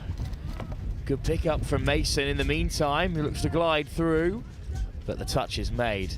As you may be able to hear, the wind is really howling now on Riverside, as it often does in this big open expanse. And, well, it's at the back of the Northwestern Wolves. Can they make that small margin count? It'll be Mason to lay it back to LSD. Yeah, if I'm Freddie here, I'm looking to go at the line. And here he does go, Mason, sliding in. Was it a step? Was it a slip? I'm not sure he'll mind because the score's been given. And Freddie Mason goes over for the Northwest Wolves' first try of the game.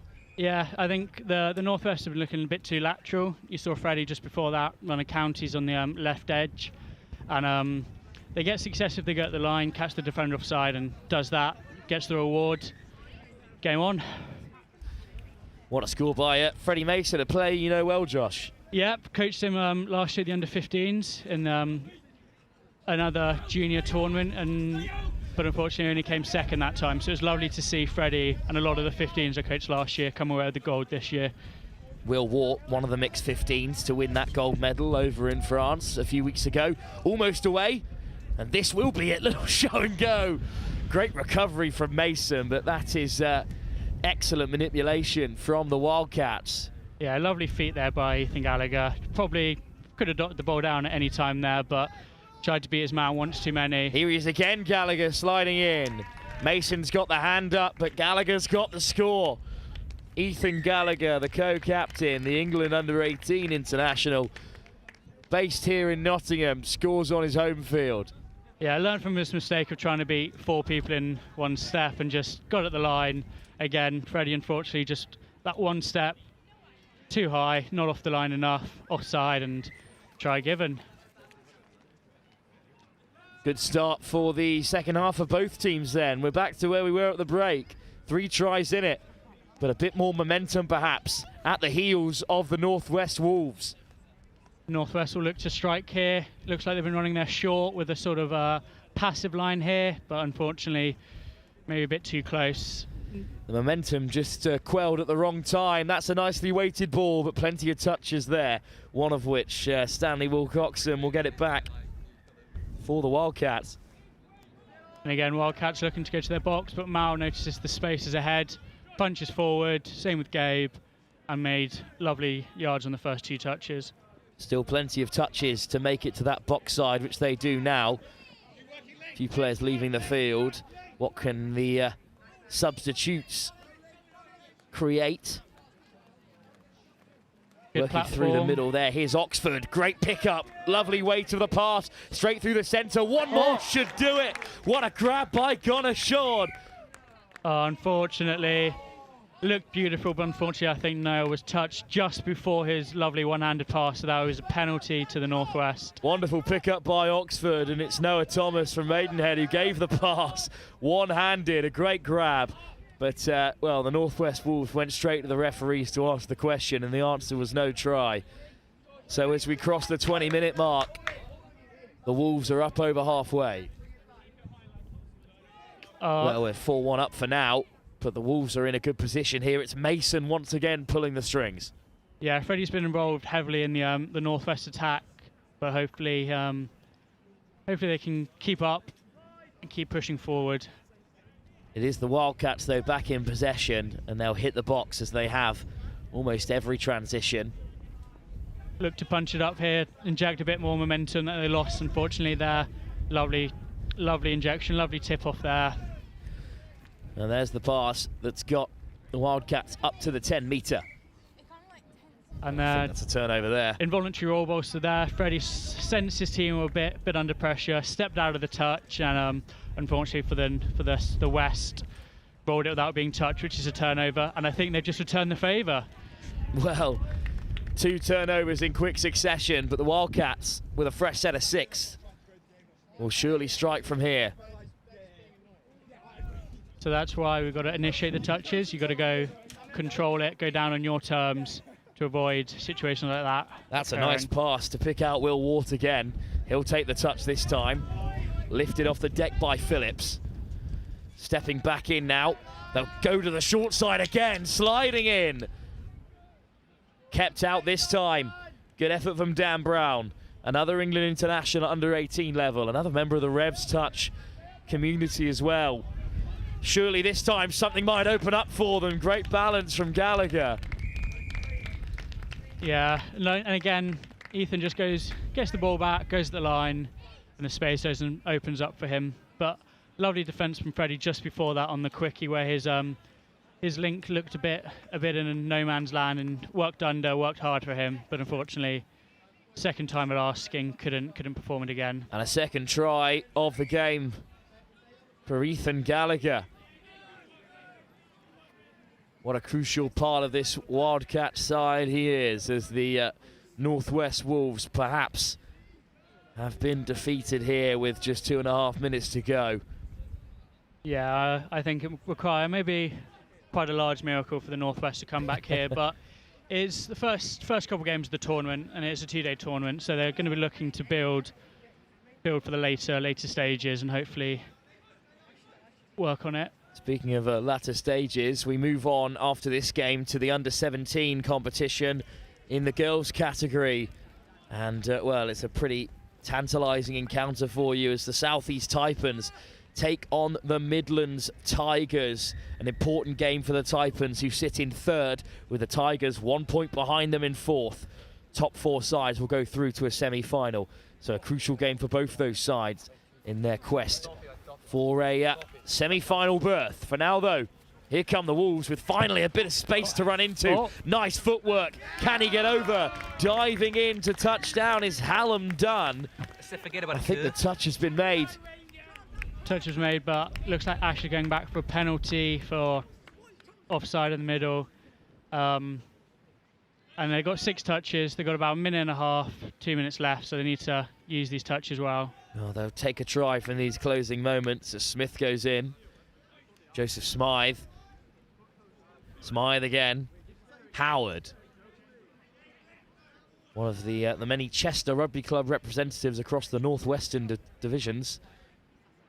Looks like they've just lost the battle for the 7 there, so it means the Wildcats don't have to retreat all the way to their line. But that's a lovely weighted pass from Smythe. And it will create another opportunity because they've been denied at the line for now. Looks like that was the 5th touch, so they're just going to try and kill it at the far edge. Smith wants it out wide. Does get it, but he's caught in the touch. And that's a turnover with 5 minutes to go. See what the Wildcats do with the ball here.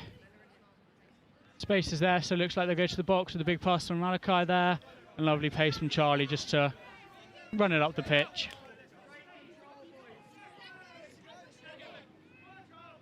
You may notice we talk often about the 25th minute mark being the sort of killer for most teams, because if you're not in touching distance at that point, it's awfully hard to get back into the contest. And that's why if they don't score soon, the Wolves will be out of it. Yeah, I've always found games on live stream to be quite interesting, as you always want the highlight for your own Instagram stories. So, just like this. Slipping away down the left, Benjamin Smith caught on the cover, but great yards made for the Wolves. That might be just the individual moment of brilliance the Wolves need to get a result on the line here. Here's D. Lifted by Shaw. We'll see Freddie control the ball. Here's Mason. Gets the ball back. When things aren't going your way. When it rains, it pours. So another Wildcats transition. Could have been a turnover there, Josh. Yeah, maybe a bit of a roll there, but looks like Ash and Johnny have let it play, and which is probably the right thing to do. Lovely soft hands. There's the show and go. Great work again from Wart. Yeah, so Wildcats look to run a fly play there, where they look to just use the overlap created from the transition, but nothing came of it. Wart does well to keep the momentum alive, but I think the eventual call is touch and pass. Yeah, I think trying a bit too much there. I think someone just needed to take a bit of ownership, go forward, but everyone just wanted to play the ball about a bit, unfortunately resulted in a turnover. Mason takes the touch. And the game might just be on them here. There's an interception from the loose ball and a chance for the Wildcats to come alive. So the Wildcats here will have one extra touch, because when it's intercepted, it goes back to 0, not 1. So this will be first coming. So that's first. And that's the first touch. They've got plenty left in the chamber. Dan Brown takes it on. Lifted by Gallagher. Hat-trick hunting in this game. He'll look to feed him back. Gallagher thinks it may have just been lost loose there, but referee's wave play on. Gallagher's caught. Probably Ethan down here, gets the ball back. Gallagher, he'll go for the line, puts it back on the inside. And that's the simple score for the Wildcats in the end, created by Ethan Gallagher. Yeah, lovely, smart play from Ethan. So previously he'd gone at the line, which engaged the saver, so the player who didn't make the touch came in to try and protect his teammate, but unfortunately the link didn't come in as well and created a lovely space for Ethan to pop it back off to get the score. Dan Brown who dots it down. And that is the Wildcats' 6th of the game against the Northwest Wolves. Northwest Touch still have a champion in the running, because the Warriors were undefeated going into this third round of fixtures. But this might be time up for the Wolves, because I don't think any side with more than a single defeat are likely to head through to the semi-final, depending on how the Warriors and Wildcats get on, of course, in the latter stages. Still so much touch to play, but especially in this under-17s category.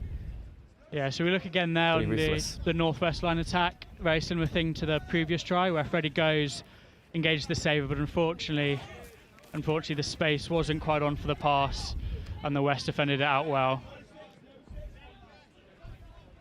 Good carry, almost up to the 10. Lifted off the deck by Gonashod. Another good pickup by Isaac Oxford. At that time, the ball goes down. I think given it as a touch there, 5th touch, see if the Wildcats have anything to do. But Isaac has picked up. Good pick up from Oxford, whips it wide. Gonashod will do well to take on his man from there. Lovely dive in the corner, but unfortunately was quite obviously touched. Hallam Dunn gets a hold of him. It's been a wonderful battle between Charles and Hallam Dunn on that near side wing for us, but I think unfortunately the West have got the ascendancy in that battle. That's a turnover. A chance for the Wildcats to finish this game with a flurry. They've got a minute to rack up one more score. We already lead by 6-1. Oxford slapped down, 6 more for the Wildcats. So Wildcats will be patient here, try and bring the mids off the line. Here's Chambers. Oxford, back to Chambers again. Well, just a soft pass in the end. Doesn't throw the long ball. You would expect to see Isaac getting the ball back here. Oxford wants it on the return. He'll saunter in. Another score for the West Wildcats. 7 for them. And they've taken down the Wolves with consummate ease in the end. Oxford, the latest scorer. Both co-captains on the score sheet. Yeah, I think very clinical, professional performance, especially in the second half by the Wildcats. Have let in 1 or 2 tries, but very clinical once you got to the line. Oh, maybe one more chance for the Northwest to break, but there comes the touch from Gonasher to bring an end to the contest.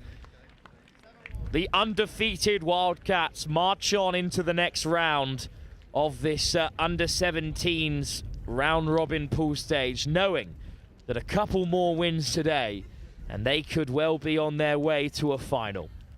Just one more round of the under-17s competition to come.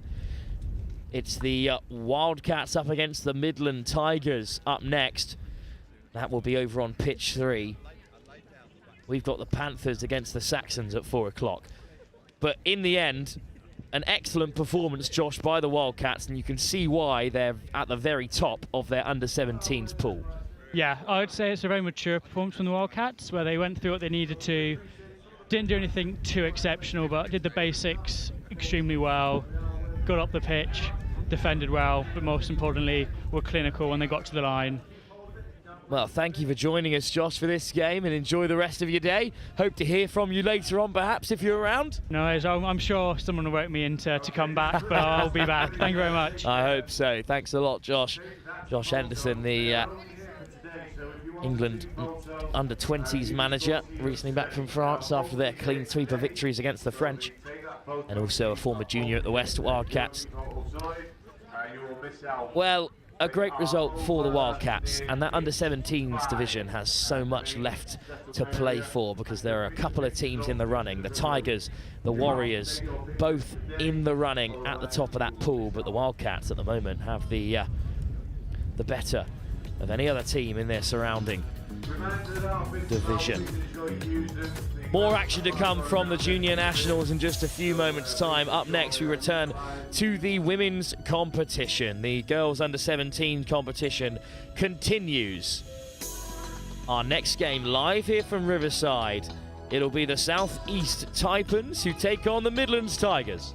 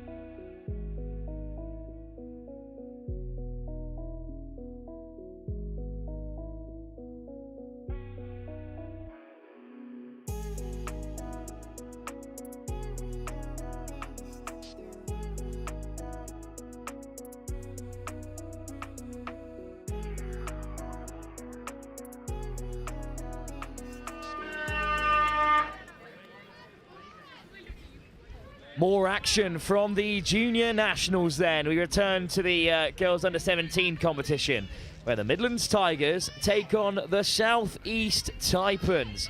Another big fixture for you here from this under 17s division as the Tigers are almost through. Darren Rowe alongside me, and that is the first try of the game. I thought it might have been caught there, but Darren, it's been given. Very nice quickie there. They used it very well, very nicely. They literally just went for it, attracted two players. Link was a bit slow shutting, and they've got in and scored there. Very nice score. Well, what a start to the game then. We hope that this game will be as fast-paced as most of the others that we've had live so far. Dammer, of course, the England 35s coach, former Wildcats coach as well, and refereeing today. So thank you for giving up your time to join us for this one. And, well, we're on the cusp, it seems, of another exciting game. I hope so. Looks good here. This looks nice. Nice quick. Got the touch in there. Well, the Southeast Taipans in their red and maroon, playing from left to right, have just conceded to the white strip and black shorts of the Tigers. And it's a good pickup at the moment from Batchelor, looking to take them all on. Parnell came round the corner on the sweep, but the ball went down. But you can see what the Taipans are trying to do, Darren, so far. Oh yeah, they worked that nicely. Just literally the pass went to ground. Otherwise, actually, it was looking quite a good move to start with there. Looked like an opening there for the Link if the ball had got there. Got a penalty here. Let's see how they go from here. Well, a penalty on the transition then for the Tigers, who will head towards the box. There's the ball from Abigail Wolf, and Wolf just puts it down, unfortunately, there. A couple of errors creeping in this early stage, but, well, both sides warming up in front of the big screen here. There's the touch to shut down the attack for now, but it's a good carry from Isla Devlin. Pass comes in from Sanderson. Here's Sanderson again, lifting it into the path of Batchelor. Winds one up, just beyond the outstretched hands of Neve Hawkins. But once again, Darren, they've come close. Yeah, that was a shame that. Pass was just a little bit high, otherwise the pass had been slightly better quality. They were in the corner there. They'd worked it nicely, nice quickie, and saw the short side and really went for it. Well, the Southeast Taipans and the Midlands Tigers both level on 5 points, along with the Southeast Sharks. It's only the Wildcats who are undefeated for now, but it's the Tigers getting on the outside and perhaps squeezing into the corner. The ball from Dean found the path of Ella Fowler. No, they're giving a touch. And it's been given as a touch. Well, the sideline on this near side where we are situated went up in cheers because it's the Taipans box. And that is an incredible touch, just inches away from going over. Yeah, with Angeline Khan, who made the important intervention. Yeah, it was a lovely transition on. They really actually had some momentum, and that's what caused it. And of course, they almost caught in the wing, in the corner there. Dean and Loveridge quickly out of the line to make the touch for the Tigers. So both these sides level on 5 points. Win and a defeat for them so far in the competition. Only the Wildcats undefeated after 2 games. So both of these sides well and truly in the mix, because all top 4 sides from this girls' pool will make it through to a semi-final. Unlike the boys under 17, where only the top 2 can progress. So still all to play for. Carried on by Loveridge. Florence Williams hands it off to Dean. Loveridge. Dean again at the half, finds Loveridge, lovely move. Well, the support was just a little bit deep there for Loveridge's liking, Darren. They covered it well there, the defence. They did just a nice, they went for the quickie and they covered it nicely. And it's good defence to force the turnover. Well, the fast start to this game has been quelled by some top defence from the Taipans. Now they look to transition as they head towards the box. On come the changes. Looking a little bit lonely out there at the moment is Matilda Parnell.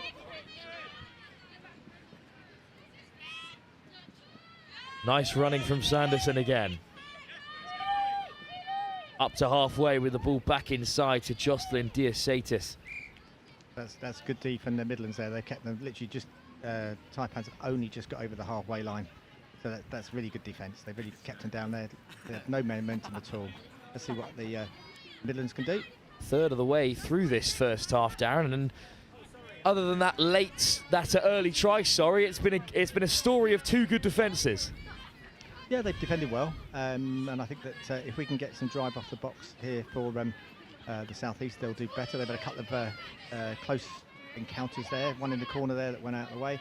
Just to try and get that drive off this box so they can actually be attacking. Here's Wolf looking ahead towards the edge. There's one more pass out wide. Up goes the hand from Neve Hawkins to make the touch. It's another turnover and another shutout by the Taipans. Need to get moving in transition. They're a long way from home.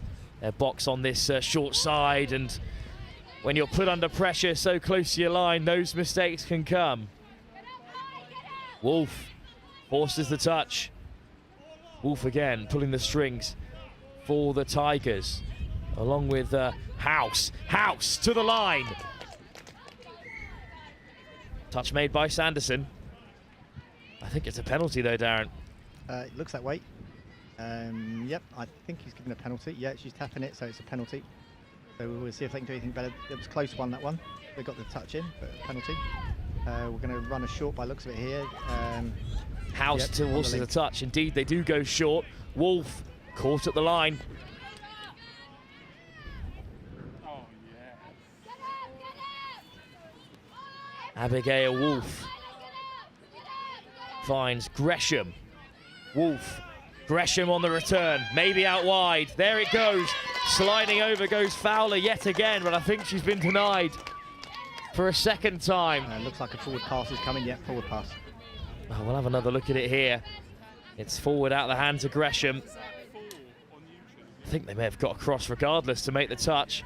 Great defence from Sanderson.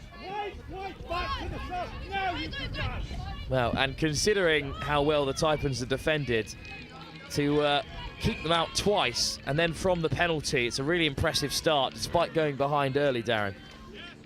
Yeah, they've done well. They've done well. Then now we're starting to get some bit more drive off the box here.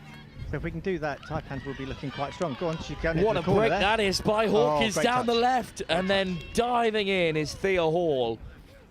That's better. Exactly as you were saying, Darren. As soon as they got onto the outside, they made plenty of yards. It's still on here for the Taipans. Okay, they've got a penalty here for offside. So, yeah. How quickly the game can change in touch, Darren. There's suddenly down the other end, defending the Tigers after being so close to doubling the lead. Here we go, nice dive, but a touch. Without doubt, this game does change really quickly. This is the beauty of watching this game. It's so quick that things change. Just literally, you can find yourself, you miss one chance and suddenly they score down the other end, and it's like a two-score swing. It makes a big difference. Well, here's Brown. Kinneberg plays half. It's just lifted into the path of the Taipans attacker. It's a great line picked out by Batchelor, but a missed opportunity, Darren, given how close the game has been. Yeah, the run was a bit flat. She needs a bit more depth coming onto that ball. If you got that, you get more time to actually come on. But it was the right play to hit. If you do that, there's gaps out there. I would have liked to seen that, and a nice early release would have been good. Well, a bit of a slow start for the Tigers on transition, but now they'll head up towards halfway.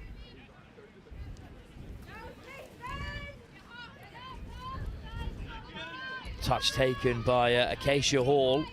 Hall is there at the half. Williams suddenly looking a bit more dangerous, the Tigers. They've spent a lot of time in this area of the field. As of yet, unable to do more than their single score on the board. Ruby O'Dell. Yeah, we got a bit confused there. Just lost the count. Got a little bit confused. They were looking like they could set something up, but just got confused on it. Now let's see if Taipans can get some drive into the box and then back out. Well, that's two good touches from the Tigers to really take the sting out of the transition.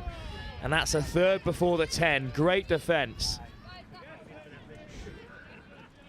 Up comes Whitmore to make the touch. Finally, the Taipans carried over halfway by Diasatis. And again, that's 6, and we've not even reached the 10-metre line of the Tigers. And you saw last time when they got the drive off the box, makes a big difference to the team. Now both teams seem to be struggling to go forward now. They seem to start to run across. A little bit lateral from Whitmore. She leaves the field. Hall takes it on and heads off herself. So here are the changes. Ella Dean amongst them. Great take. Amy Gresham, the ball right behind her. Dean. Just both sides struggling to get things moving for now. It's Loveridge. Now that's a better pickup. Loveridge steps off the left. Puts it back out wide. Race to the corner. It'll be won by Hawkins, who's defended really well out there. And a penalty as well. Yeah, forward pass. Yeah, 10 minutes in, and we're still only one try in the game. Yeah, I think the tries will come. It just needs the players to get some driving. We tend to be going a bit too sideways. This is better. That's it. Get the ball down. If we can go forwards, if you go sideways, it's much easier to defend. And of course, you don't gain as much distance. So, where are we now? We're 3. Now we've got a chance. That's the touch. We've got a chance to get some momentum here. We can get it out there. Again, but that's 4, and we still want you to stay over there. So with 5th, we need to get it down and go forwards. Important touch on Sanderson, and that ball just caught in the wind as it was released, I think. Yeah, they'd be better just to get the ball down and scoop and just try and get down the other end and finish up near the 7 rather than actually just trying to mess about with it. Let's just get the ball down, get a touch, and somebody scoops, just goes. About 3.5 minutes on the clock in this first half, and it's been perhaps the tightest game of the day so far. Just the single score right at the beginning of the half is all that separates the sides. A chance now for the Taipans, perhaps, with 6 touches from halfway. Someone's just got to add a little bit more directness in the attack. There's some good carries. Barraclough takes it in. Lifted off the deck by Lana Tweet. Sanderson. Well, it's into the path of Batchelor. Sanderson again. Oh, and again got confused. They're doing a penalty away. What's Theo giving there? Forward pass. So up came Abigail Wolf to make the touch.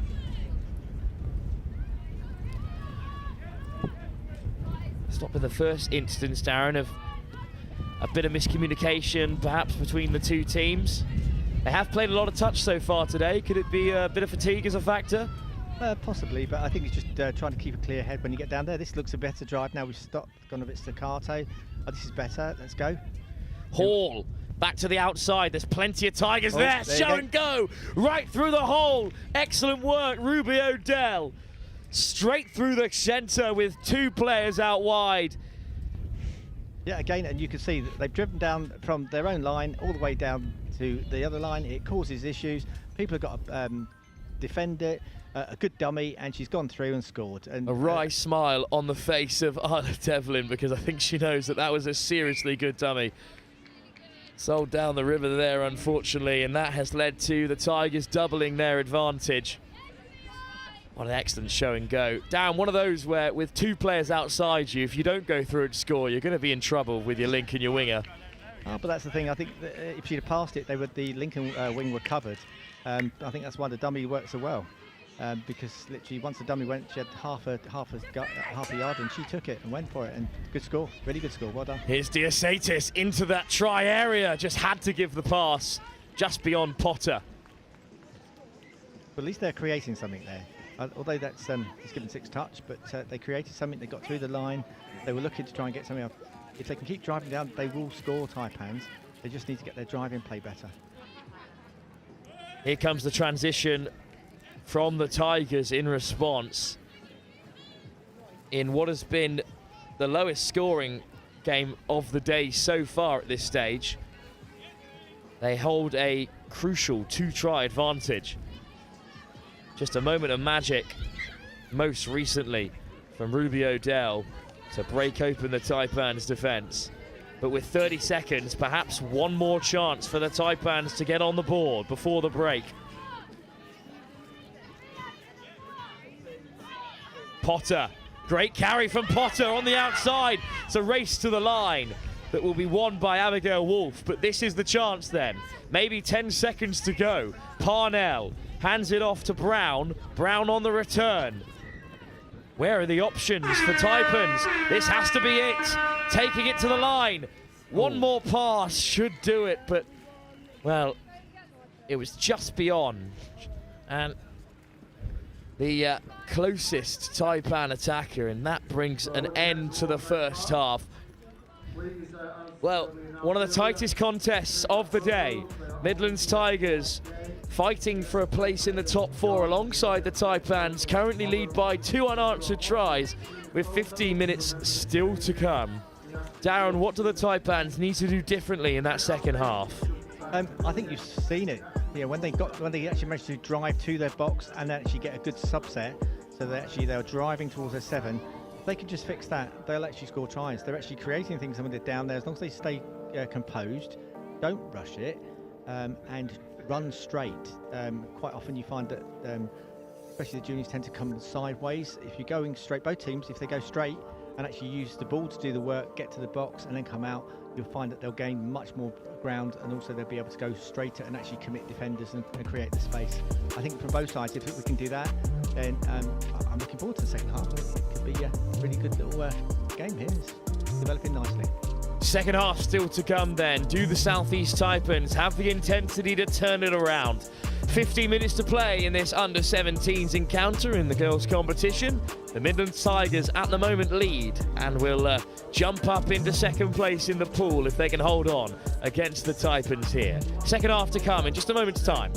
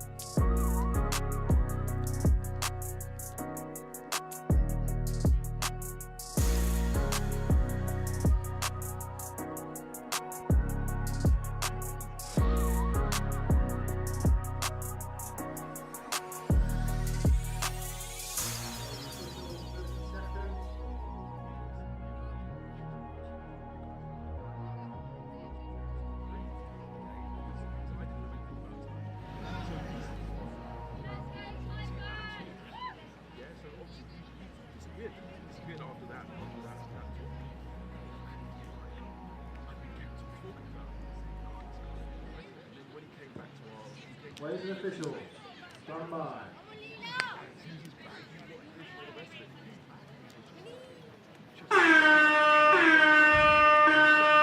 So the Southeast Taipans trail by 2 tries to the Midlands Tigers.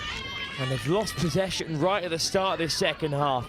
They're fighting for a place in the top 4 up against the Southeast Sharks as well as the West Wildcats, who currently sit top of the pool.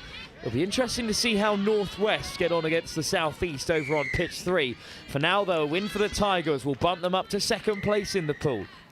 Darren Rowe alongside me, the England 35s coach, former Wildcats coach as well, and referee today here at the Junior Nationals. And we were discussing just before the break that the Taipans just need to be a bit more direct and get to that box a bit quicker in order to create some momentum. Yep, I mean, it didn't want a great start with them, but that looks all good touch. Good touch. Again, they tried the quickie there, the Midlands, and good touch there. Just managed to keep them up for the mid. Let's see what happens here. Going to try again. Oh, we're looking for a short this time. Oh, no. Back to the inside to find Wolf instead. Ooh. I think that's a penalty, and I think it will be Taipans' possession. So both sides lacking a little bit of impetus, perhaps, at the beginning of the second half. Yeah, forward pass there. A bit sloppy, but let's see how it goes. Again, we're running across. We've got to go straight. Wolf gets out of the line to make the touch. And then it's been put down. That was not a kind pass to pick out Evangeline Khan. And it's just been spilt there, unfortunately. So Wolf in the centre with Josephine House.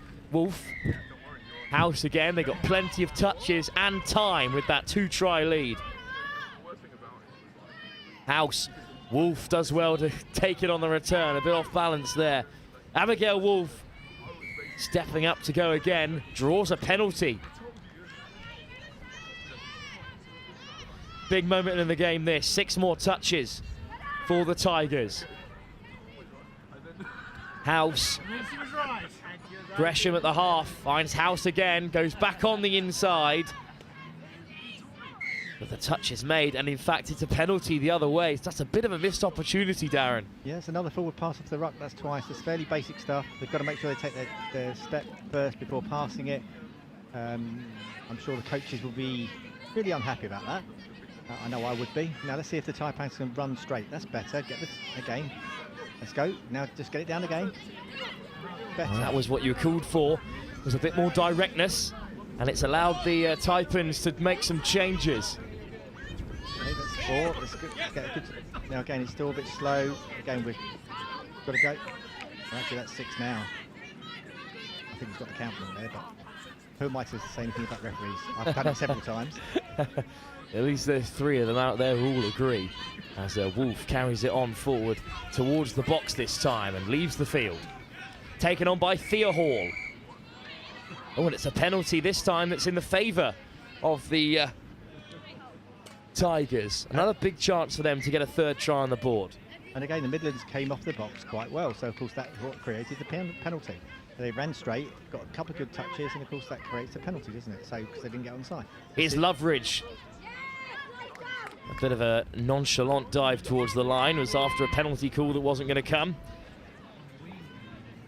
Here's Loveridge again. Ella Dean takes the touch and gets it on the return. Dean sliding in. Looks like he's going to give up. Well, indeed, after a short consultation, Molly Brown keeps her hand down. She knows she didn't get there. It's a 3rd try for Ella Dean. And it's a bit of a mountain for the Taipans to climb now, considering how the game has gone so far. 3 tries in this fixture, Darren, will be hard to come by. Yeah, because they're not getting down to the attacking zone of the Midlands Tigers, and of course it goes back to this driving. Let's not overplay this again. Last time they tried to overplay it from a tap off, and of course what happened was they actually passed it too late and got a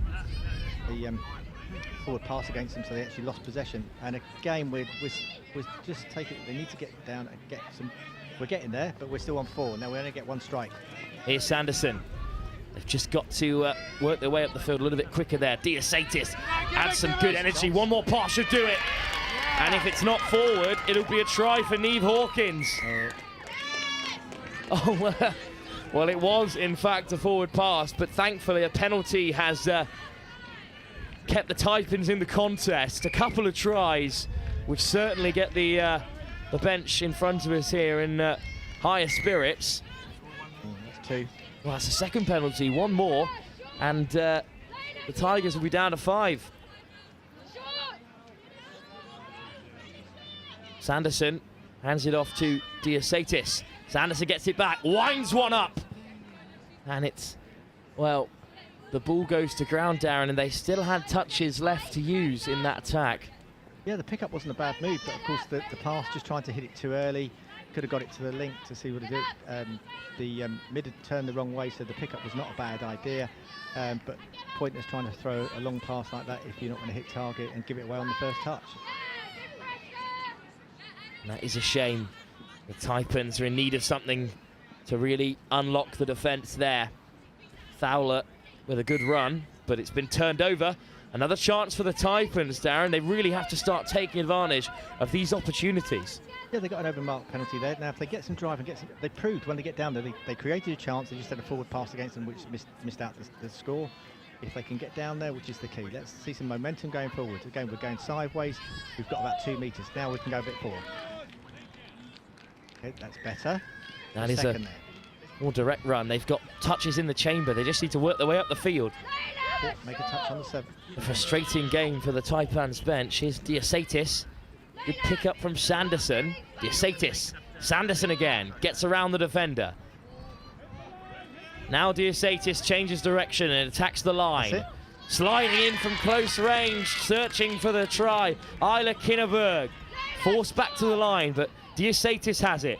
Sanderson almost drifting through. Wolf gets the touch. It's another missed opportunity for the Taipans, and they've had more than 3 chances at the line, and yet they are still 3 tries behind, Darren. Yeah, but if they can get down there, they can get themselves back into the game. But oh, hang on, is she gone? Well, suddenly there's a break down the left. Has Josephine House got the legs? What a touch that is by Isla Kinneberg, who's got all the way back to deny the Tigers. That was a great chase, it really was. Lovely hands from Dean, important hands too to keep the attack alive. Dean of the scoop steps into the try area, searching for the pass, and does find it. And the Tigers do get their 4th try. And in the end, it's Thea Hall who converts. That was a great pickup from, I think it's Ella Dean, isn't it? Great pickup there. She read the play, saw the players going the wrong way, stepped back, right through, got the pass away, fantastic score. And of course that's now 4-0. They've just been under pressure, had 3 chances against them, and as you said, this game is so fast, it turns so quick. Look at that, 4-0 now. Well, with 7 minutes on the clock, you hate to write anyone off, but this has been a really good performance from the Tigers, but the Taipans have just lacked something in attack, Darren. It's to go forward. They're not far off in attack. Just get themselves a bit more depth and a bit more organisation. Again, we've lost the ball here. If you can get some basics right, getting to the 7, they will give themselves some chances. They've got some good little players there. That's a good line up through the centre and a good transition from the Tigers. Yeah, see, this is a nice drive. Was that 3 there? So if they can get down there, there you go. Now we've got 4.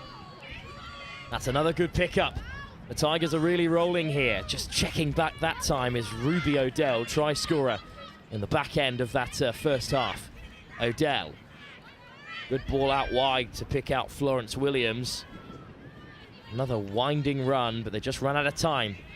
That was a good drive there. I think they lost the touch count because they were literally coming up to 5th and decided to go sideways. If they'd just gone down one more time, it was very much on.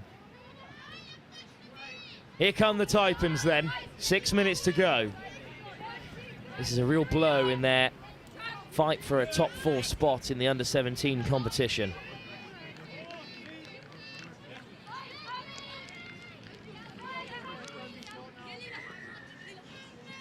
And this is their final touch, I believe. So they throw the miracle pass, but it doesn't find its intended target. Actually, that pass is actually put them back about 5 metres. Obviously, it's where the ball bounces. So of course, that is a shame. It really didn't help. They didn't get the drive again. Again, it was very lackluster drive, not going straight. It's very important in this game. If you can finish down at the opposition 7, it's very hard to score from there. The Tigers, however, with perhaps try difference on the mind, as they're currently level on points with the other southeast side, the Sharks, on 5. some work to do to catch the Wildcats in front. The Tigers, with 5 minutes to go, will feel this game is certainly in their control. Again, going sideways, and we've got a penalty for, was it over the mark? Yeah, over the mark. Well, it just hasn't got going really for either side, to be fair. It's just that the Tigers have had those few extra moments of magic that have decided the game. Here's Wolf. Still with it in the centre, Abigail Wolf wants it on the return and gets it sliding in. Well, that's the touch made. Good defence from the Taipans. Whitmore at the half. Wolf again. House takes the touch. House with it once again. And is just crowded out this time by Sanderson. One more try will most certainly seal it with 4 minutes to go. But that's an ambitious ball. Little hand possession back to the Taipans. Clever though to keep the Taipans away from their box, but then conceding the penalty sort of defeats the point there, Darren. To be fair, it makes 3 metres difference. It's not really the end of the world or a forward pass. They've down towards their 7. Go on then. Let's see how we can go. What a run on the outside this is. All of a sudden, Matilda Parnell is breaking away, and not for the first time. It's Abigail Wolf who gets back to shut down the attack. Well, that happened right down this left-hand side next to us, and you could see the smoke coming off the heels of Matilda Parnell. Nice step on the inside, this time from Kinneberg. This is the best-looking attack of the game so far for the Taipans, if they can keep the pace up. A miscommunication there, and unfortunately a Taipan hits the deck. And that's the 6th touch, unfortunately, there. Although, in making the touch, it looked more like Josephine House came forward to check that she was all right before making the tap on the shoulder.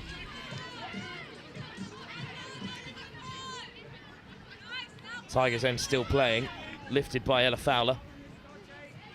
Good touch out of the line from Molly Brown.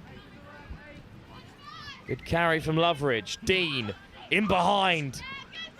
Great work to get round and make the toss from Jocelyn Diaz-Satis. And again, they finished the ball fairly well down near their 7. So, of course, now Taipans have got to get that drive going that they haven't really had, apart from the odd run like we've just seen. They haven't really had it the whole game. And again, we're looking very sluggish, slow. Who's going forward? Who's going to take it? And that has been the difference between the two sides with 2 minutes on the clock. Undoubtedly. That's better. It's a better transition from the Taipans, but they might run out of touches here. And indeed, it is a penalty.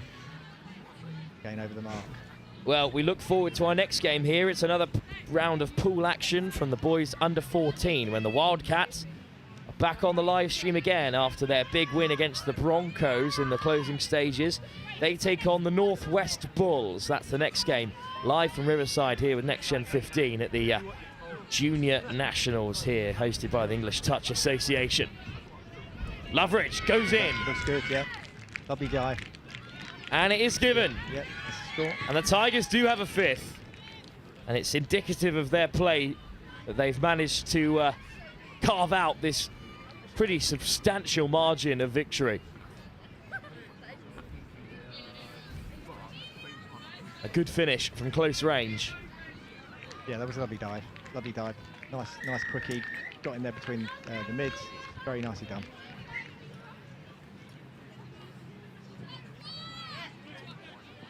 Well, we're very much still in the early stages of this 2-day competition. But 2 wins from 3 is a decent record for the Tigers. And if they can continue with that record, it should see them comfortably in the top 4 and through to the semi-final. Again, just got lost on what they were going to do there. 5th was coming, and they all looked a bit confused about what to run, which doesn't help them, especially down the line. I think that's what they could look to over the next couple of days, try and improve on that, get their driving going, and then on the line, they've got players that can cause problems. They just need to get down there, first of all, and secondly, then just work on maybe one play and try and perfect that one play. It's the Tigers, though, looking for a 6th with seconds to go. House, Wolf, There's the touch that brings an end to the contest. Well, a slow start to the game with just the one try inside the first 10 minutes. But in the end, by the midway point of the second half, the result was never in doubt. The Midlands Tigers, the better of the two sides, and good value for their place. Second place in the pool, just behind the undefeated Wildcats. Still plenty to play for in the women's under-17 division, as the Sharks and the Tigers still fight for a place in that top four. Darren, a good game, but the South East Taipans just lacked that level of intensity and drive that were going to keep them in the contest with opposition of the quality of the Midlands Tigers. Yeah, Midlands Tigers had more drive. They, although they were under pressure for about I think 3 plays at one point down there, 3 sets of possession they had against them. They did it out quite comfortably, and then of course went straight down the other end and scored. It's sort of like not stuffing out of the Taipans anyway. Lots of effort from the Taipans, a lot of individual efforts, but they do need to get that driving, running straight, get the driving to their box and get off it, and then they'll actually give themselves a lot more chances, which if they get down there, they can cause problems. They proved it, just a couple of odd forward passes. It could have changed the game slightly if they'd have got those non-forward passes, and they'd have been okay. It would have made the scoreline quite close in the end. But yeah, they can do it. They can look to improve that. They've got some decent players. They'll work on it, I'm sure. Still plenty more touch to be played across the weekend in the under-17s division, both the girls and boys. Thank you so much, Darren, for coming and joining us for the game. No problem. And enjoy the rest of your afternoon and weekend with the referee's whistle in hand. Really appreciate having you with us. Well, up next then, we move on to the under-14s boys division, where it's a clash of 2 undefeated sides, the Northwest Bulls and the West Wildcats, both searching for their 3rd win from 3. That's next, live here at the ETA Junior Nationals from Riverside in Nottingham. Players and officials, 3 minutes.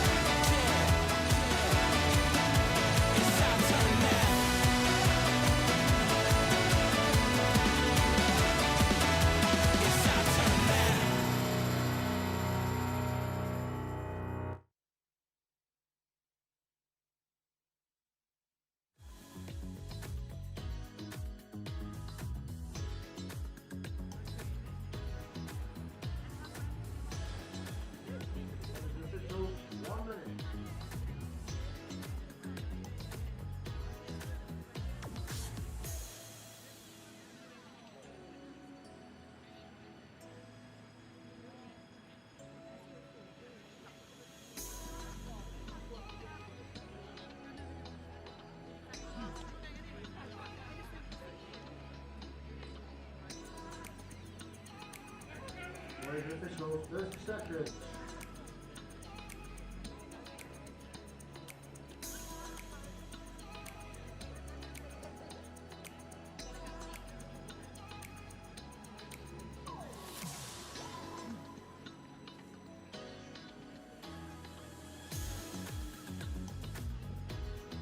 Officials, stand by.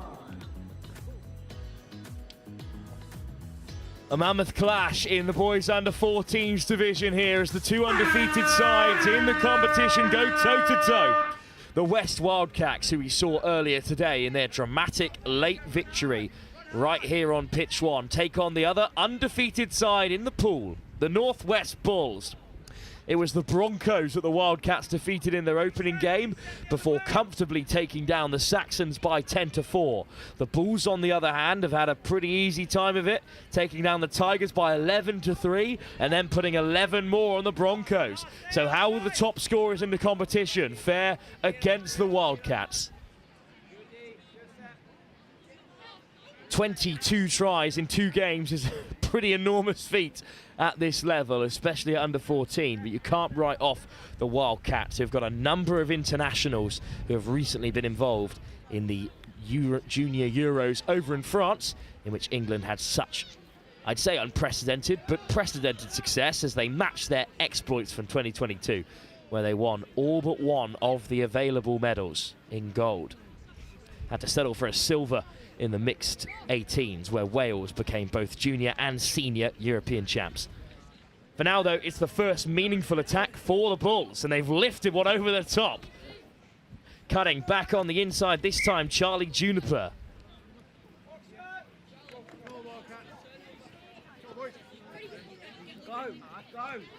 And now it's time for a transition then. Lacking a bit of momentum at the moment, the Wildcats. Juniper takes the touch on Noah Waller, try scorer in that first game. That 5-4 victory over the other Northwestern side, the Broncos. And it's a turnover on halfway. Not the transition the Wildcats were hoping for. Can they be punished by the Bulls? That has forward pass written all over it. A great take, though, by Fionn Wheatley, regardless. Fionn Wheatley plays at Wigan Warriors Touch Club. Both of her brothers have represented England. However, Fionn is keen to play for Wales, described as her mother's in the most glowing of terms. Good carry by Charlie Mosley-Scoggins, of course, part of Ireland's mixed open side at under 15. But that is a roll ball, and that is a turnover, as indicated by the referees. The referees for this one, Di Davis, Brendan Harrington and Samuel Oxford. Ball back on the inside to find Graham. Is Joe Speakman. Speakman out in the centre with Graham. Green directing traffic. Strong carry by Grieg. Grieg almost through. Selected recently to join the Sale Sharks development in the game of Union. But this could be the first try. Great hands diving into the corner. The softest of hands. Wonderful stuff across the face of the defence. The Bulls go in for their first. And this is excellent handling. Under a world of pressure. Graham gets it across. And Charlie Juniper goes over for the Northwest first. 3.5 minutes in. And are the floodgates about to open as they have done previously for this Northwestern side? Or have the Wildcats got a response? Well, here's Ollie McDade. Wants the return from his co-captain, or his full captain, Alfie Simmons, I should say. No co-captains in this under-14 side. Simmons caught again, though, by Peacock this time. Simmons takes them on. Good pickup by McDade. Drifting out to the right, McDade finds the pass. Excellent hands by Charles. I think the touch was made, and that is 6. So it's a turnover. But a good position to park the Bulls if you're a Wildcat. That's a great run out transition from Peacock.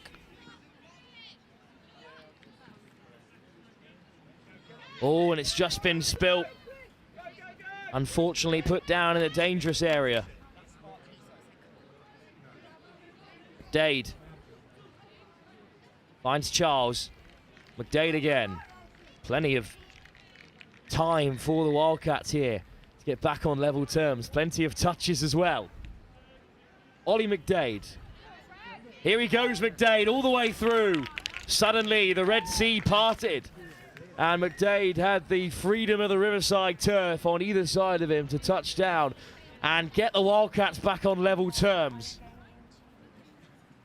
Wheatley had to go and cover across. Chadwick too was held by the other middle, so Ollie McDade, part of that training squad for the eventual gold medal winning mixed 15 side of England, has got the Wildcats on level terms. Well, this game is going to be as close as we expected it to be between perhaps the two top sides in this age division. Great carry from Speakman. Here he is again, Speakman. Wants the ball on the inside. Wants it on the return. Oh, and it's just through the hands, unfortunately. They're asking a lot of Frankie Wheeler to take that pass. Doesn't look too comfortable, Wheeler. Hopefully he'll be back to his feet shortly enough. In the end, it's a penalty. So, time still for the Bulls to get back in front.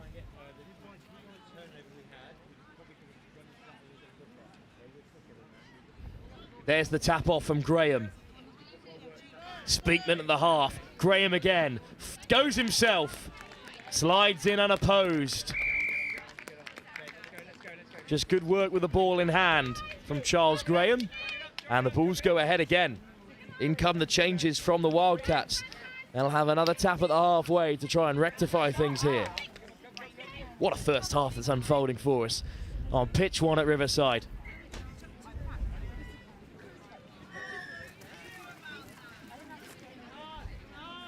There's the tap off from the skipper, Alfie Simmons. And he'll play half as well. Simmons picks out Charles.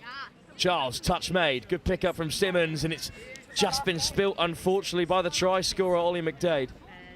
A lot of pressure on these young lads in this very important game. But the Wildcats going toe-to-toe with the Bulls at the moment. Try number 26 in the competition for them now with that most recent score. A reminder, that's in just 3 games.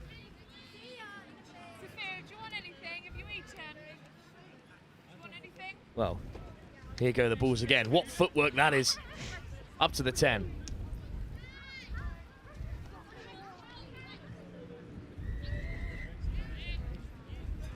Here's Zach McCullen. McCullen wants it back again.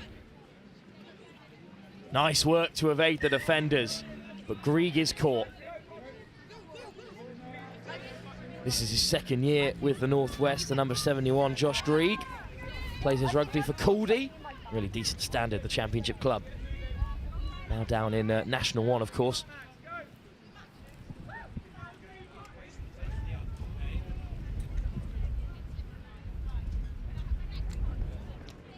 Well, that's a good carry down on the left-hand side. The Wildcats certainly still in the contest. Charlie Mosley-Scoggins, that's a great ball out wide to pick out Waller. Mosley-Scoggins again. Hamish McGregor lit up the turf last time he was out for the Wildcats.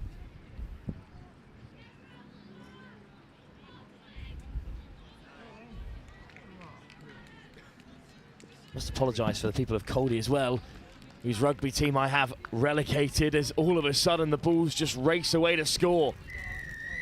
Well, a try out of nothing. And a disappointing one for the Wildcats to face. Just a show and go, drifting through the line. What a run that is by Adam Peacock. It's very rare you see a run in from there. Completely took me by surprise. Very subdued reaction from the Bulls, considering how well worked that score was.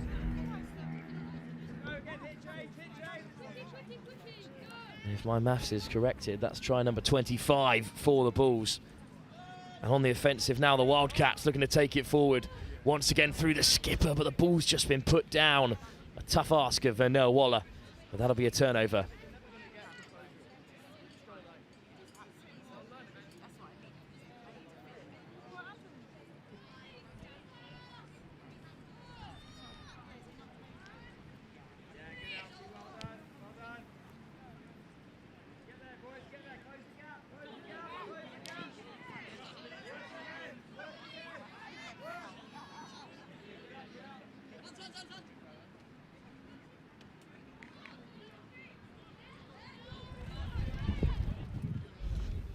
Apologies for the slight intermission, but I promise you it is worth it because Martin Wright, men's open coach, is alongside me for this one. I mean, first of all, we'll touch on how are you finding the junior nationals? I mean, it must be incredibly encouraging as an open category coach to see the level of talent coming through.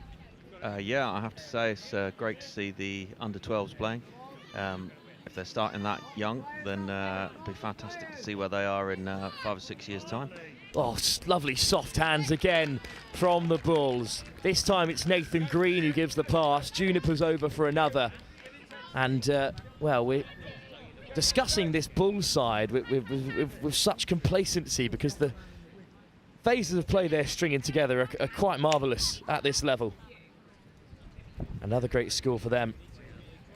Martin, sorry, we're just discussing how important tournaments like this at the junior level are to the future of the game in this country as we try to inevitably catch our Southern Hemisphere competitors. Yeah, well, it's just growing and growing every year, isn't it? It's fantastic to see. Fantastic to see touch going down the age groups. When I started back in 2009, I think at the age of 29, I was the youngest one playing, and now look who we've got. So it's fantastic, isn't it? Absolutely, it's a great advert for the game. In the meantime, though, it's McDade looking to get things going for the Wildcats. McDade, lovely footwork back on the inside. Up goes the hand from Peacock. I don't think the score's been given. He's a real live wire, McDade. He stepped back on the inside to steal the game from the other northwestern side in this division, but at the moment it's the Bulls taking them on. One-handed offload from Mosley Scoggins.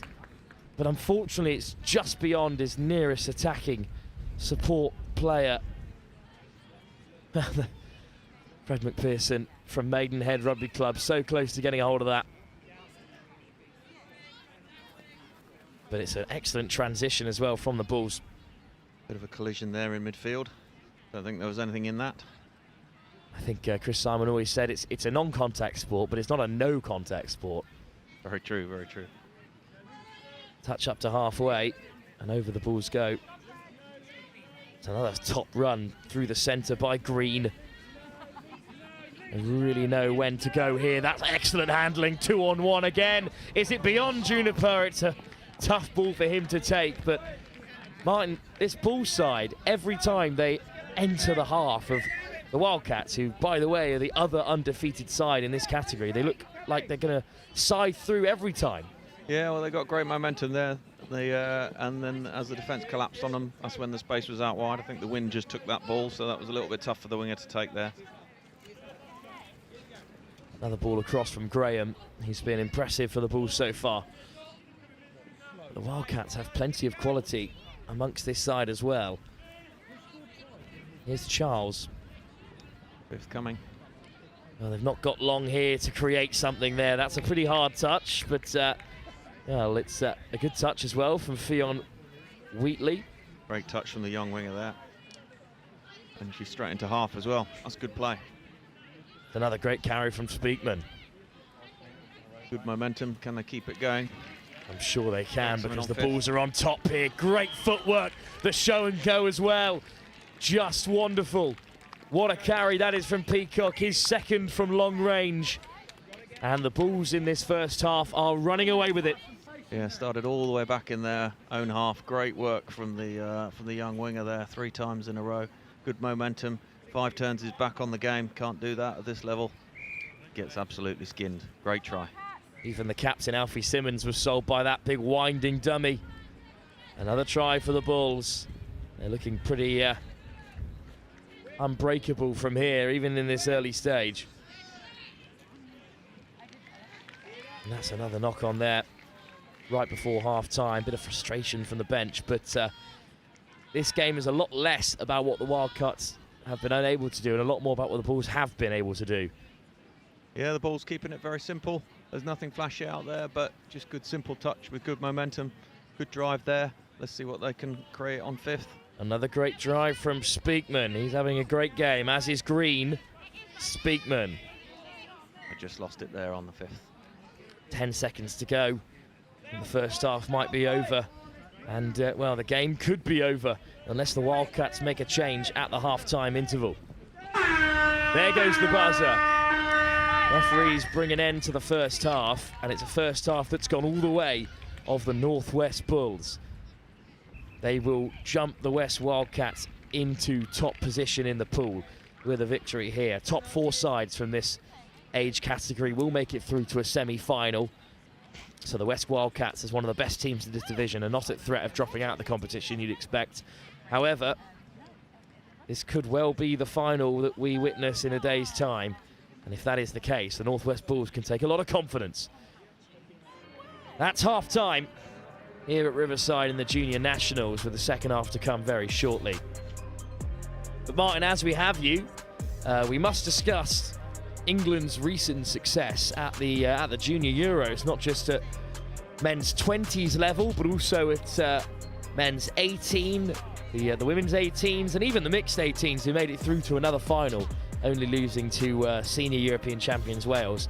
There is a lot to come in the years to come from England as a setup in touch rugby internationally. Yeah, there's some real good quality on show there. I watched quite a bit of it on the live stream from back home. I didn't get the chance to go to Vichy myself. But then you come here and you see some of those players that played out in Vichy, and just the difference is unbelievable. One Euros tournament, and they come here and they just look very at ease. They've got a lot of time on the ball. They know what's happening in front of them. They can predict it, and they just look really good. Especially watching some of those Tigers, boys 18s, boys 17s this morning. They look like they've got a lot of time on the ball, and that's a sign of a team who's playing really, really well. You know, we haven't really touched on it on the live stream so far, but, well, how are you feeling post-World Cup, of course? Yeah, well, what an amazing experience to have a home World Cup. Absolutely brilliant to have all those teams come over. And the overall England performance, fantastic really, with all those medals. Who would have thought it? What a wonderful position to be in. Men's Open, not quite so pleased with our outcome as 5th. Very hard category, and the boys played fantastically. I think we've come on an awful long way, and we were but 1 score off 3rd place, I think. So yeah, overall amazing experience. But for us, 5th is not enough, and we go again for the World Cup in 4 years' time, trip to New Zealand. We're already getting excited about it here at Next Gen 15 as well. A lot of touch rugby to come in between now and then. And a second half still to come here as the Northwest Bulls take on the West Wildcats. There's 15 minutes for the Wildcats to turn this around. Or will the Bulls go marching on as they have in every game so far here at the Junior Nationals in the Under-14s competition? 15 minutes still to play, coming live in just a few moments' time.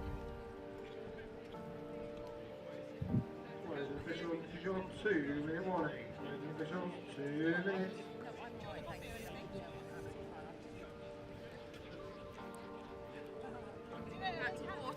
Okay. No.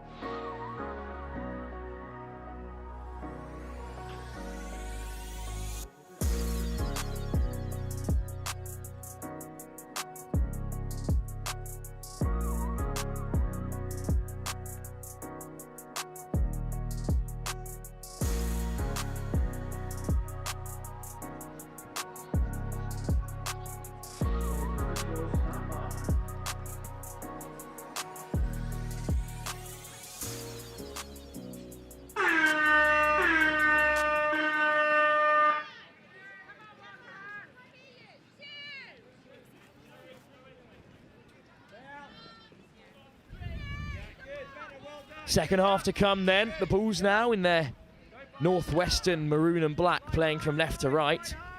Martin Wright still alongside me for this crucial under-14s tie. And, well, that's another excellent ball out to the left. And a pretty excellent try, Martin, to start the second half. Yeah, well, they worked it all the way to the right-hand side, used all the space, dragged the defence over, nearly scored in the right-hand corner. Just a simple transfer back to the left where there was loads of space for the winger to go in unopposed. Fantastic score. Fionn Whitley goes over, but I mean, the shape on the pass from Adam Peacock, considering he's an under-14 player, and considering the 2 long-range tries he's walked in already. How long until he's on the mixed open catalogue here at England? Well, I'd say normally you require a good 3 or 4 years playing at a decent level if you've got the skills, the handling skills. It takes 3 or 4 years to understand how to defend and how to play in contact. And but once he's got that, he'll be flying, absolutely flying. Won't be long until he's involved in the England youth setup, that's for certain. Penalty for the Wildcats, big moment for them to get a foothold in this second half. It's the Irish under-15 international Moseley Scoggins is in possession here. So they went very direct in the first half. Didn't quite manage to set that one up. Let's see if they can get up the line again this time. Moseley Scoggins takes the touch. He's got McGregor out the back there, but he goes himself. Just called offside by the referee, but not allowing a play-through call. Good direct attack at the line, and you see how the defences all collapse. There's lots of space now. Let's see if he can go direct again and then use the space. There's the pick up from McPherson. Moseley Scoggins has another crack at it. Turned away at the door by the Bulls. So he's gone nice and direct again. Compress the defence. Now let's see if they can play something else. Oh, no touch there is McPherson's call, so he drifts one out to the left-hand side. Excellent work, and he picks out Noah Waller, and the Wildcats are on the board in the second half. Yeah, all those guys defending in the middle there with the threat from the direct threat at the line, and just pick out the space on the wings. Good play. Well, great work from Moseley Scoggins to drag them in. The number 11 finished in 4th place in the under-15 mixed opens. Wales took the bronze after England took down France in the gold medal match. Well, that ball's just been juggled there in contact, but the Bulls just about keep a hold of it. Peacock lifts it into the path of Zach McMullen. Peacock, McMullen drops it short. Looking to go himself, Frankie Wheeler. Good cover from the link there. Good defence. Just seen one of the Wildcat supporters walk past with a Wildcat in hand. The stuffed toy, the mascot, if you will. Well, that's a lovely shape on the play from Peacock. He just drifts in behind, and that is one of the best hat-tricks you will ever see, regardless of the competition. Coast to coast for his first try. Dummies and footwork aplenty, and then a beautiful drifting run with the show and go to boot to see off Noah Waller. That is a fantastic hat-trick from Peacock. He is a star in the making, and he is running away with this under-14s tie all on his own. I did love that show and go. Lovely to see that skill on display at this age. McPherson on the drive for the Wildcats. In response, they've done really well to hit the 7 so early. And, well, the commentator's curse strikes again, as immediately they are turned over. Just off the mark there. On the carry comes Joe Speakman. Good momentum again from the northwest. Speakman, that's a good drive there. Once again picks out Green, just about denied by Hamish McGregor. Got a little too greedy there. Well, this is a difficult game to find yourself a part of as a Wildcat when you know you're 5 tries behind with about 10 minutes to go. Martin, when you're in these positions, how do you collectively bring the team up to the level it needs to be when you're trailing by such a margin? I think it's just little things. Well, little things like McGregor drifting away. Good. Finally brought back for the touch. So it's the little things.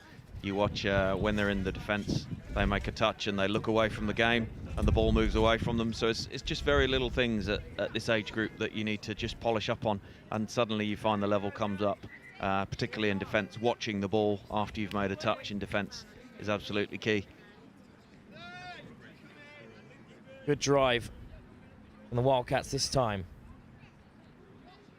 And they go all the way out to the right-hand side. They're a long way from the box. Here's Ollie McDade. Off the mark there. No, that is a shame. Fionn Wheatley will tap with Speckman there. Wheatley round the corner, few changes. Angus Chadwick amongst them. Wheatley still at the half. 9 minutes to go here. Top scorers in the competition, the Bulls. Looking to rack up a larger margin. That's some great footwork. And then the pass is given from Wheeler. Cutting against the grain. Looking for a hat-trick, Charlie Juniper. Kept out this time. Cover across there from the defence. McMullen. Good line from Peacock. Again, he goes alone. That's fantastic. I like that. It's 4 for Adam Peacock.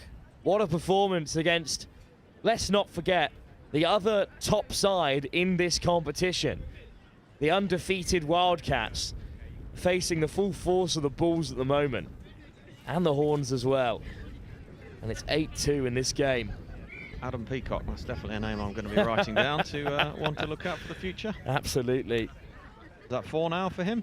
That's his 4th of the game. Such an impressive performance. Try number 30 for the Bulls in their 3 games. A quite ridiculous margin of scoring at this level. Number 30 in 3 games. Wow. Two 11-point scorers, and then an 8-2 at the moment. We're not even at the end of this game either. A pretty impressive run for the Bulls. This will, well, you'd imagine, secure their place at the top of the pool with about 4 games still remaining, because it's unlikely that anyone's going to turn them over at this rate. And then they'll be through to a final if they can just keep beating the teams they already have beaten. It's an interesting position to find yourself in, Martin, when you know you're at the very top of a pool, but you've still got to go and play these sides again. Well, it's all about sustaining it, ready for the big game tomorrow. It's all very well being excellent on day 1, morning 1, but tomorrow is where the points are won, and that's where the prizes are given out, so they've got to have to save their best game for the last. Well, the wind picks up again here, and it's at the backs of the Bulls. It's a real gale across the Riverside turf. Have they played the SW Saxons yet, though? That's the question.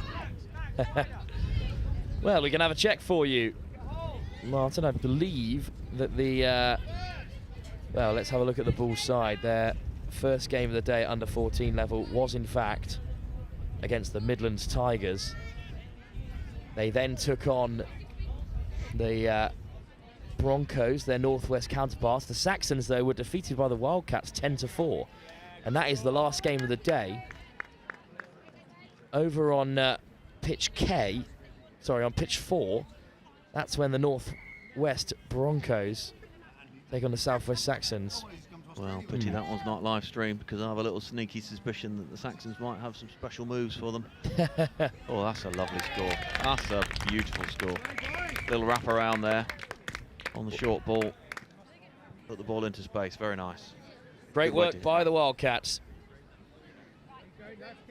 Again, Mosley Coggins involved. A lovely weighted pass to pick out Ollie McDade.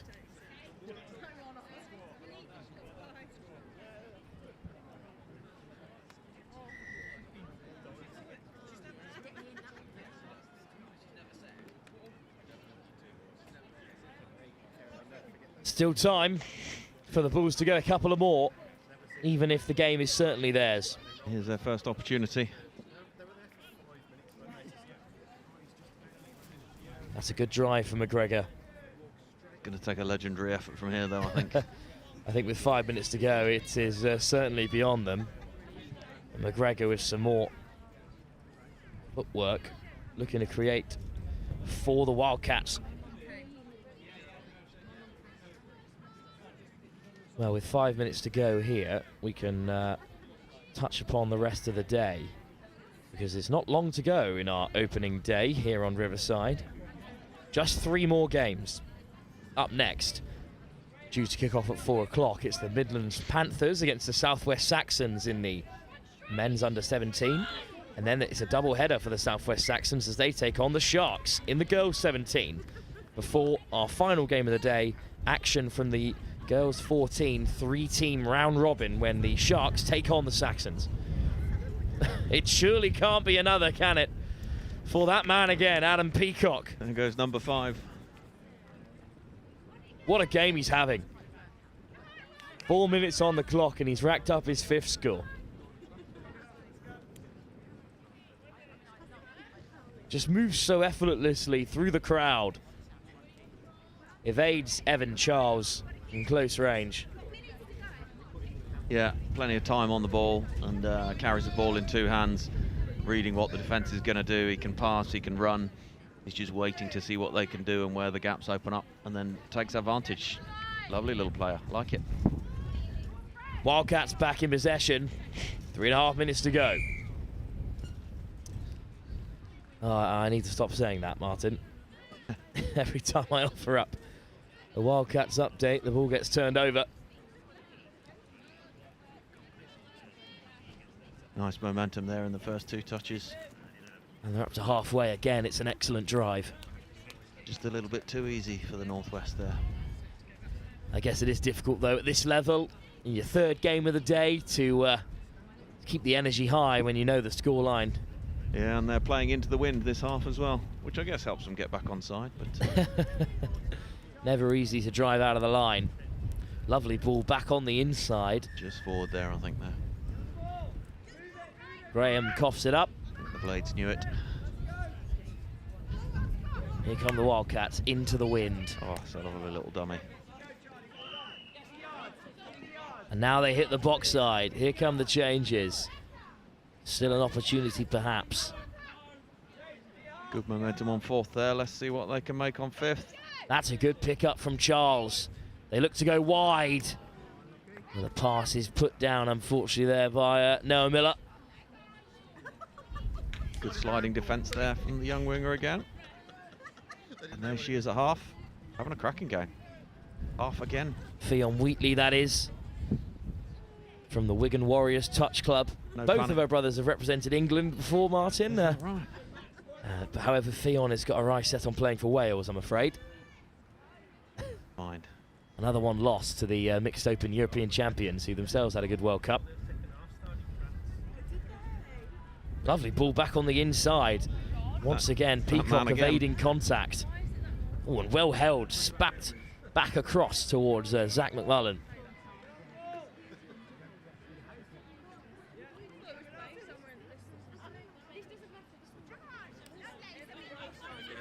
Carry towards the box by the Wildcats. Couple of changes as it's looped round the back into the path of Oliver Roberts. Got touches though, needs to straighten up, get that ball down. Roberts makes it to halfway. Oliver Roberts, whose sister's part of the girls under-17s squad, both from Maidenhead Rugby Club. And Martin, as we're in the closing stage of this game, we've spoken to Chris Simon today about getting into the local rugby clubs and sort of spreading the message of touch. How important do you think it is to move across away from just the classic, you know, the London Galaxies of the world, the big touch clubs, and start getting touch played at this level in local rugby clubs across the country? Yeah, well, local rugby clubs and schools. You know, we've had some fledgling schools competitions in the last year, and it's growing. As soon as we can get this sport into schools regularly, the better it will be. This is great to see at nationals level, but wouldn't it be great to see one of these tournaments every single weekend at this sort of age group level across the UK in the summer? That would really be a sign of good improvement. Well, I'd certainly be busy, so I have no qualms with that at all. For now, though, it's the Bulls who are busy carving through the defence. Almost away for a wonderful individual score, Ethan Sharp. Instead, it's game over here, as it has been for some time. The Northwest Bulls look unstoppable in the under-14s division. It's another win for them. They're third. The first game that they haven't cracked double figures, which I'm sure will come up in the team talk if the coaches are feeling particularly harsh. All in all, the top scorers in the division go marching on. The Wildcats' undefeated run comes to an end, but they've still got hopes of making through to the semi-final. Thank you so much for joining us for this one, Martin. It's been great to hear from you. Pleasure, and I will be back later on and maybe tomorrow morning as well. It'll be excellent to hear from you again. Martin Wright, the men's open coach for England, of course. Well, that is the conclusion of our action from the under-14 competition, for today at least. The final game of the day for them is at 5:20. That's our final game as well. That'll be the girls under-14 round robin, where the East Sharks take on the West Saxons. For now, though, at 4 o'clock in 4 minutes' time, we return to the boys under-17 pool, where the Midlands Panthers are on the live stream for the first time as they take on the Southwest Saxons. That's the next game, live here with Next Gen 15, here at the England Touch Association's Junior Nationals.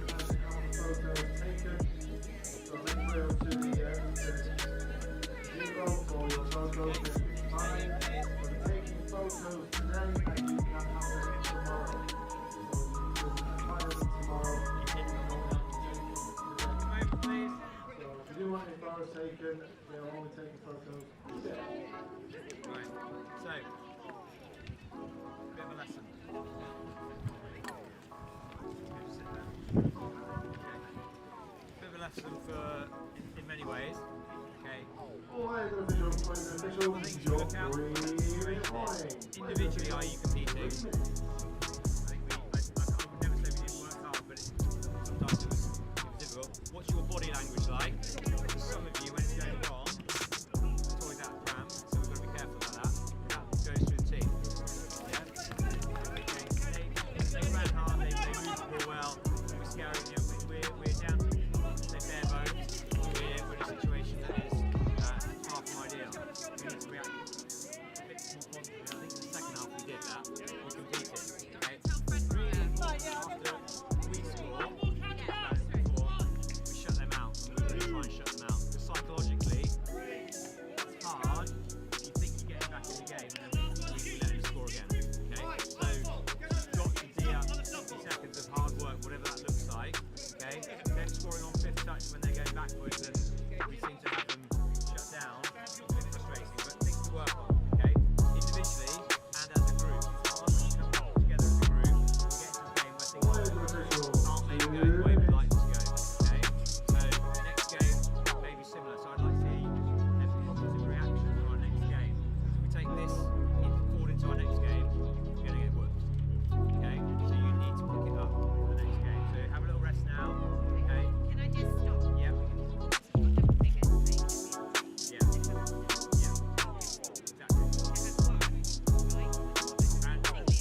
And I think that came from our second half. 9-3.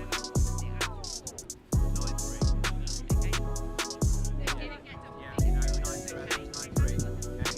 But you did what we asked at half time and you stepped up and we competed. So go and have some time together, okay? Go and have some time together. Nobody beat themselves up, okay?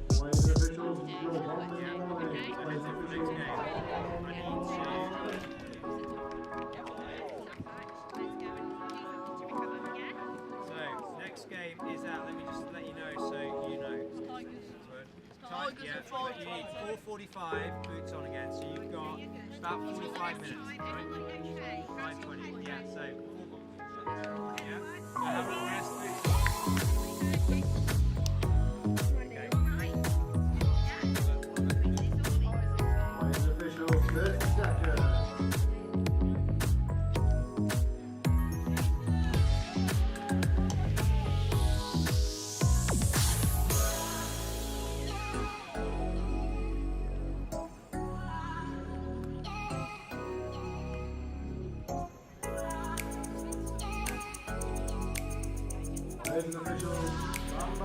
Three more games to play on day one here of the ETA Junior Nationals, live from Riverside.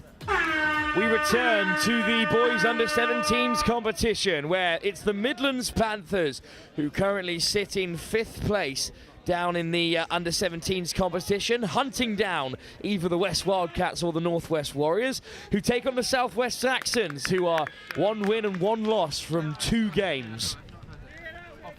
The Midlands Panthers, of course, not to be confused with the undefeated Midlands Tigers, who are 2 wins from 2 in their games. There's 7 teams, so each team receives a bye each round, hence why there's a slightly uneven number of games played. The Midlands Panthers from 3 games, still chasing their first win of the tournament up against a Saxon side that's got plenty of quality as they're over for the very first score. And it's Charles Ward who touches down. This his 2nd trip to the Nationals. Plays his rugby and his touch for Chippingham, and he was there in support of the onrushing Thomas Younger, a Bristol Jet in his regular days. And just a minute in, the Saxons take the lead.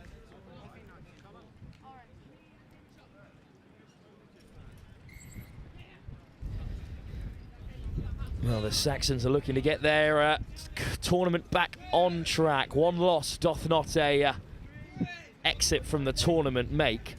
However, it's just very important in this tightly contested under-17 stage that you take every win you can. That's an acrobatic effort from close range. Turned away at the door by the Saxons, who will look to transition from right on the 7-metre line.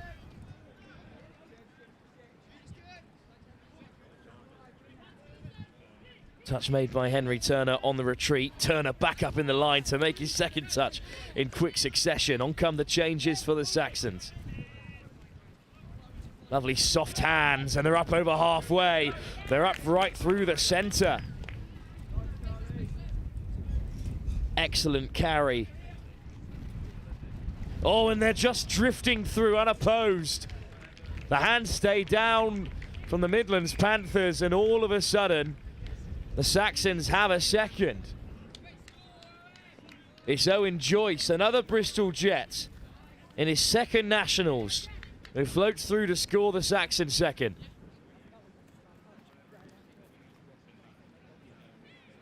Couple of excellent carries on the transition. Left the Panthers at 6s and 7s, and eventually a light blue shirt could stroll through. If things don't change soon, it could be quite a long day for the Midlands Panthers. This is their best chance of the game so far. An excellent dive towards the line, well timed. But unfortunately, Bill Badger is denied at the line. So we're back for a transition for the Southwest Saxons.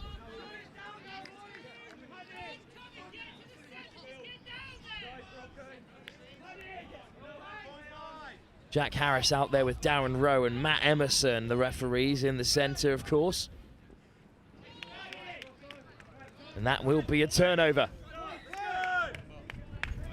And another 10 yards as well. So a good chance this for the Midlands Panthers to get into the game.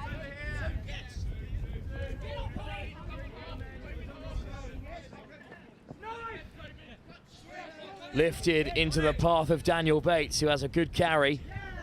Drifting through the line once again, Burkhill. Bates at the half, scooping in behind, but he's caught, and that'll be a turnover. Good touch from Patrick Taylor-Ross. Part of England's mixed 15 side and won gold in Vichy, of course. And heading towards the box.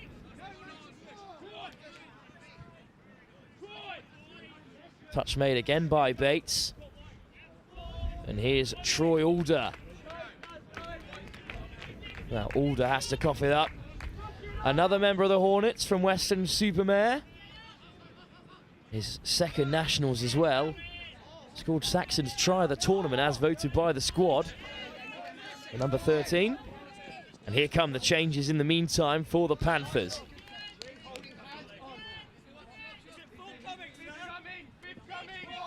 There's a good touch out of the line. They've got to create something here, the Panthers. Here's the final touch for them. Just about keep it in the hands, but out comes Alder to make the touch.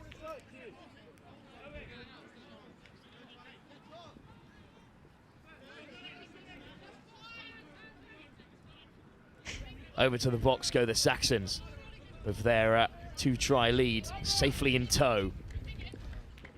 That's a nice introduction to the game. And suddenly the Panthers are back pedaling.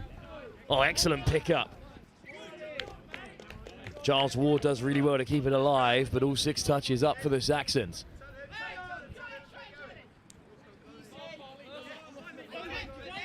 On come the changes for the Midlands Panthers.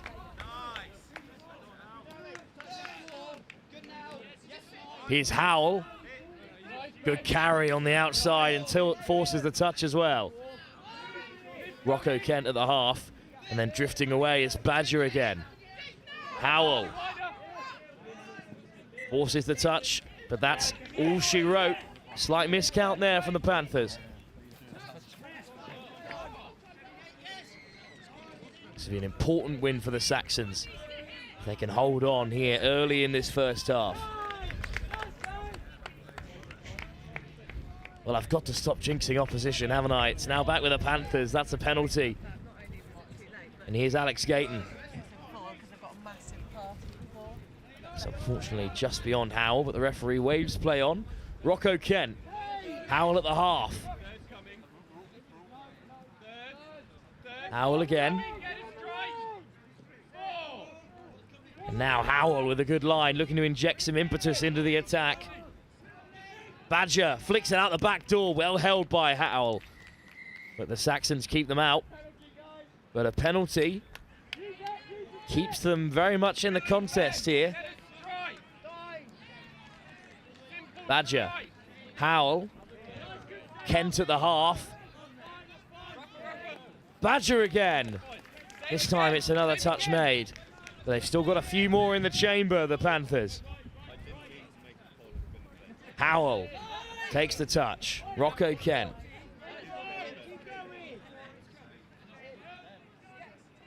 All the way wide they go. Looking to stretch the Saxons. Alex Gayton. Kent. Gayton. Howell for the Panthers. Flashes it across. So close to an intercept from William Finch on debut for the Saxons, but instead it's 6 more for the Panthers. Good line speed from the southwest side. Another good carry from Ben Howell in response. Badger just caught. Up goes the hand from Ollie Toogood. Played as an under-14 last year. Plays his touch for Winterstroke 100 School. That's a good line from Badger. Good deception on the pass, but Howell just wasn't alive to the threat. An awful lot to do in that most recent attacking foray, Ben Howell. Now they've got some defending to do. Here comes the transition. Great work by the Saxons to keep down that left-hand side, make some good yards. Ollie Graham is at the half. Graham with a scoop. Look at the acceleration. Graham's in behind. Plenty of options. Half a juggle, but William Finch touches down. Graham, part of Bournemouth touch. The captain this season at his 2nd junior nationals. Turned on the afterburners and cut through the Panthers line. And that's the Saxons' 3rd inside 10 minutes.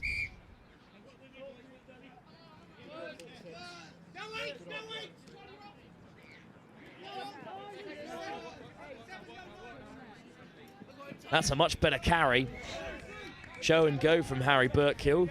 Doesn't sell his opposite link. Here's Bates. Good carry from Bailey Hill. Sliding in.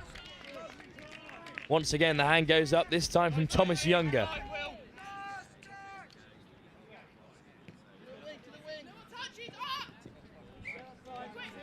Powerful touch there on Harley Duke. And that'll be the end of the most recent Panthers attack. First touch made by Burkill in response. It's a nice ball to the left-hand side, and that's opened up a bit of space for the Saxons. Oh, I'm not sure where that pass was headed, but it wasn't in the right direction. Turnover for the Panthers on halfway. Big opportunity for them with a few touches in tow. Excellent start. Burkill once again makes good yards. Burkill at the half. William Murphy. Bailey Hill. Turner. Bailey Hill again. There's the missed pass. What a pick out that is. Beautiful ball across the face of the defence. And the Panthers are on the board. How about this for a pass from Turner? Great ball from Turner. Nathan Williams, the scorer.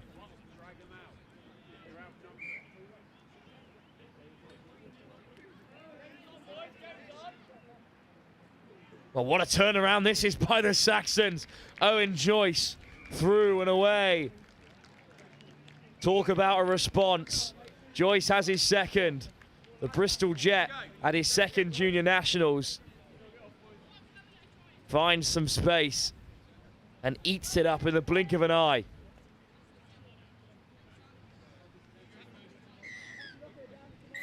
Well, they didn't close down the deficit for long, did the Panthers. But if the Saxons can score straight off kickoff, then so can they. And the outstretched Murphy just puts it down.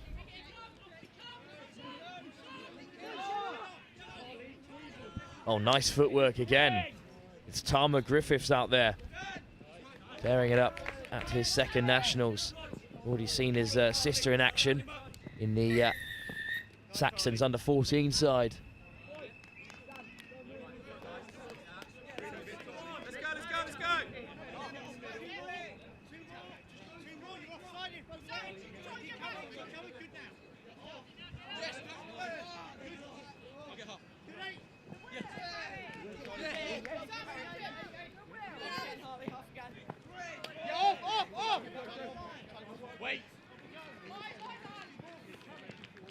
Well, another slight interjection because Paul Farrington, who runs the Junior Touch Cup, of course, never more relevant a time to have you on the stream. Thank you for joining us, Paul, and also a big part of the Midlands setup as well. Yes, thanks for having me along. Great to be part of my first year coaching boys under 12s, 14s at the Nationals. But yeah, Junior Touch Cup was great this year, first year. 20 teams, which we're really happy about, and I hope to grow it again next year. And a good day so far for the West Wildcats. Yeah, good start for our boys at both age groups. Bit of a rough game last time out. Squad's got a bit thin on the ground, a couple of injuries, so we're hanging on in there. Well, this game won't stop springing to life at every opportunity. That time it's Too Good who almost went over. It was Henry Turner who added a try to his excellent assist to cut the deficit down to 2 tries. But just as quickly as they did the first time of asking, the Saxons looking to respond, but that ball over the top from Patrick Taylor-Ross doesn't find its target. Yeah, just forcing a little bit there, but here come the Tigers off their line. Well, it's a really, as I've said, ruthless setup at the under-17s level of this competition. Only the top 2 teams will go through to a final. And you've got a couple of undefeated teams after 3 games. It's a big ask to break into that sort of monopoly. Yeah, and towards the end of day 1, teams, fatigue setting in, a few injuries, a bit of strapping I can see out there. So I'm sure some of the boys will be toughing it out for the next round.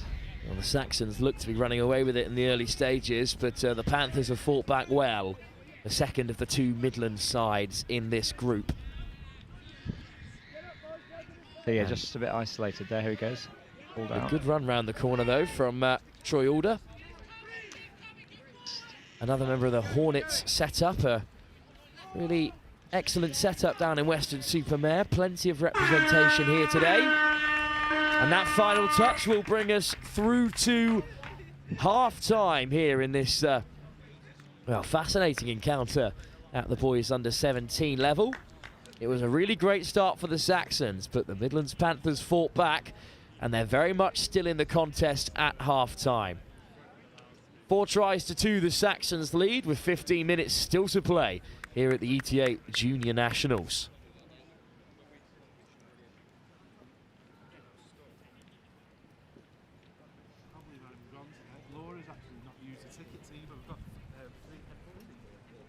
So once again, just a reminder that taking that photo, they're only going to be here today taking photos, and then they'll be back tomorrow, but only dispensing them. So there'll be no photos tomorrow. So if you do want some photos, you will require to get them today.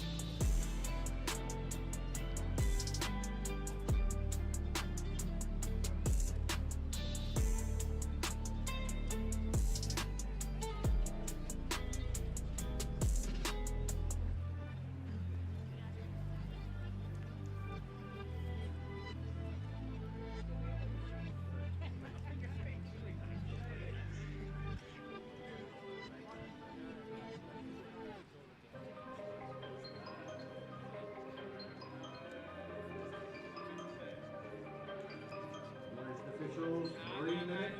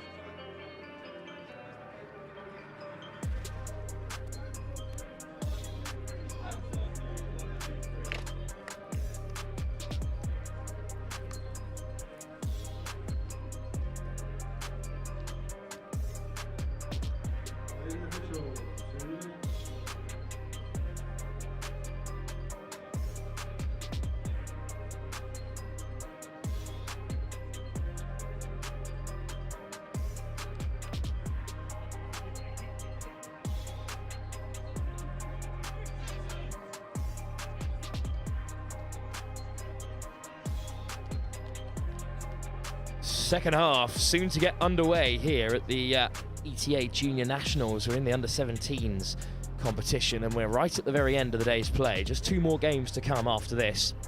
Action from the under-17s and under-14s girls competition to close out this afternoon's coverage. The Southwest Saxons desperate to keep their hopes of a top 2 finish and a place in the final alive with a victory here against the Midlands Panthers, chasing their first win of the competition. Paul Farrington alongside me for this one, the creator of the Junior Cup and also coaching the West Wildcats at under-12 and under-14 today. Thank you for joining us, Paul. Thanks for having me along. No, it's been really enjoyable. My first nationals, as I said previously. Great to see the growth of the junior game, which is something that I'm really focusing on now for the next foreseeable few years. Get the next generation of young players, even below this level, coming through. Absolutely, it's such an applicable sport to that generation as well. So accessible a sport, and that's what really sets it apart. It's what we touched on a lot during the World Cup coverage, of course, that we're still live with us here at Next Gen 15.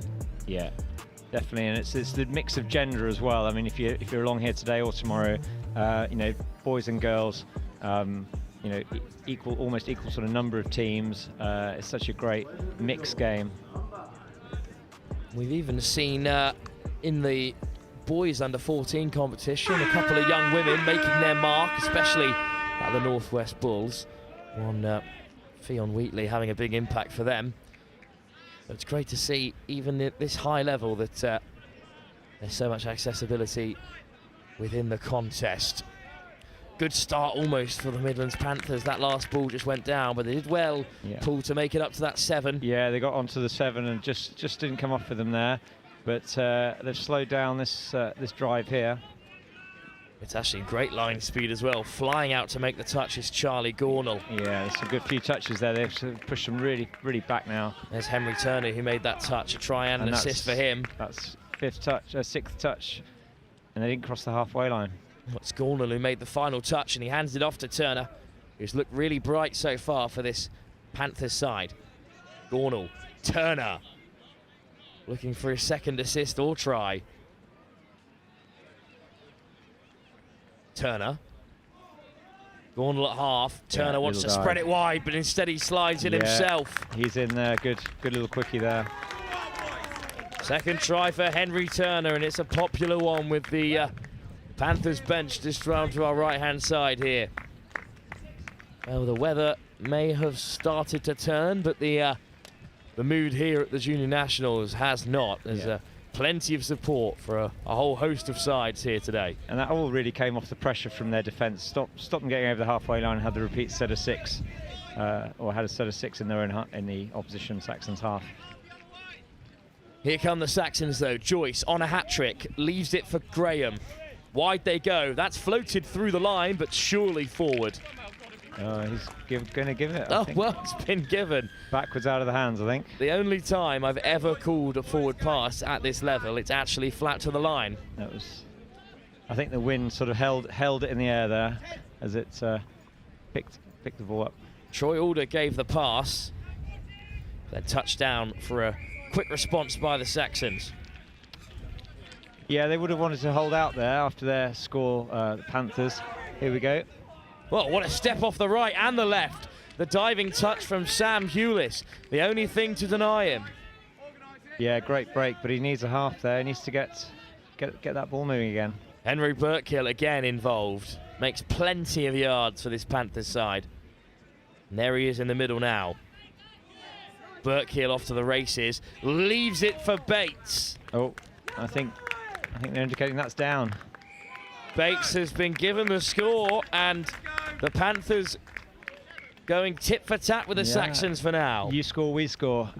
Panthers really want to hold this out for 60 seconds. That kind of concept of, you know, psychologically, can we hold this out? Well, let's see if the Saxons can respond again. Now their lead cut to just 1 try. Oh, yeah. Well, and that's a turnover. Loss of control really on the roll ball there. Well, difficult for the Saxons to stomach. They were so on top in that first half, but they didn't make their dominance count. They might pay for it here. Yeah, Panthers looking to get off and get some fresh legs on now. Here's Sharp. Leaves it in behind for Harley Duke. 6 touches them. Over-aggressive touch at this level, not always given. Sometimes you look for that player's reaction, where you look for what the position of the attacker is, position of the defender. Do they balk in the touch? Are they milking it? Here are the Panthers then in a promising position. Howell forces the touch. Badger! Oh, and it's been given. Yes, just burrowed his way in there, Badger. Bill Badger, the scorer. Well, the bench on the short side went up in jubilation. They just had to double check there that it was given. Well, I think that means it's now level. 5 apiece between the Saxons and the Panthers. Bill Badger gets his try that he was denied so early on.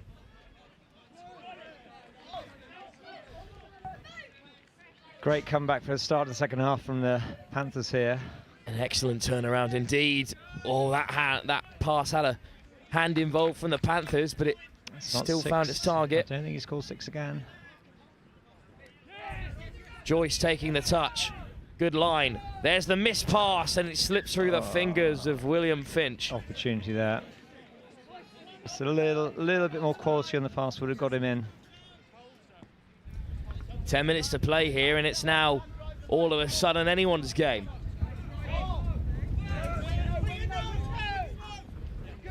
Good transition, good pace to get the Saxons backpedaling. Burkill again.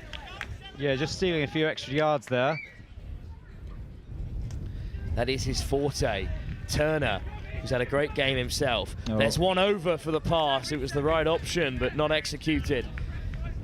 Yeah, they'll be happy how they came off their line there, Panthers, and then just see if they can shut the Saxons down a bit here. Oh, well, the delayed pass towards Ollie Graham. Just miscontrolled. It was a touched in flight, 6 again. I think they've pretty lucky to get away with one there after putting it down the Saxons. And again. Well, they're marching their way up the field with these penalties. Yeah, just slowing the momentum down, but got to defend another 6 here.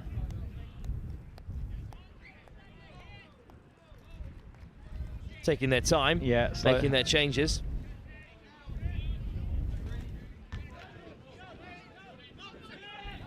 Here's Hewless, up to halfway. Another good pickup from Ward. Hewless on the outside. Great cover to get across from young Harley Duke. Yeah, touch and pass there called. Just about pulled that out of the bag. Duke with an important intervention, and there he is at half. On come the changes for the Panthers, Howell amongst them. Steals a lot of yards, number 46 of Howell.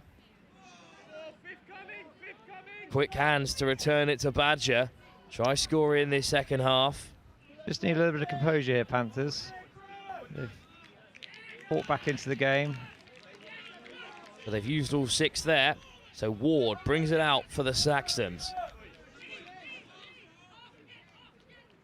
They go down the short side again. Ball to Just ground. rushing both sides here, just rushing things a touch. Yeah, I think the Panthers will be slightly happier. Saxons come out with some errors at the moment. So a chance to strike for the Midlands Panthers. Duke lifts it to Badger. Duke again. Nice footwork from Bailey Hill. Bates. Tobin Bailey Hill has it again. Looks inside and out on the turn. Good take from Harley Duke.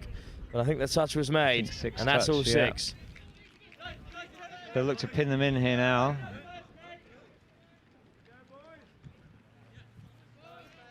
First touch just outside the over 7. The mark, he's called it. What a place to cough up possession. Yeah. Coaches will be frustrated with that one coming off their line. Well, the Midlands Panthers are chasing their first win in 3. The Saxons trying to keep their hopes of a top 2 place alive. And they're closer than ever before here. 5 apiece. Bailey Hill over the top. I think the call is forward pass. Good touch. He's called a touch, I think, on that one. Good scramble from the winger. Excellent take on that wide channel. Down went Max Buckingham. Have we got a But dive? here's the attack here, diving in through the centre. Another touch made. They'll have one more crack at the whip here. Daniel Bates with just one round in the chamber. Tobin Bailey Hill skips out his man. Burkill looks to take them inside and out, but it's been picked off by the Saxons, and they waste no time in turning the tide. Just need to have a little bit of composure coming off their line now. That's it, got to halfway. Good touch from Burkill in response. But another good carry, this time from Hamish Henderson. Here are the changes. Freeman amongst them. So nice line from Too Good, and suddenly the Saxons could be away. Big touch on William Finch. Scrambled hard there, the winger. I think it's Duke again involved. He was facing inwards and had to turn and chase. Bit of a mix-up there. Henderson into touch. Plays for Nailsea back home. His second nationals, number 2. Lovely footwork. Weaving his way through Taylor Ross. Oh, he's just called him, I think. Well, the European champion at mixed 15s denied this time with 5 minutes to go. Yeah, stood him up, nearly found the gap, but not quite. So here come the Panthers now. Good yards, here we go. The breakaway from who else but Burkill. Will he be caught? Burkill with a man on his back, strolls in. Well, that's a huge pressure release for Panthers and gives them a bit of daylight, I think. What a turnaround. Burkill with the step off the right, just to get on the inside of Too Good. And despite the best efforts of the Saxons tracking back, Burkill has the try. Sometimes in that situation, the defence think that the Panthers might just have worked their way to the box, but he saw a gap and he went for it. No missed opportunities there. Now here's Joyce, still on a hat-trick. Joyce could have just dropped one into the channel, but instead took the touch. Couldn't quite get it out and get his arms free. Joyce hunting for an equaliser for the Saxons, floats one wide. Cutting off the wing, running out of options here. Joyce out the back door to pick off Graham. Lifted over the top. Oh, it just falls kindly. Lovely footwork. Lifted over for Joyce, looks to tap it on. What a sixth touch that was, even if it didn't result in anything. Yeah, I think it came off the head of the winger and bobbled around and did all sorts there. But just not quite the execution at the end there. Here come the Panthers. Oh, and that's a difficult penalty to give away. That's a coach killer again. Jack Harris straight for the whistle. Joyce, Too Good. Or Graham even is in the centre out there. Joyce, Graham again. Oh, soft hands. Looking for the glory pass, but Alder's ball can't find its target. Just needed to lift it a little bit. I think they were in all sorts of trouble there, the Panthers. 3 minutes to go, and the Panthers are one try ahead. They've been behind for the majority of this game. Never have they led until just a few moments ago when Burkill went coast to coast to cut down the Saxons. Just looking to get those fresh legs on. They've a couple of big defensive sets there from the Panthers. Great carry from Howell. Badger skips away from two and eats up the final touch, but they're a long way from home, the Saxons. Graham forced to take the touch. Yeah, just Panthers pressure there. There's an error there. Important touch from Bill Badger, and they forced a turnover. Just a little bit stuttery in their attack, and they're off. They're all in 6s and 7s now. And unfortunately, the Panthers can't capitalise. Yeah, just a mix-up coming off the line. You had players subbing off. You had players suddenly subbing on. At the moment, though, it's Bill Badger with possession. I think the Panthers will be happy with this situation. Howell at the half. Ben Howell taking touch. Sliding in, Badger again. Touch made. Clear comms there from Jack Harris, the referee. Badger will roll it back to Howell and get it on the return. Already a try scorer in this second half. Floated over the top, picked off by the Saxons. High risk, never really on, but... and they'll lose another 10 yards as well. Yeah, disappointing end to that set for the Panthers. A minute and a half for the Saxons to get back into the game. They trail by the one try, lacking the intent they perhaps need at the moment. Hewless off the field. Here's Henderson. And that's a much better line, picked off by Taylor Ross. That was good pace. Freeman. Here we go. Caught by Kent. Good pick up from Taylor Ross again. Caught at the 7. Yeah, the link had just held his position, held back, and then stepped in to make the touch, half court. Just a minute to go, and the Panthers are on the verge of their first victory of the competition. And there's an error. But what a place to cough up possession. Patrick Taylor Ross through the line. Henderson almost away. 40 seconds on the clock. Here's Freeman. The Saxons need to get moving soon. Freeman wants it on the return. Skips out a man. It's all the way back to Taylor Ross. Taylor Ross, powerful shot comes in from Howell. Just recessing the attack here. Here comes a short. 20 seconds. Taylor Ross could be over. There's the equaliser for the Saxons. 6-all in the closing stages. Yeah, took him on the outside. They're a little quickie off the ground. Great score. And right on the buzzer, the European champion, Patrick Taylor Ross, gold medal winner in Vichy with the mixed 15s, grabs the equaliser and saves the Southwest Saxons at the closing stage. It still might not be enough to get them back in the contest for that top 2 spot that will see them through to the grand final. But what a game of touch we've had, Paul. Yes, great game, great entertainment, and a real advert for the game there. And yeah, Junior Touch Cup next year, 5th of July. The date is now set at Old Leamingtonians Rugby Club in Warwickshire, so I hope to see you there. Well, get that one locked in if you're watching at home. Any club and school side can get in contact with Paul Farrington. How can they reach you, Paul?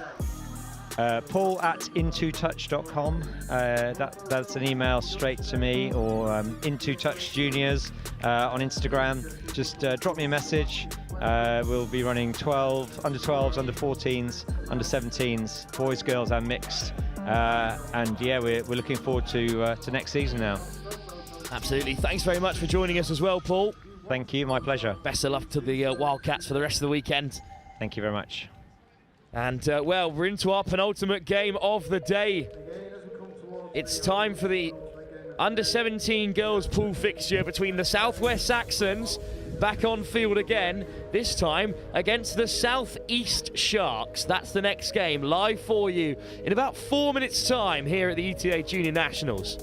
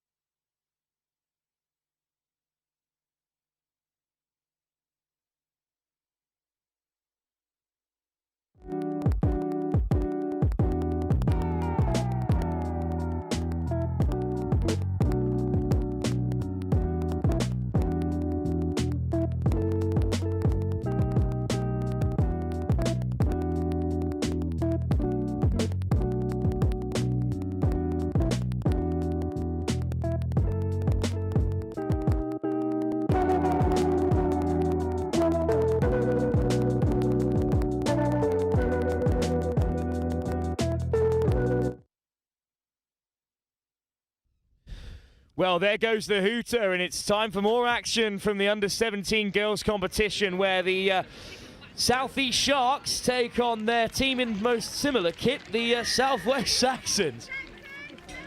And what a start it is as well. And I can confirm that it is the South East Sharks that have scored early doors.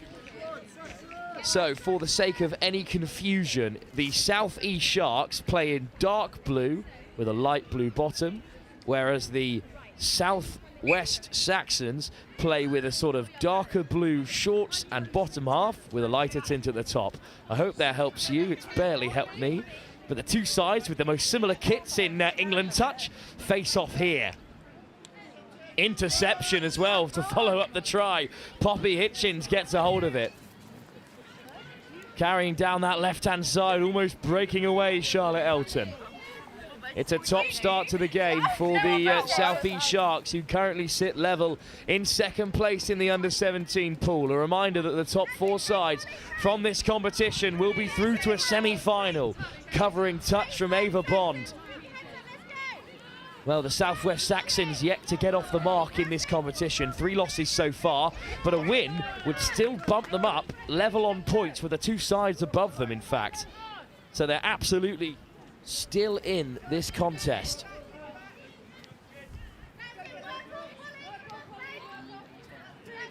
The South East Sharks know that a win here would probably secure them a place on 12 points in that semi-final. A victory for the Saxons would make them level on points with the Taipans and Northwest Touch, and could even bump them into 4th place, depending on try difference elsewhere, which would be enough to sneak into the semi-final. So a game of real importance here. So it's a really early lead by the South East Sharks. And that's the difference between the two sides at the moment. Turnover though for the Saxons. Here's Poppy Clothier. A second year in the Nationals, plays touch at Millfield. Deep in the Southwest, that's proper Southwest. Lovely hands, and they're on the outside channel.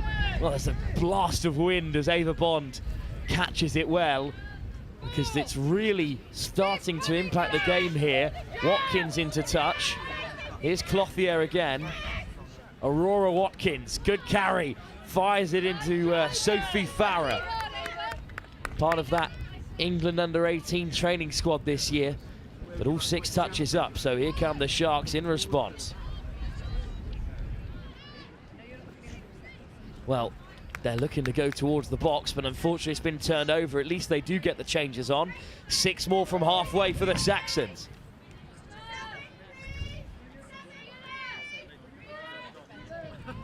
Aurora Watkins hands it off to Clothier. Harvey gets it away to Bond. Bond up to the 10, touch made by Lily Duggard. But on come the changes. Farah caught. Watkins back to play half.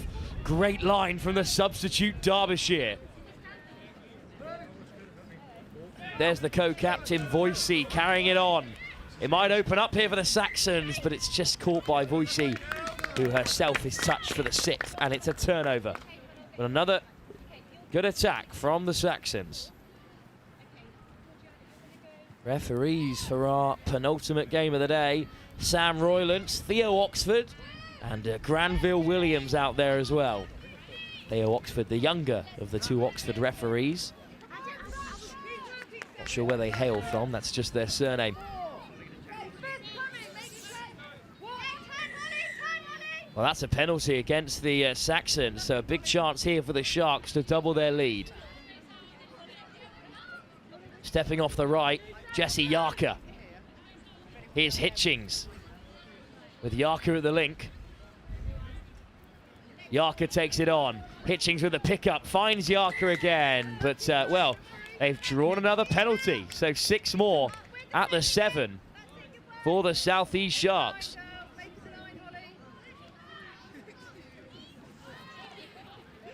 Yarker.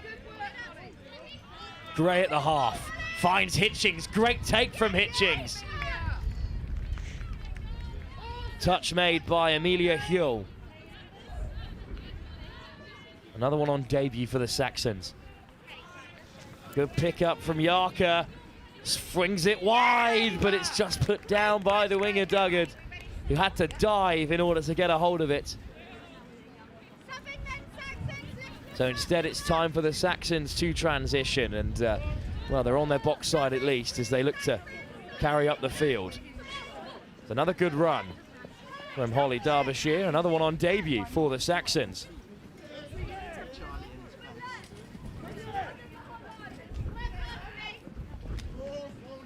Good acceleration to get onto the outside.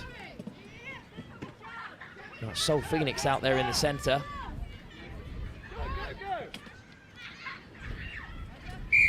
Well, that's a turnover.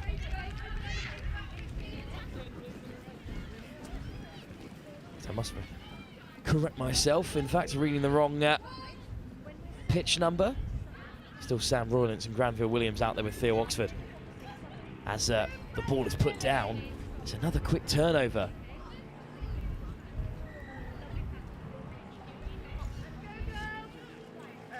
As even though the allocations may change throughout tomorrow, the referees have done an excellent job here, as Chris Simon was saying, to have a full complement of referees to cover each pitch. It's pretty impressive, with no help needed from any of the sides entered today. That's an excellent line through the centre by the Saxons, and they're off to the races here. What a run by Poulton, who unfortunately puts it down just short, but a great run from Poulton. Another Hornet in the Southwest setup, Western-super-Mare. It's her debut, however, for the Saxons.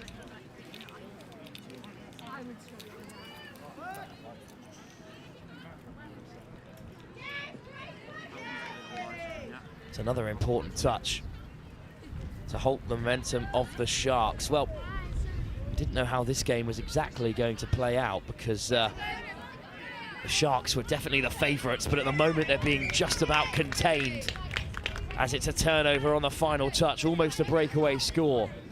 There's a great run by Matilda Tinker, but instead it's a transition now for the Saxons as this wind continues to howl. Not sure how it's coming across on your screens at home, but it's really playing an impact here, and it's the Saxons who have got to run into this wind.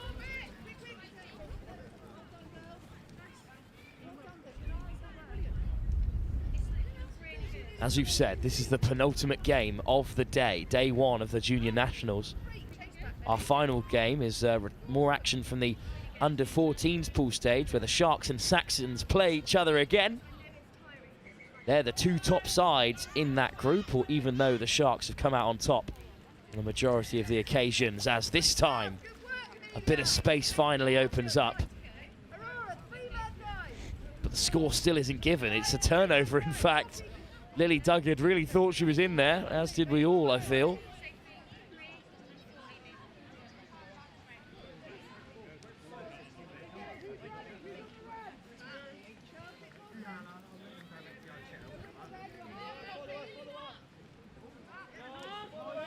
Another good carry in transition from the Saxons, but they're still unable to crack the scoreboard. That's an excellent line by the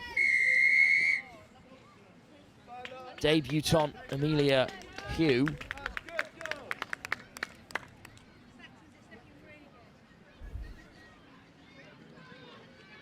Unfortunately, nothing comes as it. Instead, Alex Zahad and the Sharks can play away. There's the ball on from Tinker, and a good carry by Yarka. With the changes on board, they should have a chance at the line here. Another good carry, this time from Henderson, skipping away from two. Duggard there at the half. He feeds Hitchings. Here's Abassayan, winding through the defence again. Hitchings, Gray, great pace up to the 7. One strike at the line then. There's numbers to the left if they can find them. Nice ball and a simple finish in the end for Anya Adamowska. And Adamowska has the Sharks' second score. They've been denied a couple from close range, But this time there was just too many there over on the left-hand side for Millie Poulton to cover on her own. Good ball from Hitchings. Adamowska has her first of the game, and the Sharks double their lead.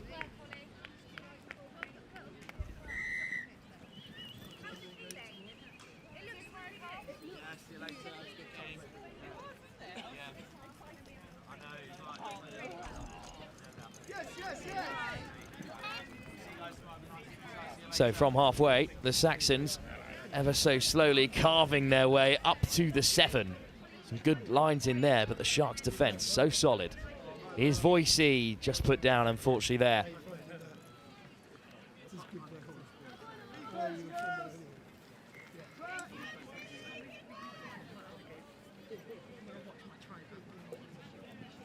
Well, a carry up to halfway then, in transition from the Sharks.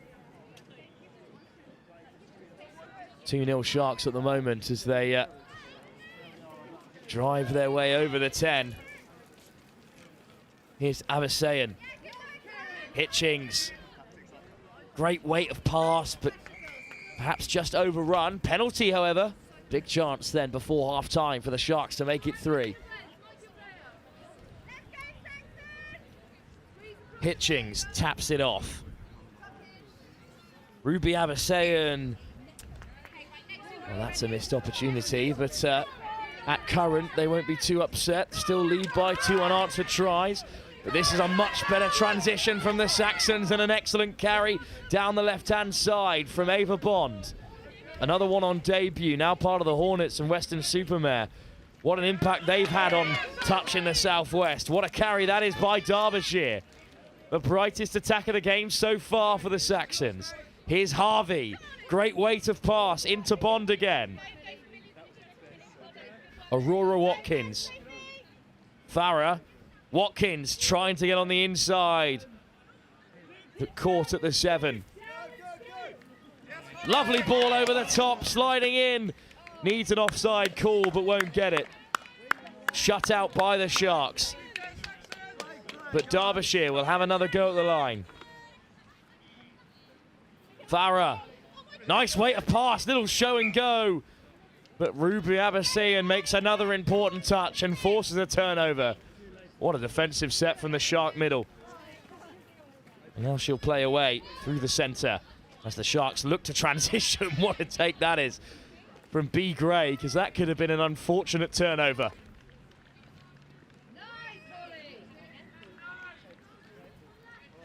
Sharks up over halfway. Maybe one more strike at the line with 2 minutes to go in the first half. Into the forward pass, but Alex Zahad can drive forward. And now it's the hard touch penalty, so this is a big opportunity then, I think, for the Sharks. Alex Ahad. Lifted into the path of Ruby Irwin. Ahad, great winding run, what a ball as well. So close, just beyond Duggard, who was outstretched. Alex Ahad made a big impact since coming on. Almost set up the Sharks' third try. Instead, the Saxons will look to transition. Once again, they're on the box side. But that's 2 touches, and they need to make their way up the field. Amy Tucker looks a bit lonely out there. Great defense from the Sharks. Looking a little bit lateral at the moment. Voicey straightens up, the co-captain.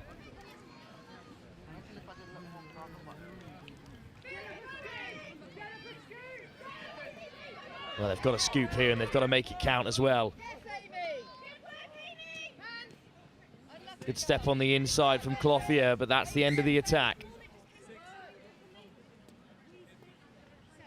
Just 30 seconds to go in this first half. The Sharks still lead by 2 tries. It's an important result for them because it keeps them very much in the running for a semi-final place. With only a few more pool games to go. Another excellent recovery, this time from Tinker. Here's Hitchings. Now they're at the half, Hitchings. With Yarka to her right, the ball goes down. And I think it's just going to go back for the touch. So we'll perhaps have one more strike at the line from the Sharks.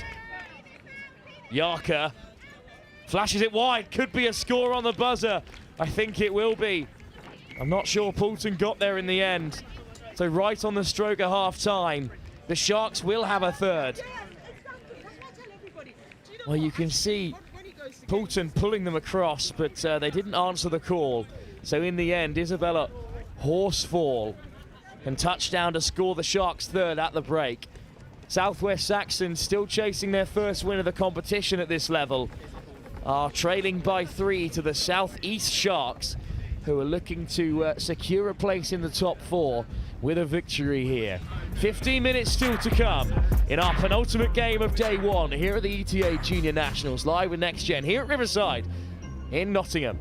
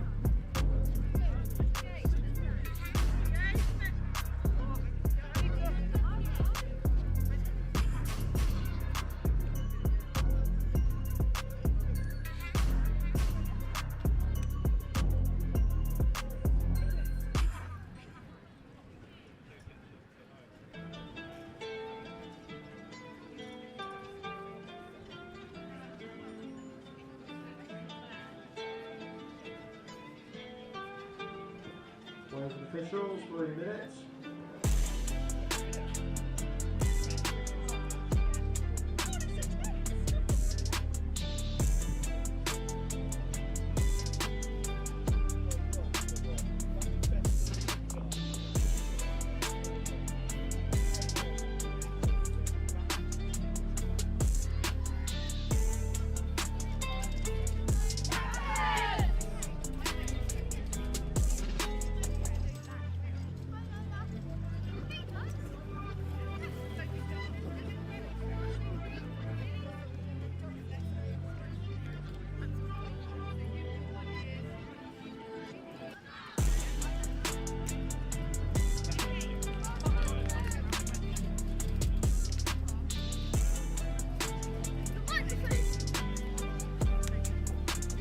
Where's the officials? 2 minutes.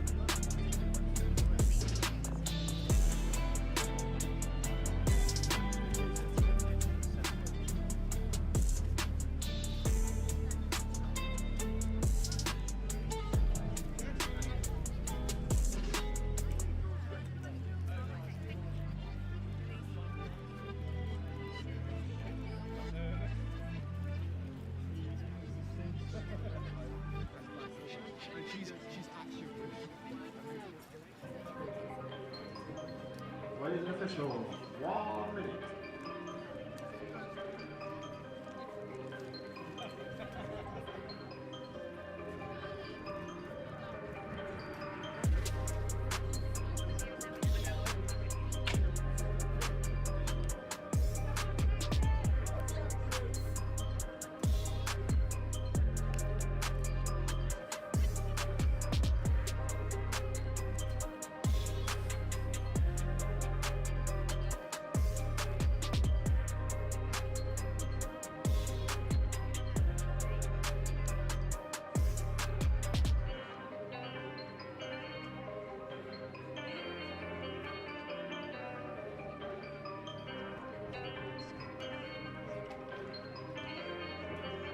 Officials, stand by.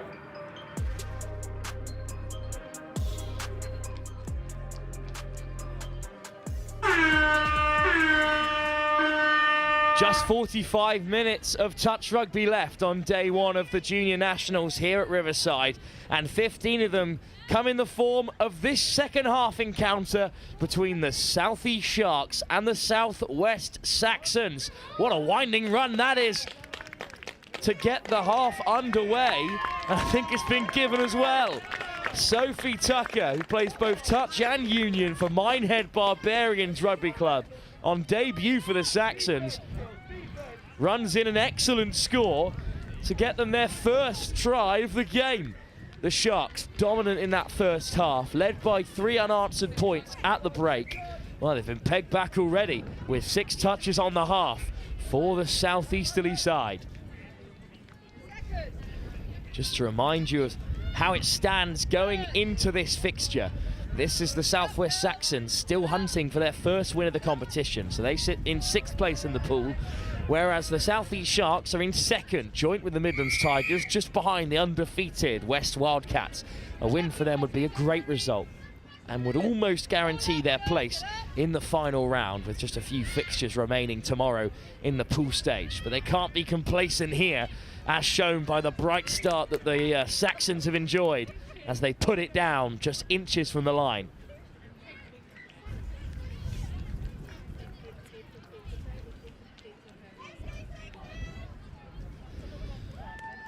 Well, the Saxons are a long way from home, way out on that left-hand side, but they choose to go to the short side, and, well, they've done amazingly well to keep a hold of it there. I was certain that that was going to find the Riverside turf, that pass, and be a turnover. Instead, they lack a bit of momentum on the transition. Oh, and in fact, it has been turned over, and that is unfortunate.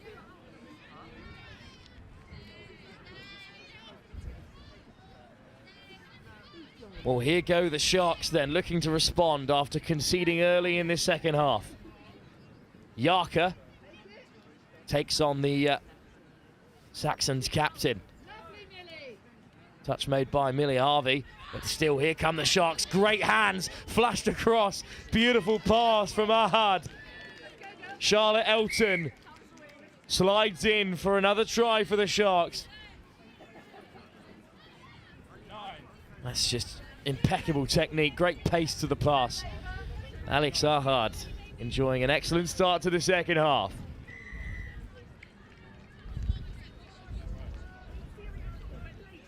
Six touches at the half then for the Saxons to enjoy.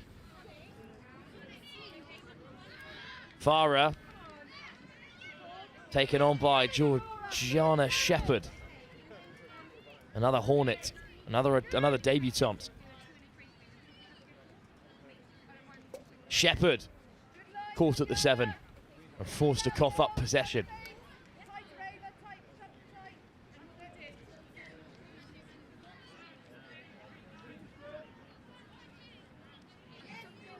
Good transition from the Sharks, looking dangerous as they scoot away from another defender. Oh, but it has been a turnover, an important one for the Saxons as well.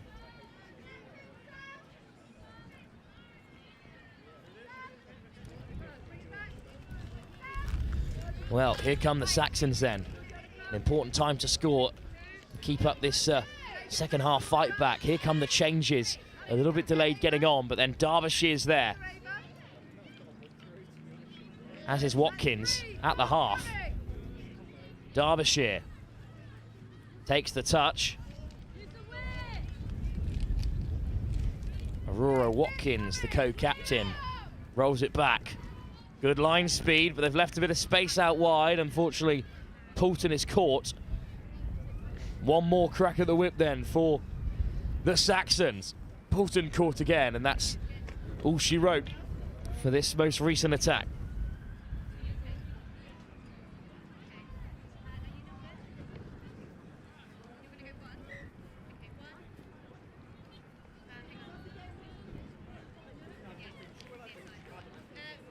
Well, it's another mix-up that might give the possession back to the Saxons. They're enjoying a lot of field possession at this stage of the game. But what use is field possession if you can't cross that white line? That's an excellent driving run. Exactly what they needed. Holly Derbyshire again. Involving herself in the attack. Harvey finds the pass. Well, it's just a miscommunication there because Poulton was coming on the short line. And that's unfortunate.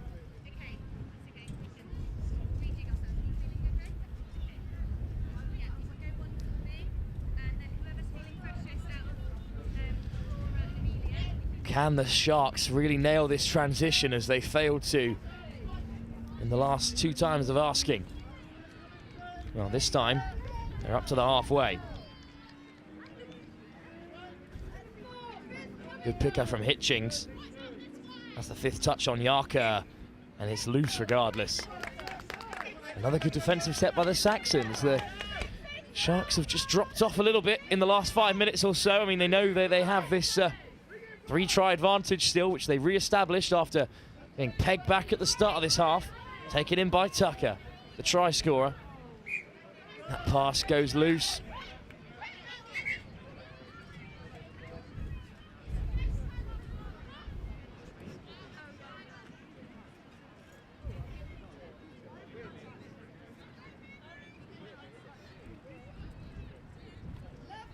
Touch made just inside the 10. This is a better attack from the Sharks, and then on to add some real impetus is Abbasian.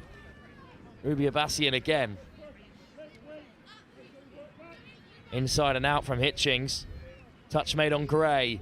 Round the corner they go. Ahad, wonderful footwork. Ahad's over for the Sharks.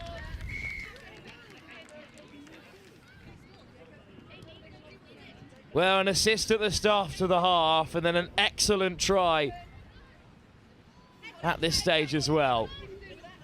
A little show and go, a flick of the head, a step off the left, and Alex Ahad adds the Sharks' 5th try.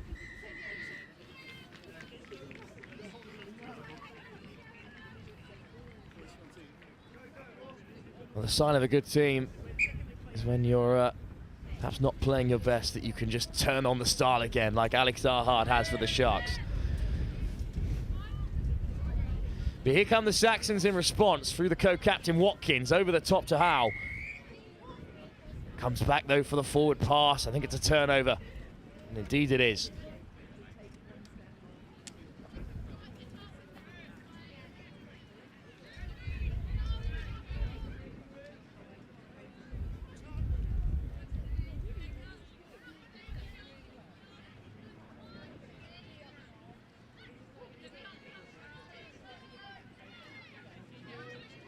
Well, a better transition from the Sharks. Passing through the contact, excellent ball to find the winger Charlotte Elton. A try already for her in this second half. Poppy Hitchings. A great pickup from Alex Ahad again, who's storming away into the try area and has found another pass, this time for Horsfall. What a second half Alex Ahad is having. Made an impact in that first half when she came on, a noticeable impact. But 2 assists and a try already. 1 off the right and then off the left as well. Alex Ahad is a serious player. And if the Sharks are going to do anything in this Junior Nationals competition, it's going to be because of her impact. An important second half performance from Ahad, and then almost the interception from Abbasian.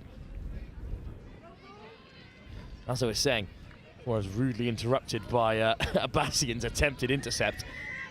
If Alex Ahad hadn't come out and performed like this, then the Saxons may well have got themselves back into the game, as they performed excellently well in this second half.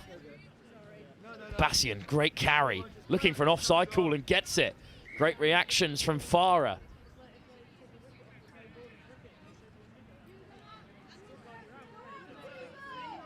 That's a hint of a forward pass. But Abbasian instead takes it on and hands it off to Hitchings. Up to the 7. Good pick up from Yarker. Hitchings again. They'll take it down the short side. Touch made by Poulton. Good defence from the Saxons. Abbasian. Gray. Oh, and then round the corner from Elton, but the touch is made. Turnover for the Saxons. They win the penalty. Well, the wind is howling still, but it's at the backs of the Saxons, so can they use it to their advantage? Strong first carry. And then heading towards the box. Plenty of instructions coming from the edge of the field. Oh, and it's just been put down, but I think it was a touch first. Sophie Farah finds a good pass into the path of Watkins, the co-captain.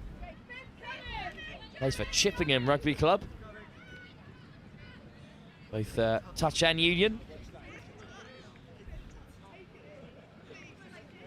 Carried on by Harvey.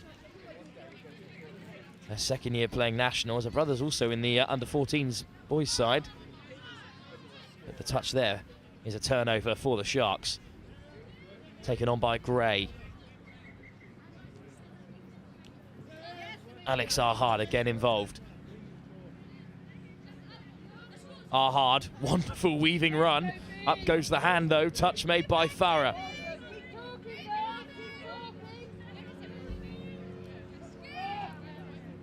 Hitchings. Arhard again. There's the missed pass. Searching for the corner, but unfortunately there, Henderson's just eating up all the space for the winger. So they'll have to reset. In fact, it's going to be a Saxon turnover.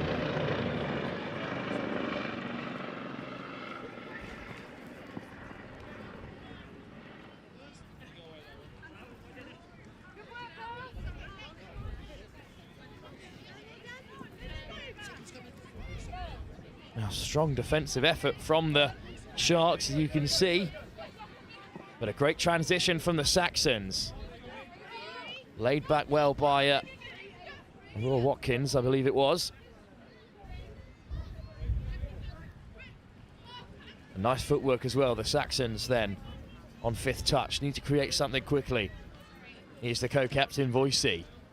That's it, a miscalculation unfortunately there, so turnover it is.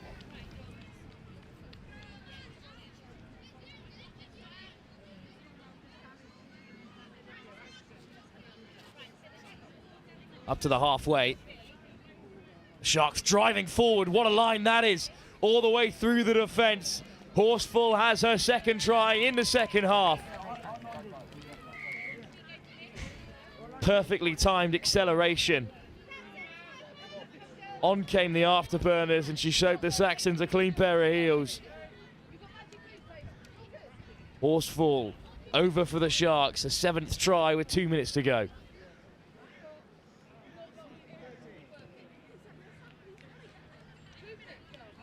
Under 2 minutes to go now. Saxons tap at the half.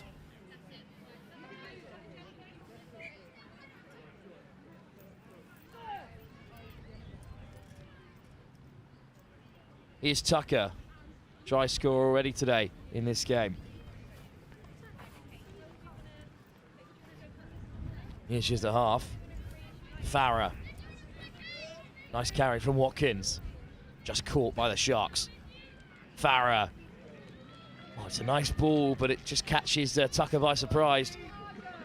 One more chance then for the Sharks to rack up another score as they look to head towards the box. Up to halfway. Alex Arhard. Nice footwork to get away from Watkins. Beats defenders comfortably every time in possession, but that's a loose pass. Under a minute to go here.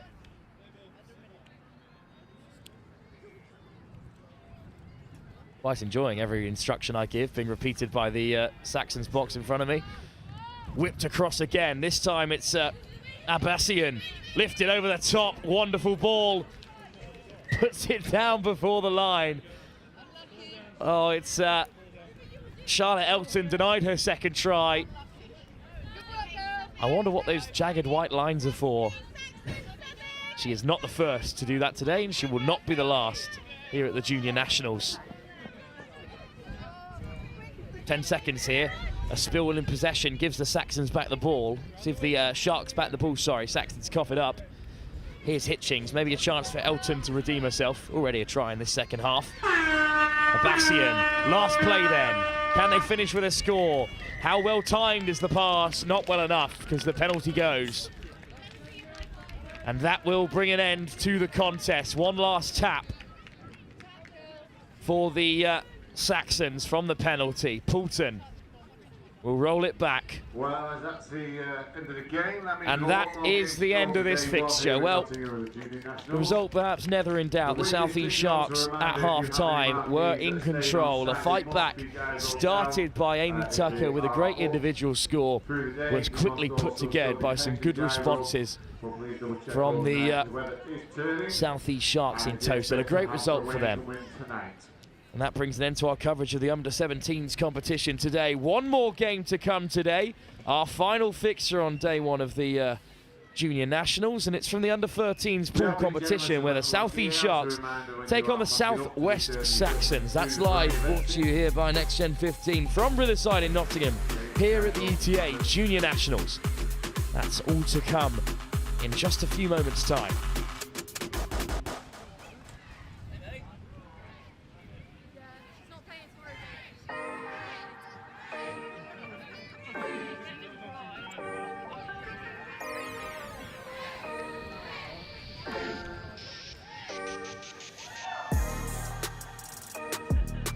A reminder when leaving sub boxes, please ensure the sub box is clear. Make sure you take out the rubbish, bottles, clothing. We are representing England Touch this weekend. If you see any rubbish flying around, please just pick it up and throw it in the bin to keep it inside clean.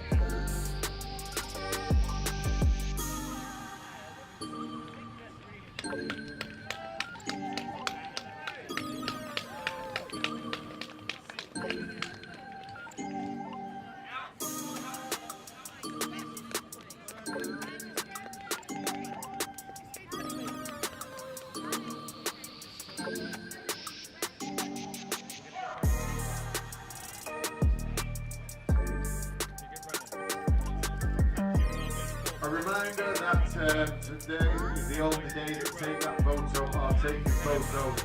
So if you have the team photo, you need to get that photo done today. Take That Photo are only taking photos today. They are on site tomorrow, printing off and selling the photos, but today is the only day they are taking the photo. If you haven't had a team photo yet, your time is rapidly running out.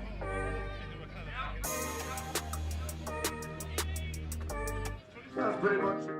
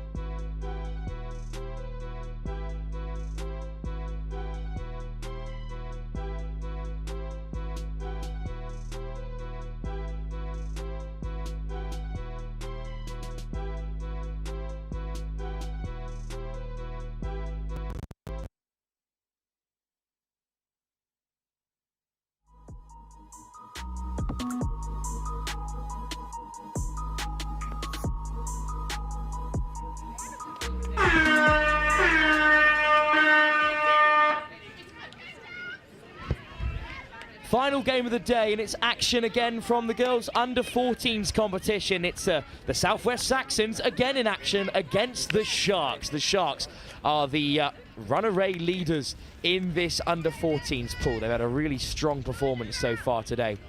They're on 12 points. They're undefeated 3 from 3. This is the second meeting between the two sides. The last time they met, it was a closely run 4-1 affair. And we're expecting similar in this fixture today. And, well, first attacking intervention. Once again, very similar kits, but it's the Southeast Sharks with the light blue on the bottom, the dark blue on the top, and the SW Saxons with the dark blue shorts and the lighter trim on top. So in this first half, it's the Southeast Sharks attacking from left to right, and they've got a tap just over halfway.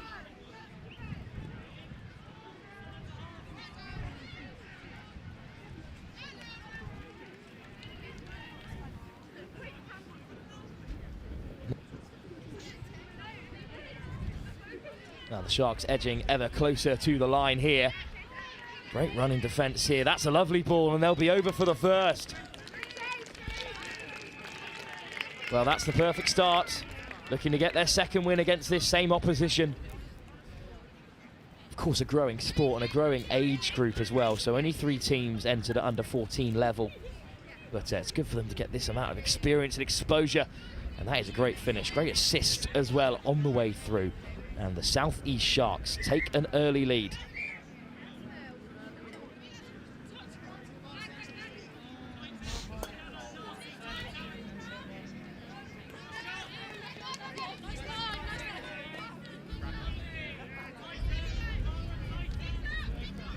Well, devastating news for the Southeast Sharks fans amongst you that they have not entered any team sheets numbers, I'm afraid, so I cannot identify the players. As the Saxons now on their best attack of the game so far. But please do not mistake that for neglecting their names. I simply don't have any way of identifying them. But what I can do is identify the number 4, young Keris Fry, who celebrates her 13th birthday today here at the ETA Junior Nationals. And the added benefit of that is she is the only player on the team I will be able to identify because I was just given her number by her coach. That's the number 4. Keris Fry turns 13 today. Congratulations to you and happy birthday, Keris. What a place to do it as well, here down on Riverside. As for the moment, it is the Saxons who look to break away down the right-hand side. Great pace from Hutchins on her debut. Forced to retreat. What a great run that is by Elizabeth Hutchins. And this is a good chance for the Saxons, who are looking to overturn that earlier defeat. A winding run as well from the Saxons as well. Porritt almost on the outside. Caught just about. It was a great run from Imogen Webber as well on the way through. But in the end, it's a turnover, so the Sharks can play away.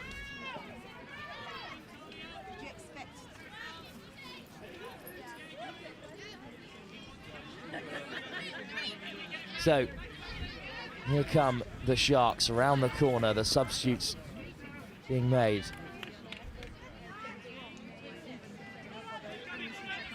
Good defence at the moment from the Saxons, but that's a great driving run through the centre. Touch made to keep them contained for now. So in this round-robin pool, it's important to mention that there will be a final in the under-14 girls competition. That will be tomorrow at 2 o'clock, where the first place take on the second place in the pool. That's likely to be a repeat of this fixture here.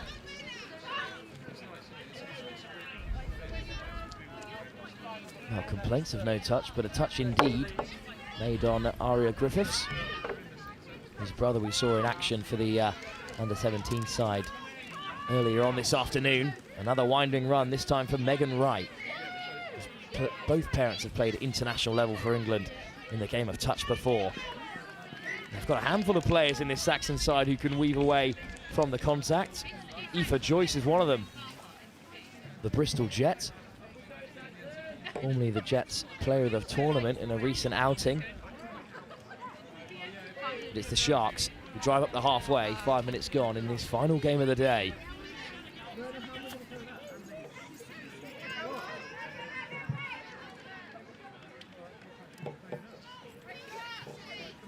Good strong carries from the substitute. Good pick up. And then excellent weight on the pass, but it's just behind the closest Shark in attack. So unfortunately the ball goes down there. But a chance for the Saxons to rebuild, though we've already seen in our previous fixture the Saxon side who were defeated by the Sharks. At the moment things seem to be going that way.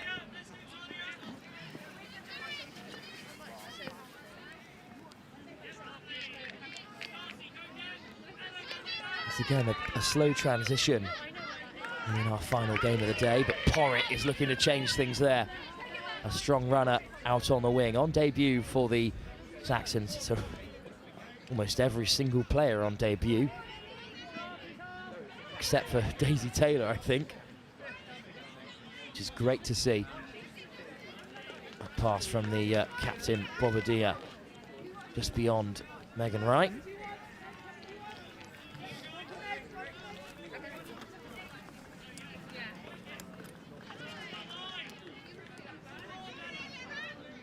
Well, this is another good attack by the Sharks. They've made it to the 7. Oh, nice footwork. Oh, and again, 2 lovely steps, but a touch just about made.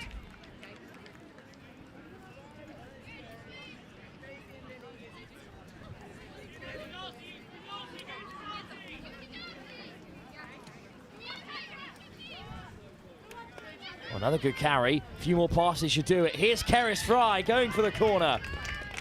Caught by Hutchings. And Fry will lay it back. Oh, and down the short side again they go. Fry goes diving in, but it's an important touch from Georgia Monaghan to deny Fry on her birthday of all days. A better sportsman would have let her score. But Georgia Monaghan is nothing but a competitor.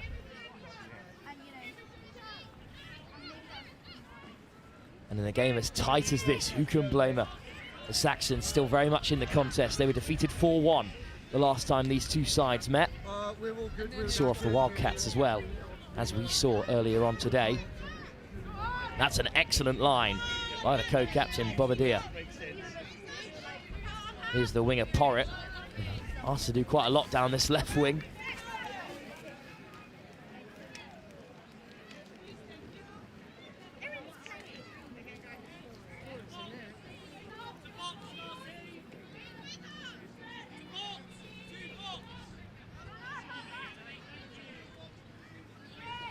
Touch made inside the 10. The Sharks still on the offensive. Keris Fry plays half.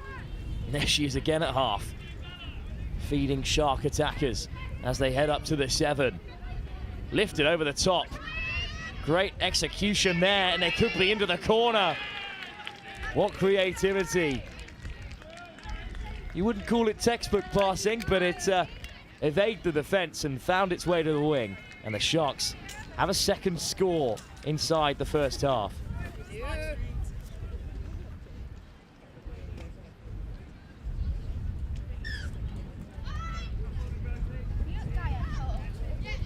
Inside 10 minutes as well, so still plenty of time for the Sharks to increase their advantage, or more time for the Saxons to get on the scoreboard. What pace right down the left wing, tight to the touchline. Hutchings goes over. An excellent finish, weaving on the outside of the Shark winger. Just great acceleration, caught her by surprise. Hutchings scores, and the Saxons are on the board.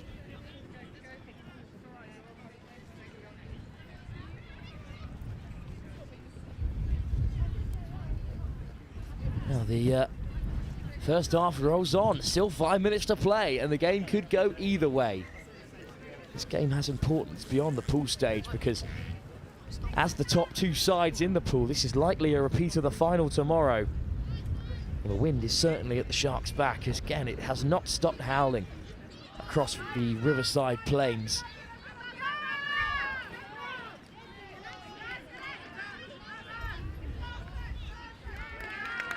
Great defence by the Saxons to shut the door on the Sharks. And it is a turnover as well at the 7 as they head towards the box.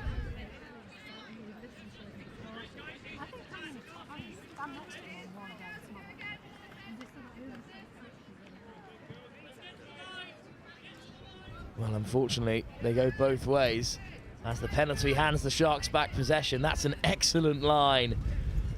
Almost crashing over, halted at the 7 this time. There's a big miss pass. Good defence, flying out of the line to make the touch, Isabella Shaw. It could be over on the left-hand side. Porritt with a good read, gets across to make the touch.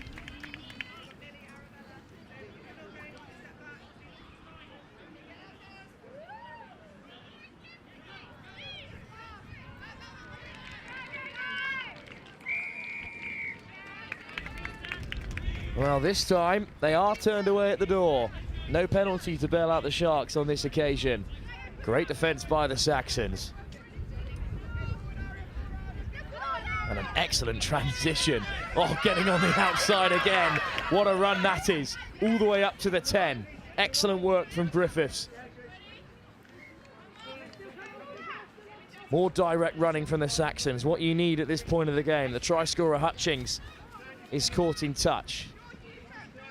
Aria Griffiths again. Arabella Stewart making good ground all the way up to the Shark 10 metre now. That's 5th touch. What can they create? What's a good take under difficult conditions from Millie Bobadilla. Another Hornet from Western Supermare. Here come the Sharks though. It's only their 2nd touch, I believe. Unfortunately, just put down. We are in the latter stages of the day. They've played a lot of touch today, these young women. That's an excellent carry round the corner from Monaghan.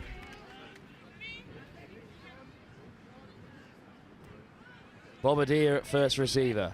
Hands it off to Stewart. Nice step off the left from Megan Wright.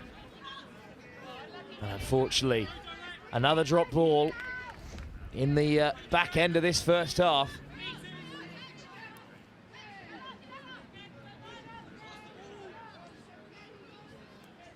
Two good carries up to the 10.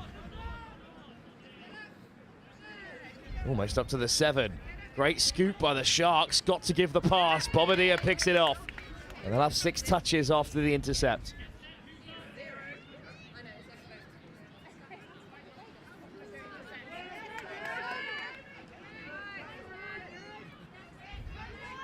That's a nice carry again down the right-hand side from Monaghan.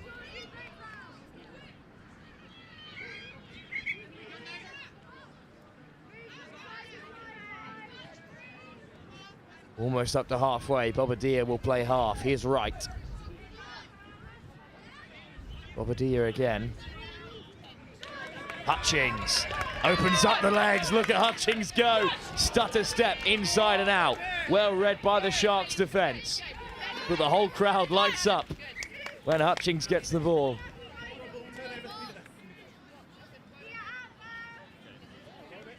That's the turnover. But another bright attack from the Saxons, who, let's not forget, are just a single try behind against this dominating Shark side, who have looked the most impressive with 3 wins from 3 in this 3-team pool so far.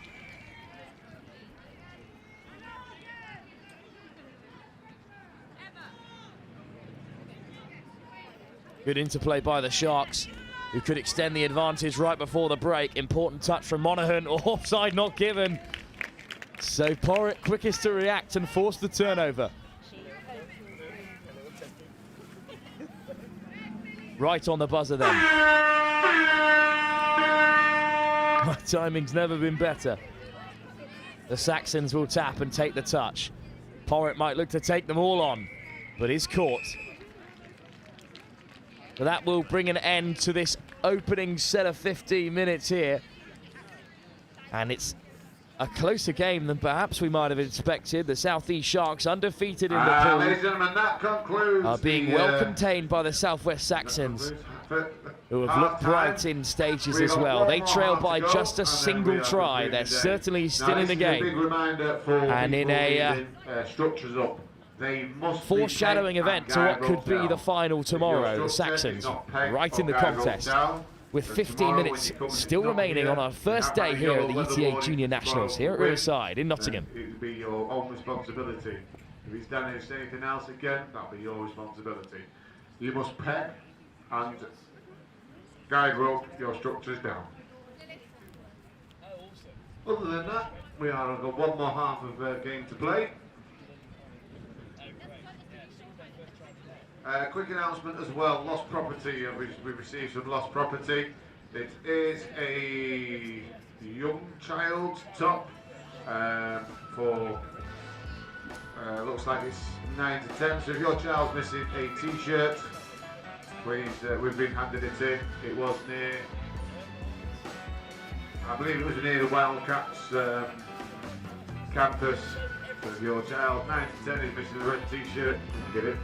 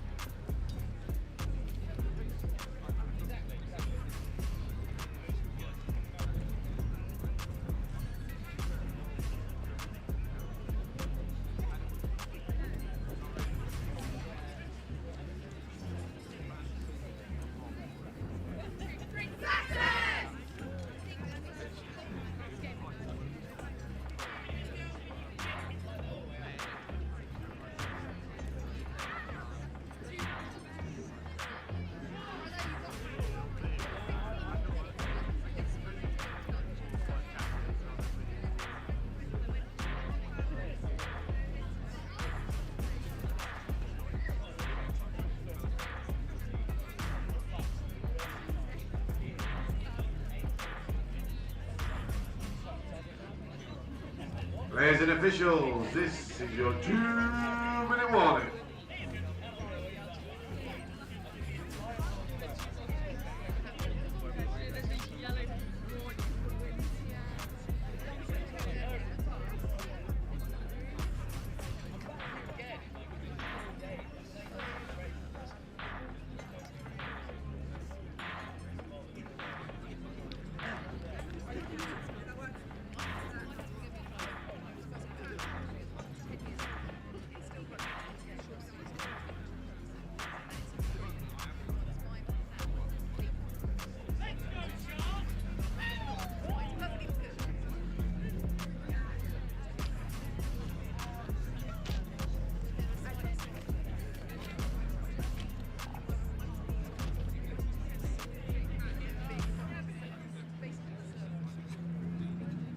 Players and officials, this is your 1-minute warning.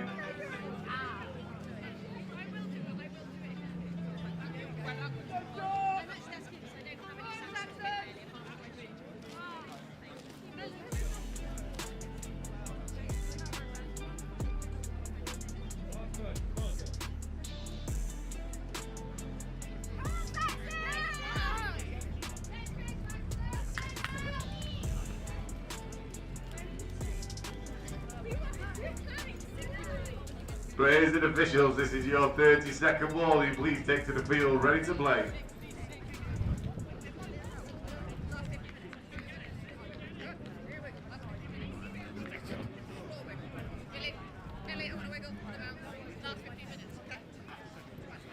For the final day, final time today on day one, players and officials, stand by.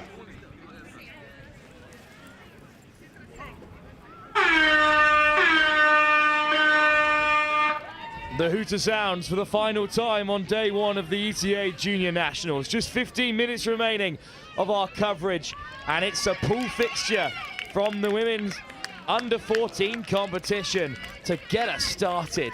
And straight away, now playing from left to right, the SW Saxons almost went over once again for Elizabeth Hutchings, who scored their opener. And what a position they find themselves in. Here's Shaw, almost away. Lily Dean. Shaw, the pass goes awry, couldn't pick out Porritt. I was just discussing with a couple of the parents on the sideline, something that I expected given the number of debutantes, but today really is the first time that many of these young girls have played together. A lot of them come from a union background, just getting into the game a touch, which you love to see. Certainly two sports that can exist independently and alongside each other. It's great to see the involvement from across different age groups, and one can't underestimate this valiant performance against a very talented Sharks side that could be off to the races again down the right. One more touch to play. Keris Fry plays half.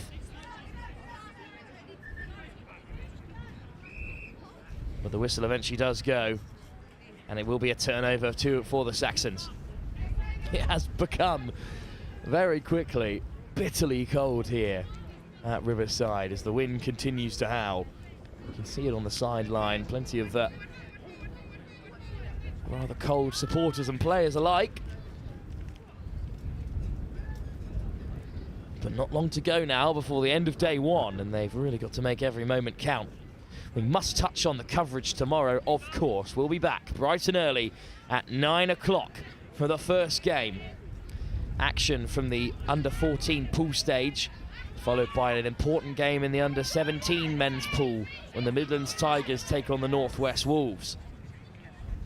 Two more pool games follow, one from the under-12 and one from the under-17s, before knockout footy all the way from 11:50 with the under-14 and under-17 semi-final, followed by finals back to back to back to back to back, starting with the under-12s and moving up the divisions all the way to the women's and men's under-17 finals at 3 and 4. Those are our final games of the day. So bright and early for us in the commentary box, and those on the cameras upstairs who have braved the wind all day. Well done to Nat and Anna, who have been up top all day, as well as the production team who have kept us flowing here at Next Gen 15 in the ETA Junior Nationals, which has been just a wonderful advert for the game of touch.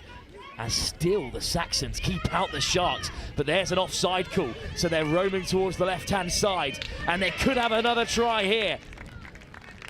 And the conversation takes place between the referees. The try, I believe, has been given. The Sharks look hesitant to celebrate, but the refereeing team of Mags von Kron, Julian Edwards and Nat Morris do eventually award the score. So despite the Saxons' best efforts, they do go behind by an even further margin after cutting that 2-try deficit. But they have looked bright from tap-off at halfway, so close to levelling things here at the start of the second half. Here's Porritt. Ball back on the inside for Griffiths, good footwork.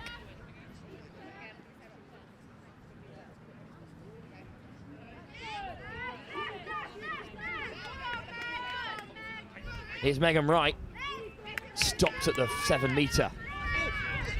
Weber, Joyce. How much further wide can they go? What acceleration again from Hutchings. And she's got the second try for the Saxons, 2 for her in the game so far. And they're back in the contest. Well, if you need something to excite you for the action tomorrow, then look no further than this game here. They will meet again if results go as expected at 2 o'clock in the under-14 women's final. These two sides. And if it's anything like this game, which is happening right at the end of day one, it will be an absolute cracker. Interestingly, these two sides will also meet at 12:35 in the final pool game. By then, if the Saxons can beat the Wildcats at 10:20 tomorrow, they'll already be in the final. It's one to watch out for on the schedule. Diving in from close range, the hand went up for the touch. And indeed, the touch was made, so forced to retreat.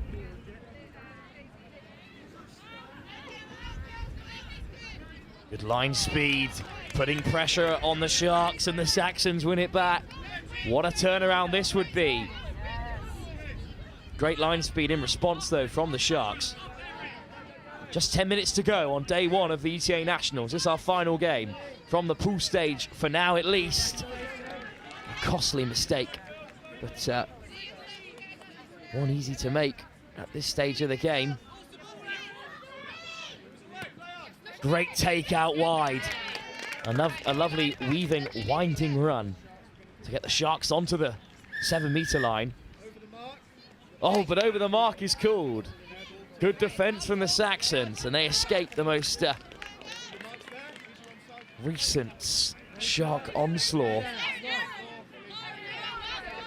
There's the tap. Obadiah gets on the outside of one. Well, it's a good touch in the end.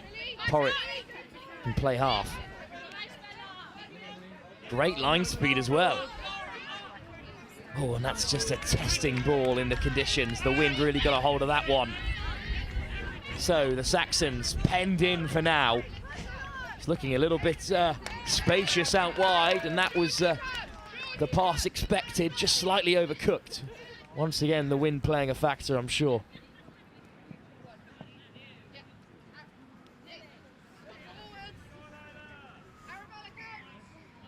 Great running again.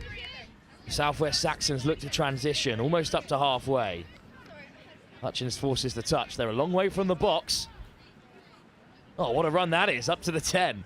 Perhaps they don't need the changes.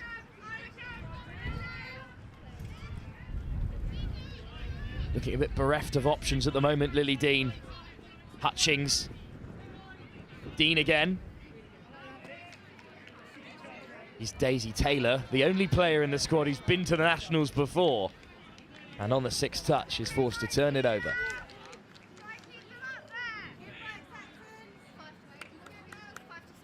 Here come the Sharks then. About 7 minutes to go in the final game of the day. Still just the single try in it. A really tight contest. Exactly what we'd like to see from the final tomorrow in this category, which kicks off just after 2 o'clock.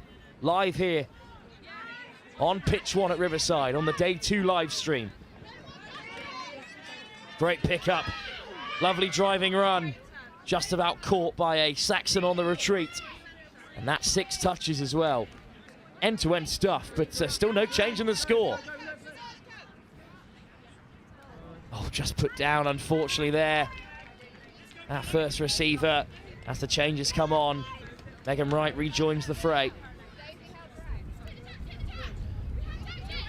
Decisive pool fixtures starting from 9 AM tomorrow. And here's another one. These two sides expected to top the group. Saxons would need to beat the Wildcats again tomorrow at 10:20 to confirm that. Great passing out wide, but great pressure once again from Elizabeth Hutchings, having a great game for the Saxons. Offside, I believe, is the call, so it will be a penalty. You could hear that cry from the touchline of 12 no, but unheeded by the Sharks. So 6 touches on the transition. What a lovely run that is from Lily Dean. His brother's also part of the under-14 squad for the Saxons. Or is that a touch and pass? I believe it is. Put down regardless, so it will be a penalty. Touch and pass is the call. Couple of changes, though, made by the Saxons in the meantime.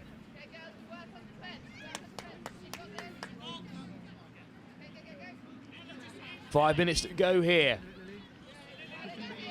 And this game has turned into quite a fascinating contest between two sides who we know will likely meet in that final tomorrow.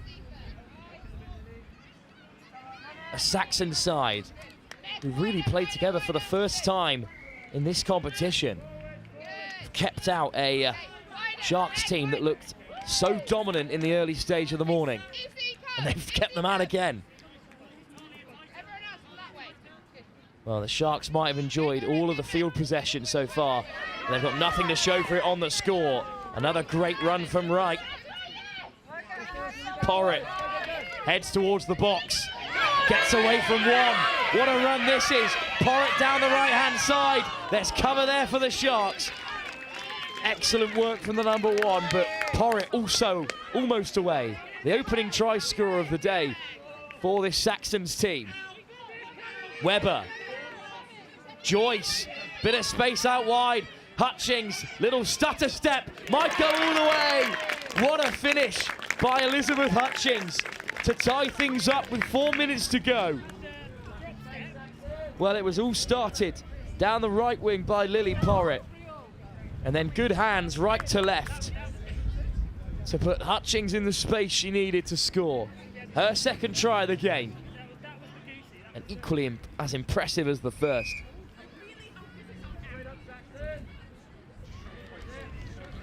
A defensive set then for the Saxons. They need to shut out the Sharks here and then go up the other end if they wish to turn this game around. They haven't led at any point in the fixture, but they've equalised it here. Oh, great weight on the pass, what a grab! But across comes Hutchings to make the touch. Excellent take out wide by the Sharks. Just one more touch and there they've got it.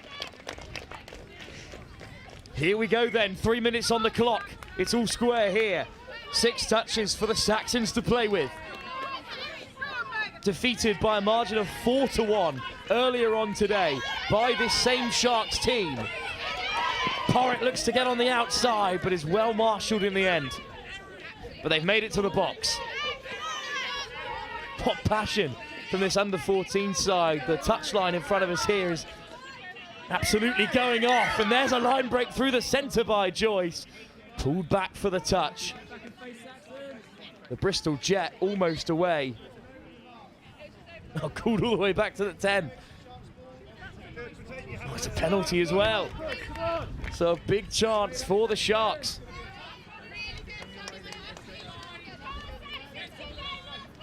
Well, for all the talk of the Saxons comeback, the Sharks could be the ones to steal it. Looking for that wide ball, the wonder pass doesn't go to hand. So Porritt taps it back. So touch and pass is the call. Penalty with 2 minutes to go. 2 minutes, Sharks, come on! There's the first touch, almost at the 10. Porritt at the half. Good ball to find Stewart. Stewart with a good run. Does well to keep a hold of it. Here's the co-captain, Bobadilla. And they found Hutchings out wide. And Hutchings could be away. Hutchings for the corner. What a hat-trick. Oh no, but called back for the touch, I believe. Let's have another look at that. Well, could have been a fingertip, but pulled back all the same. Almost the perfect hat-trick for the Saxons. Almost surely the winning try, but instead it's a turnover. And the Sharks have a minute on the clock to break Saxon hearts here. It might just be a pool stage game. And it means an awful lot to those on the touchline here. Regardless, what a performance it's been to turn around a 4-1 defeat earlier in the day. And even to draw level against this team who they will likely meet in the final. It is some performance. 30 seconds on the clock. Here is Stewart, almost up to the 10. One last strike. Porritt stepping inside and out to get away.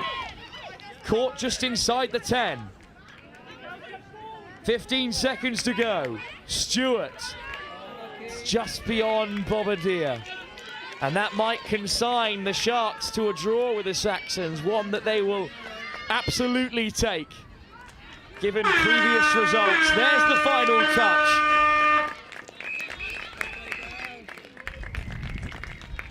Ball goes down, whistle goes.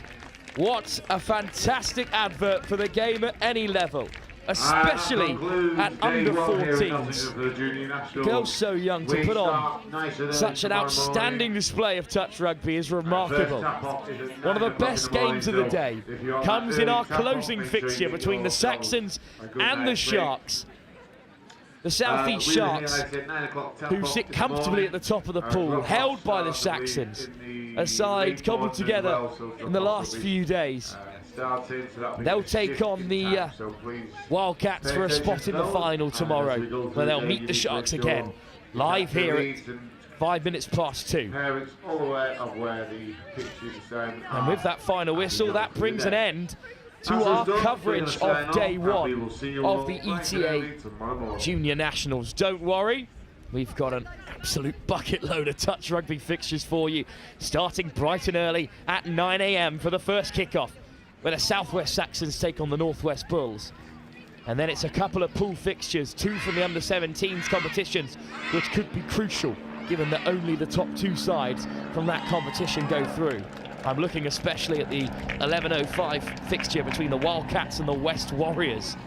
The Northwest and the Wildcats sit right at the top end of that pool. Following that game at 11:50, it's the semi-finals from the under-14 and the under-17 before finals, 5 of them, starting at under-12 and working our way up all the way to the final fixture at 20 past 4, the men's under-17 final between the 2 pool champions. That's all to look forward to, starting tomorrow. Live with us here at Next Gen 15 at Riverside in Nottingham at the English Touch Association Junior Nationals. I've been Wilfred Kemsley, taking you through all of the action today, along with my many guest voices. Special thanks to Chris Simon as well for stepping in around midday, the chairman of England Touch, getting involved at every level. He'll be around tomorrow for some more conversations, as will a revolving cast of special guests. But from all of us here, live with Next Gen and the English Touch Association, thank you for joining us for day 1 of the Junior Nationals. We'll be back tomorrow at 9 AM on Pitch 1 at Riverside. Join us then. Goodbye for now. It's our turn now.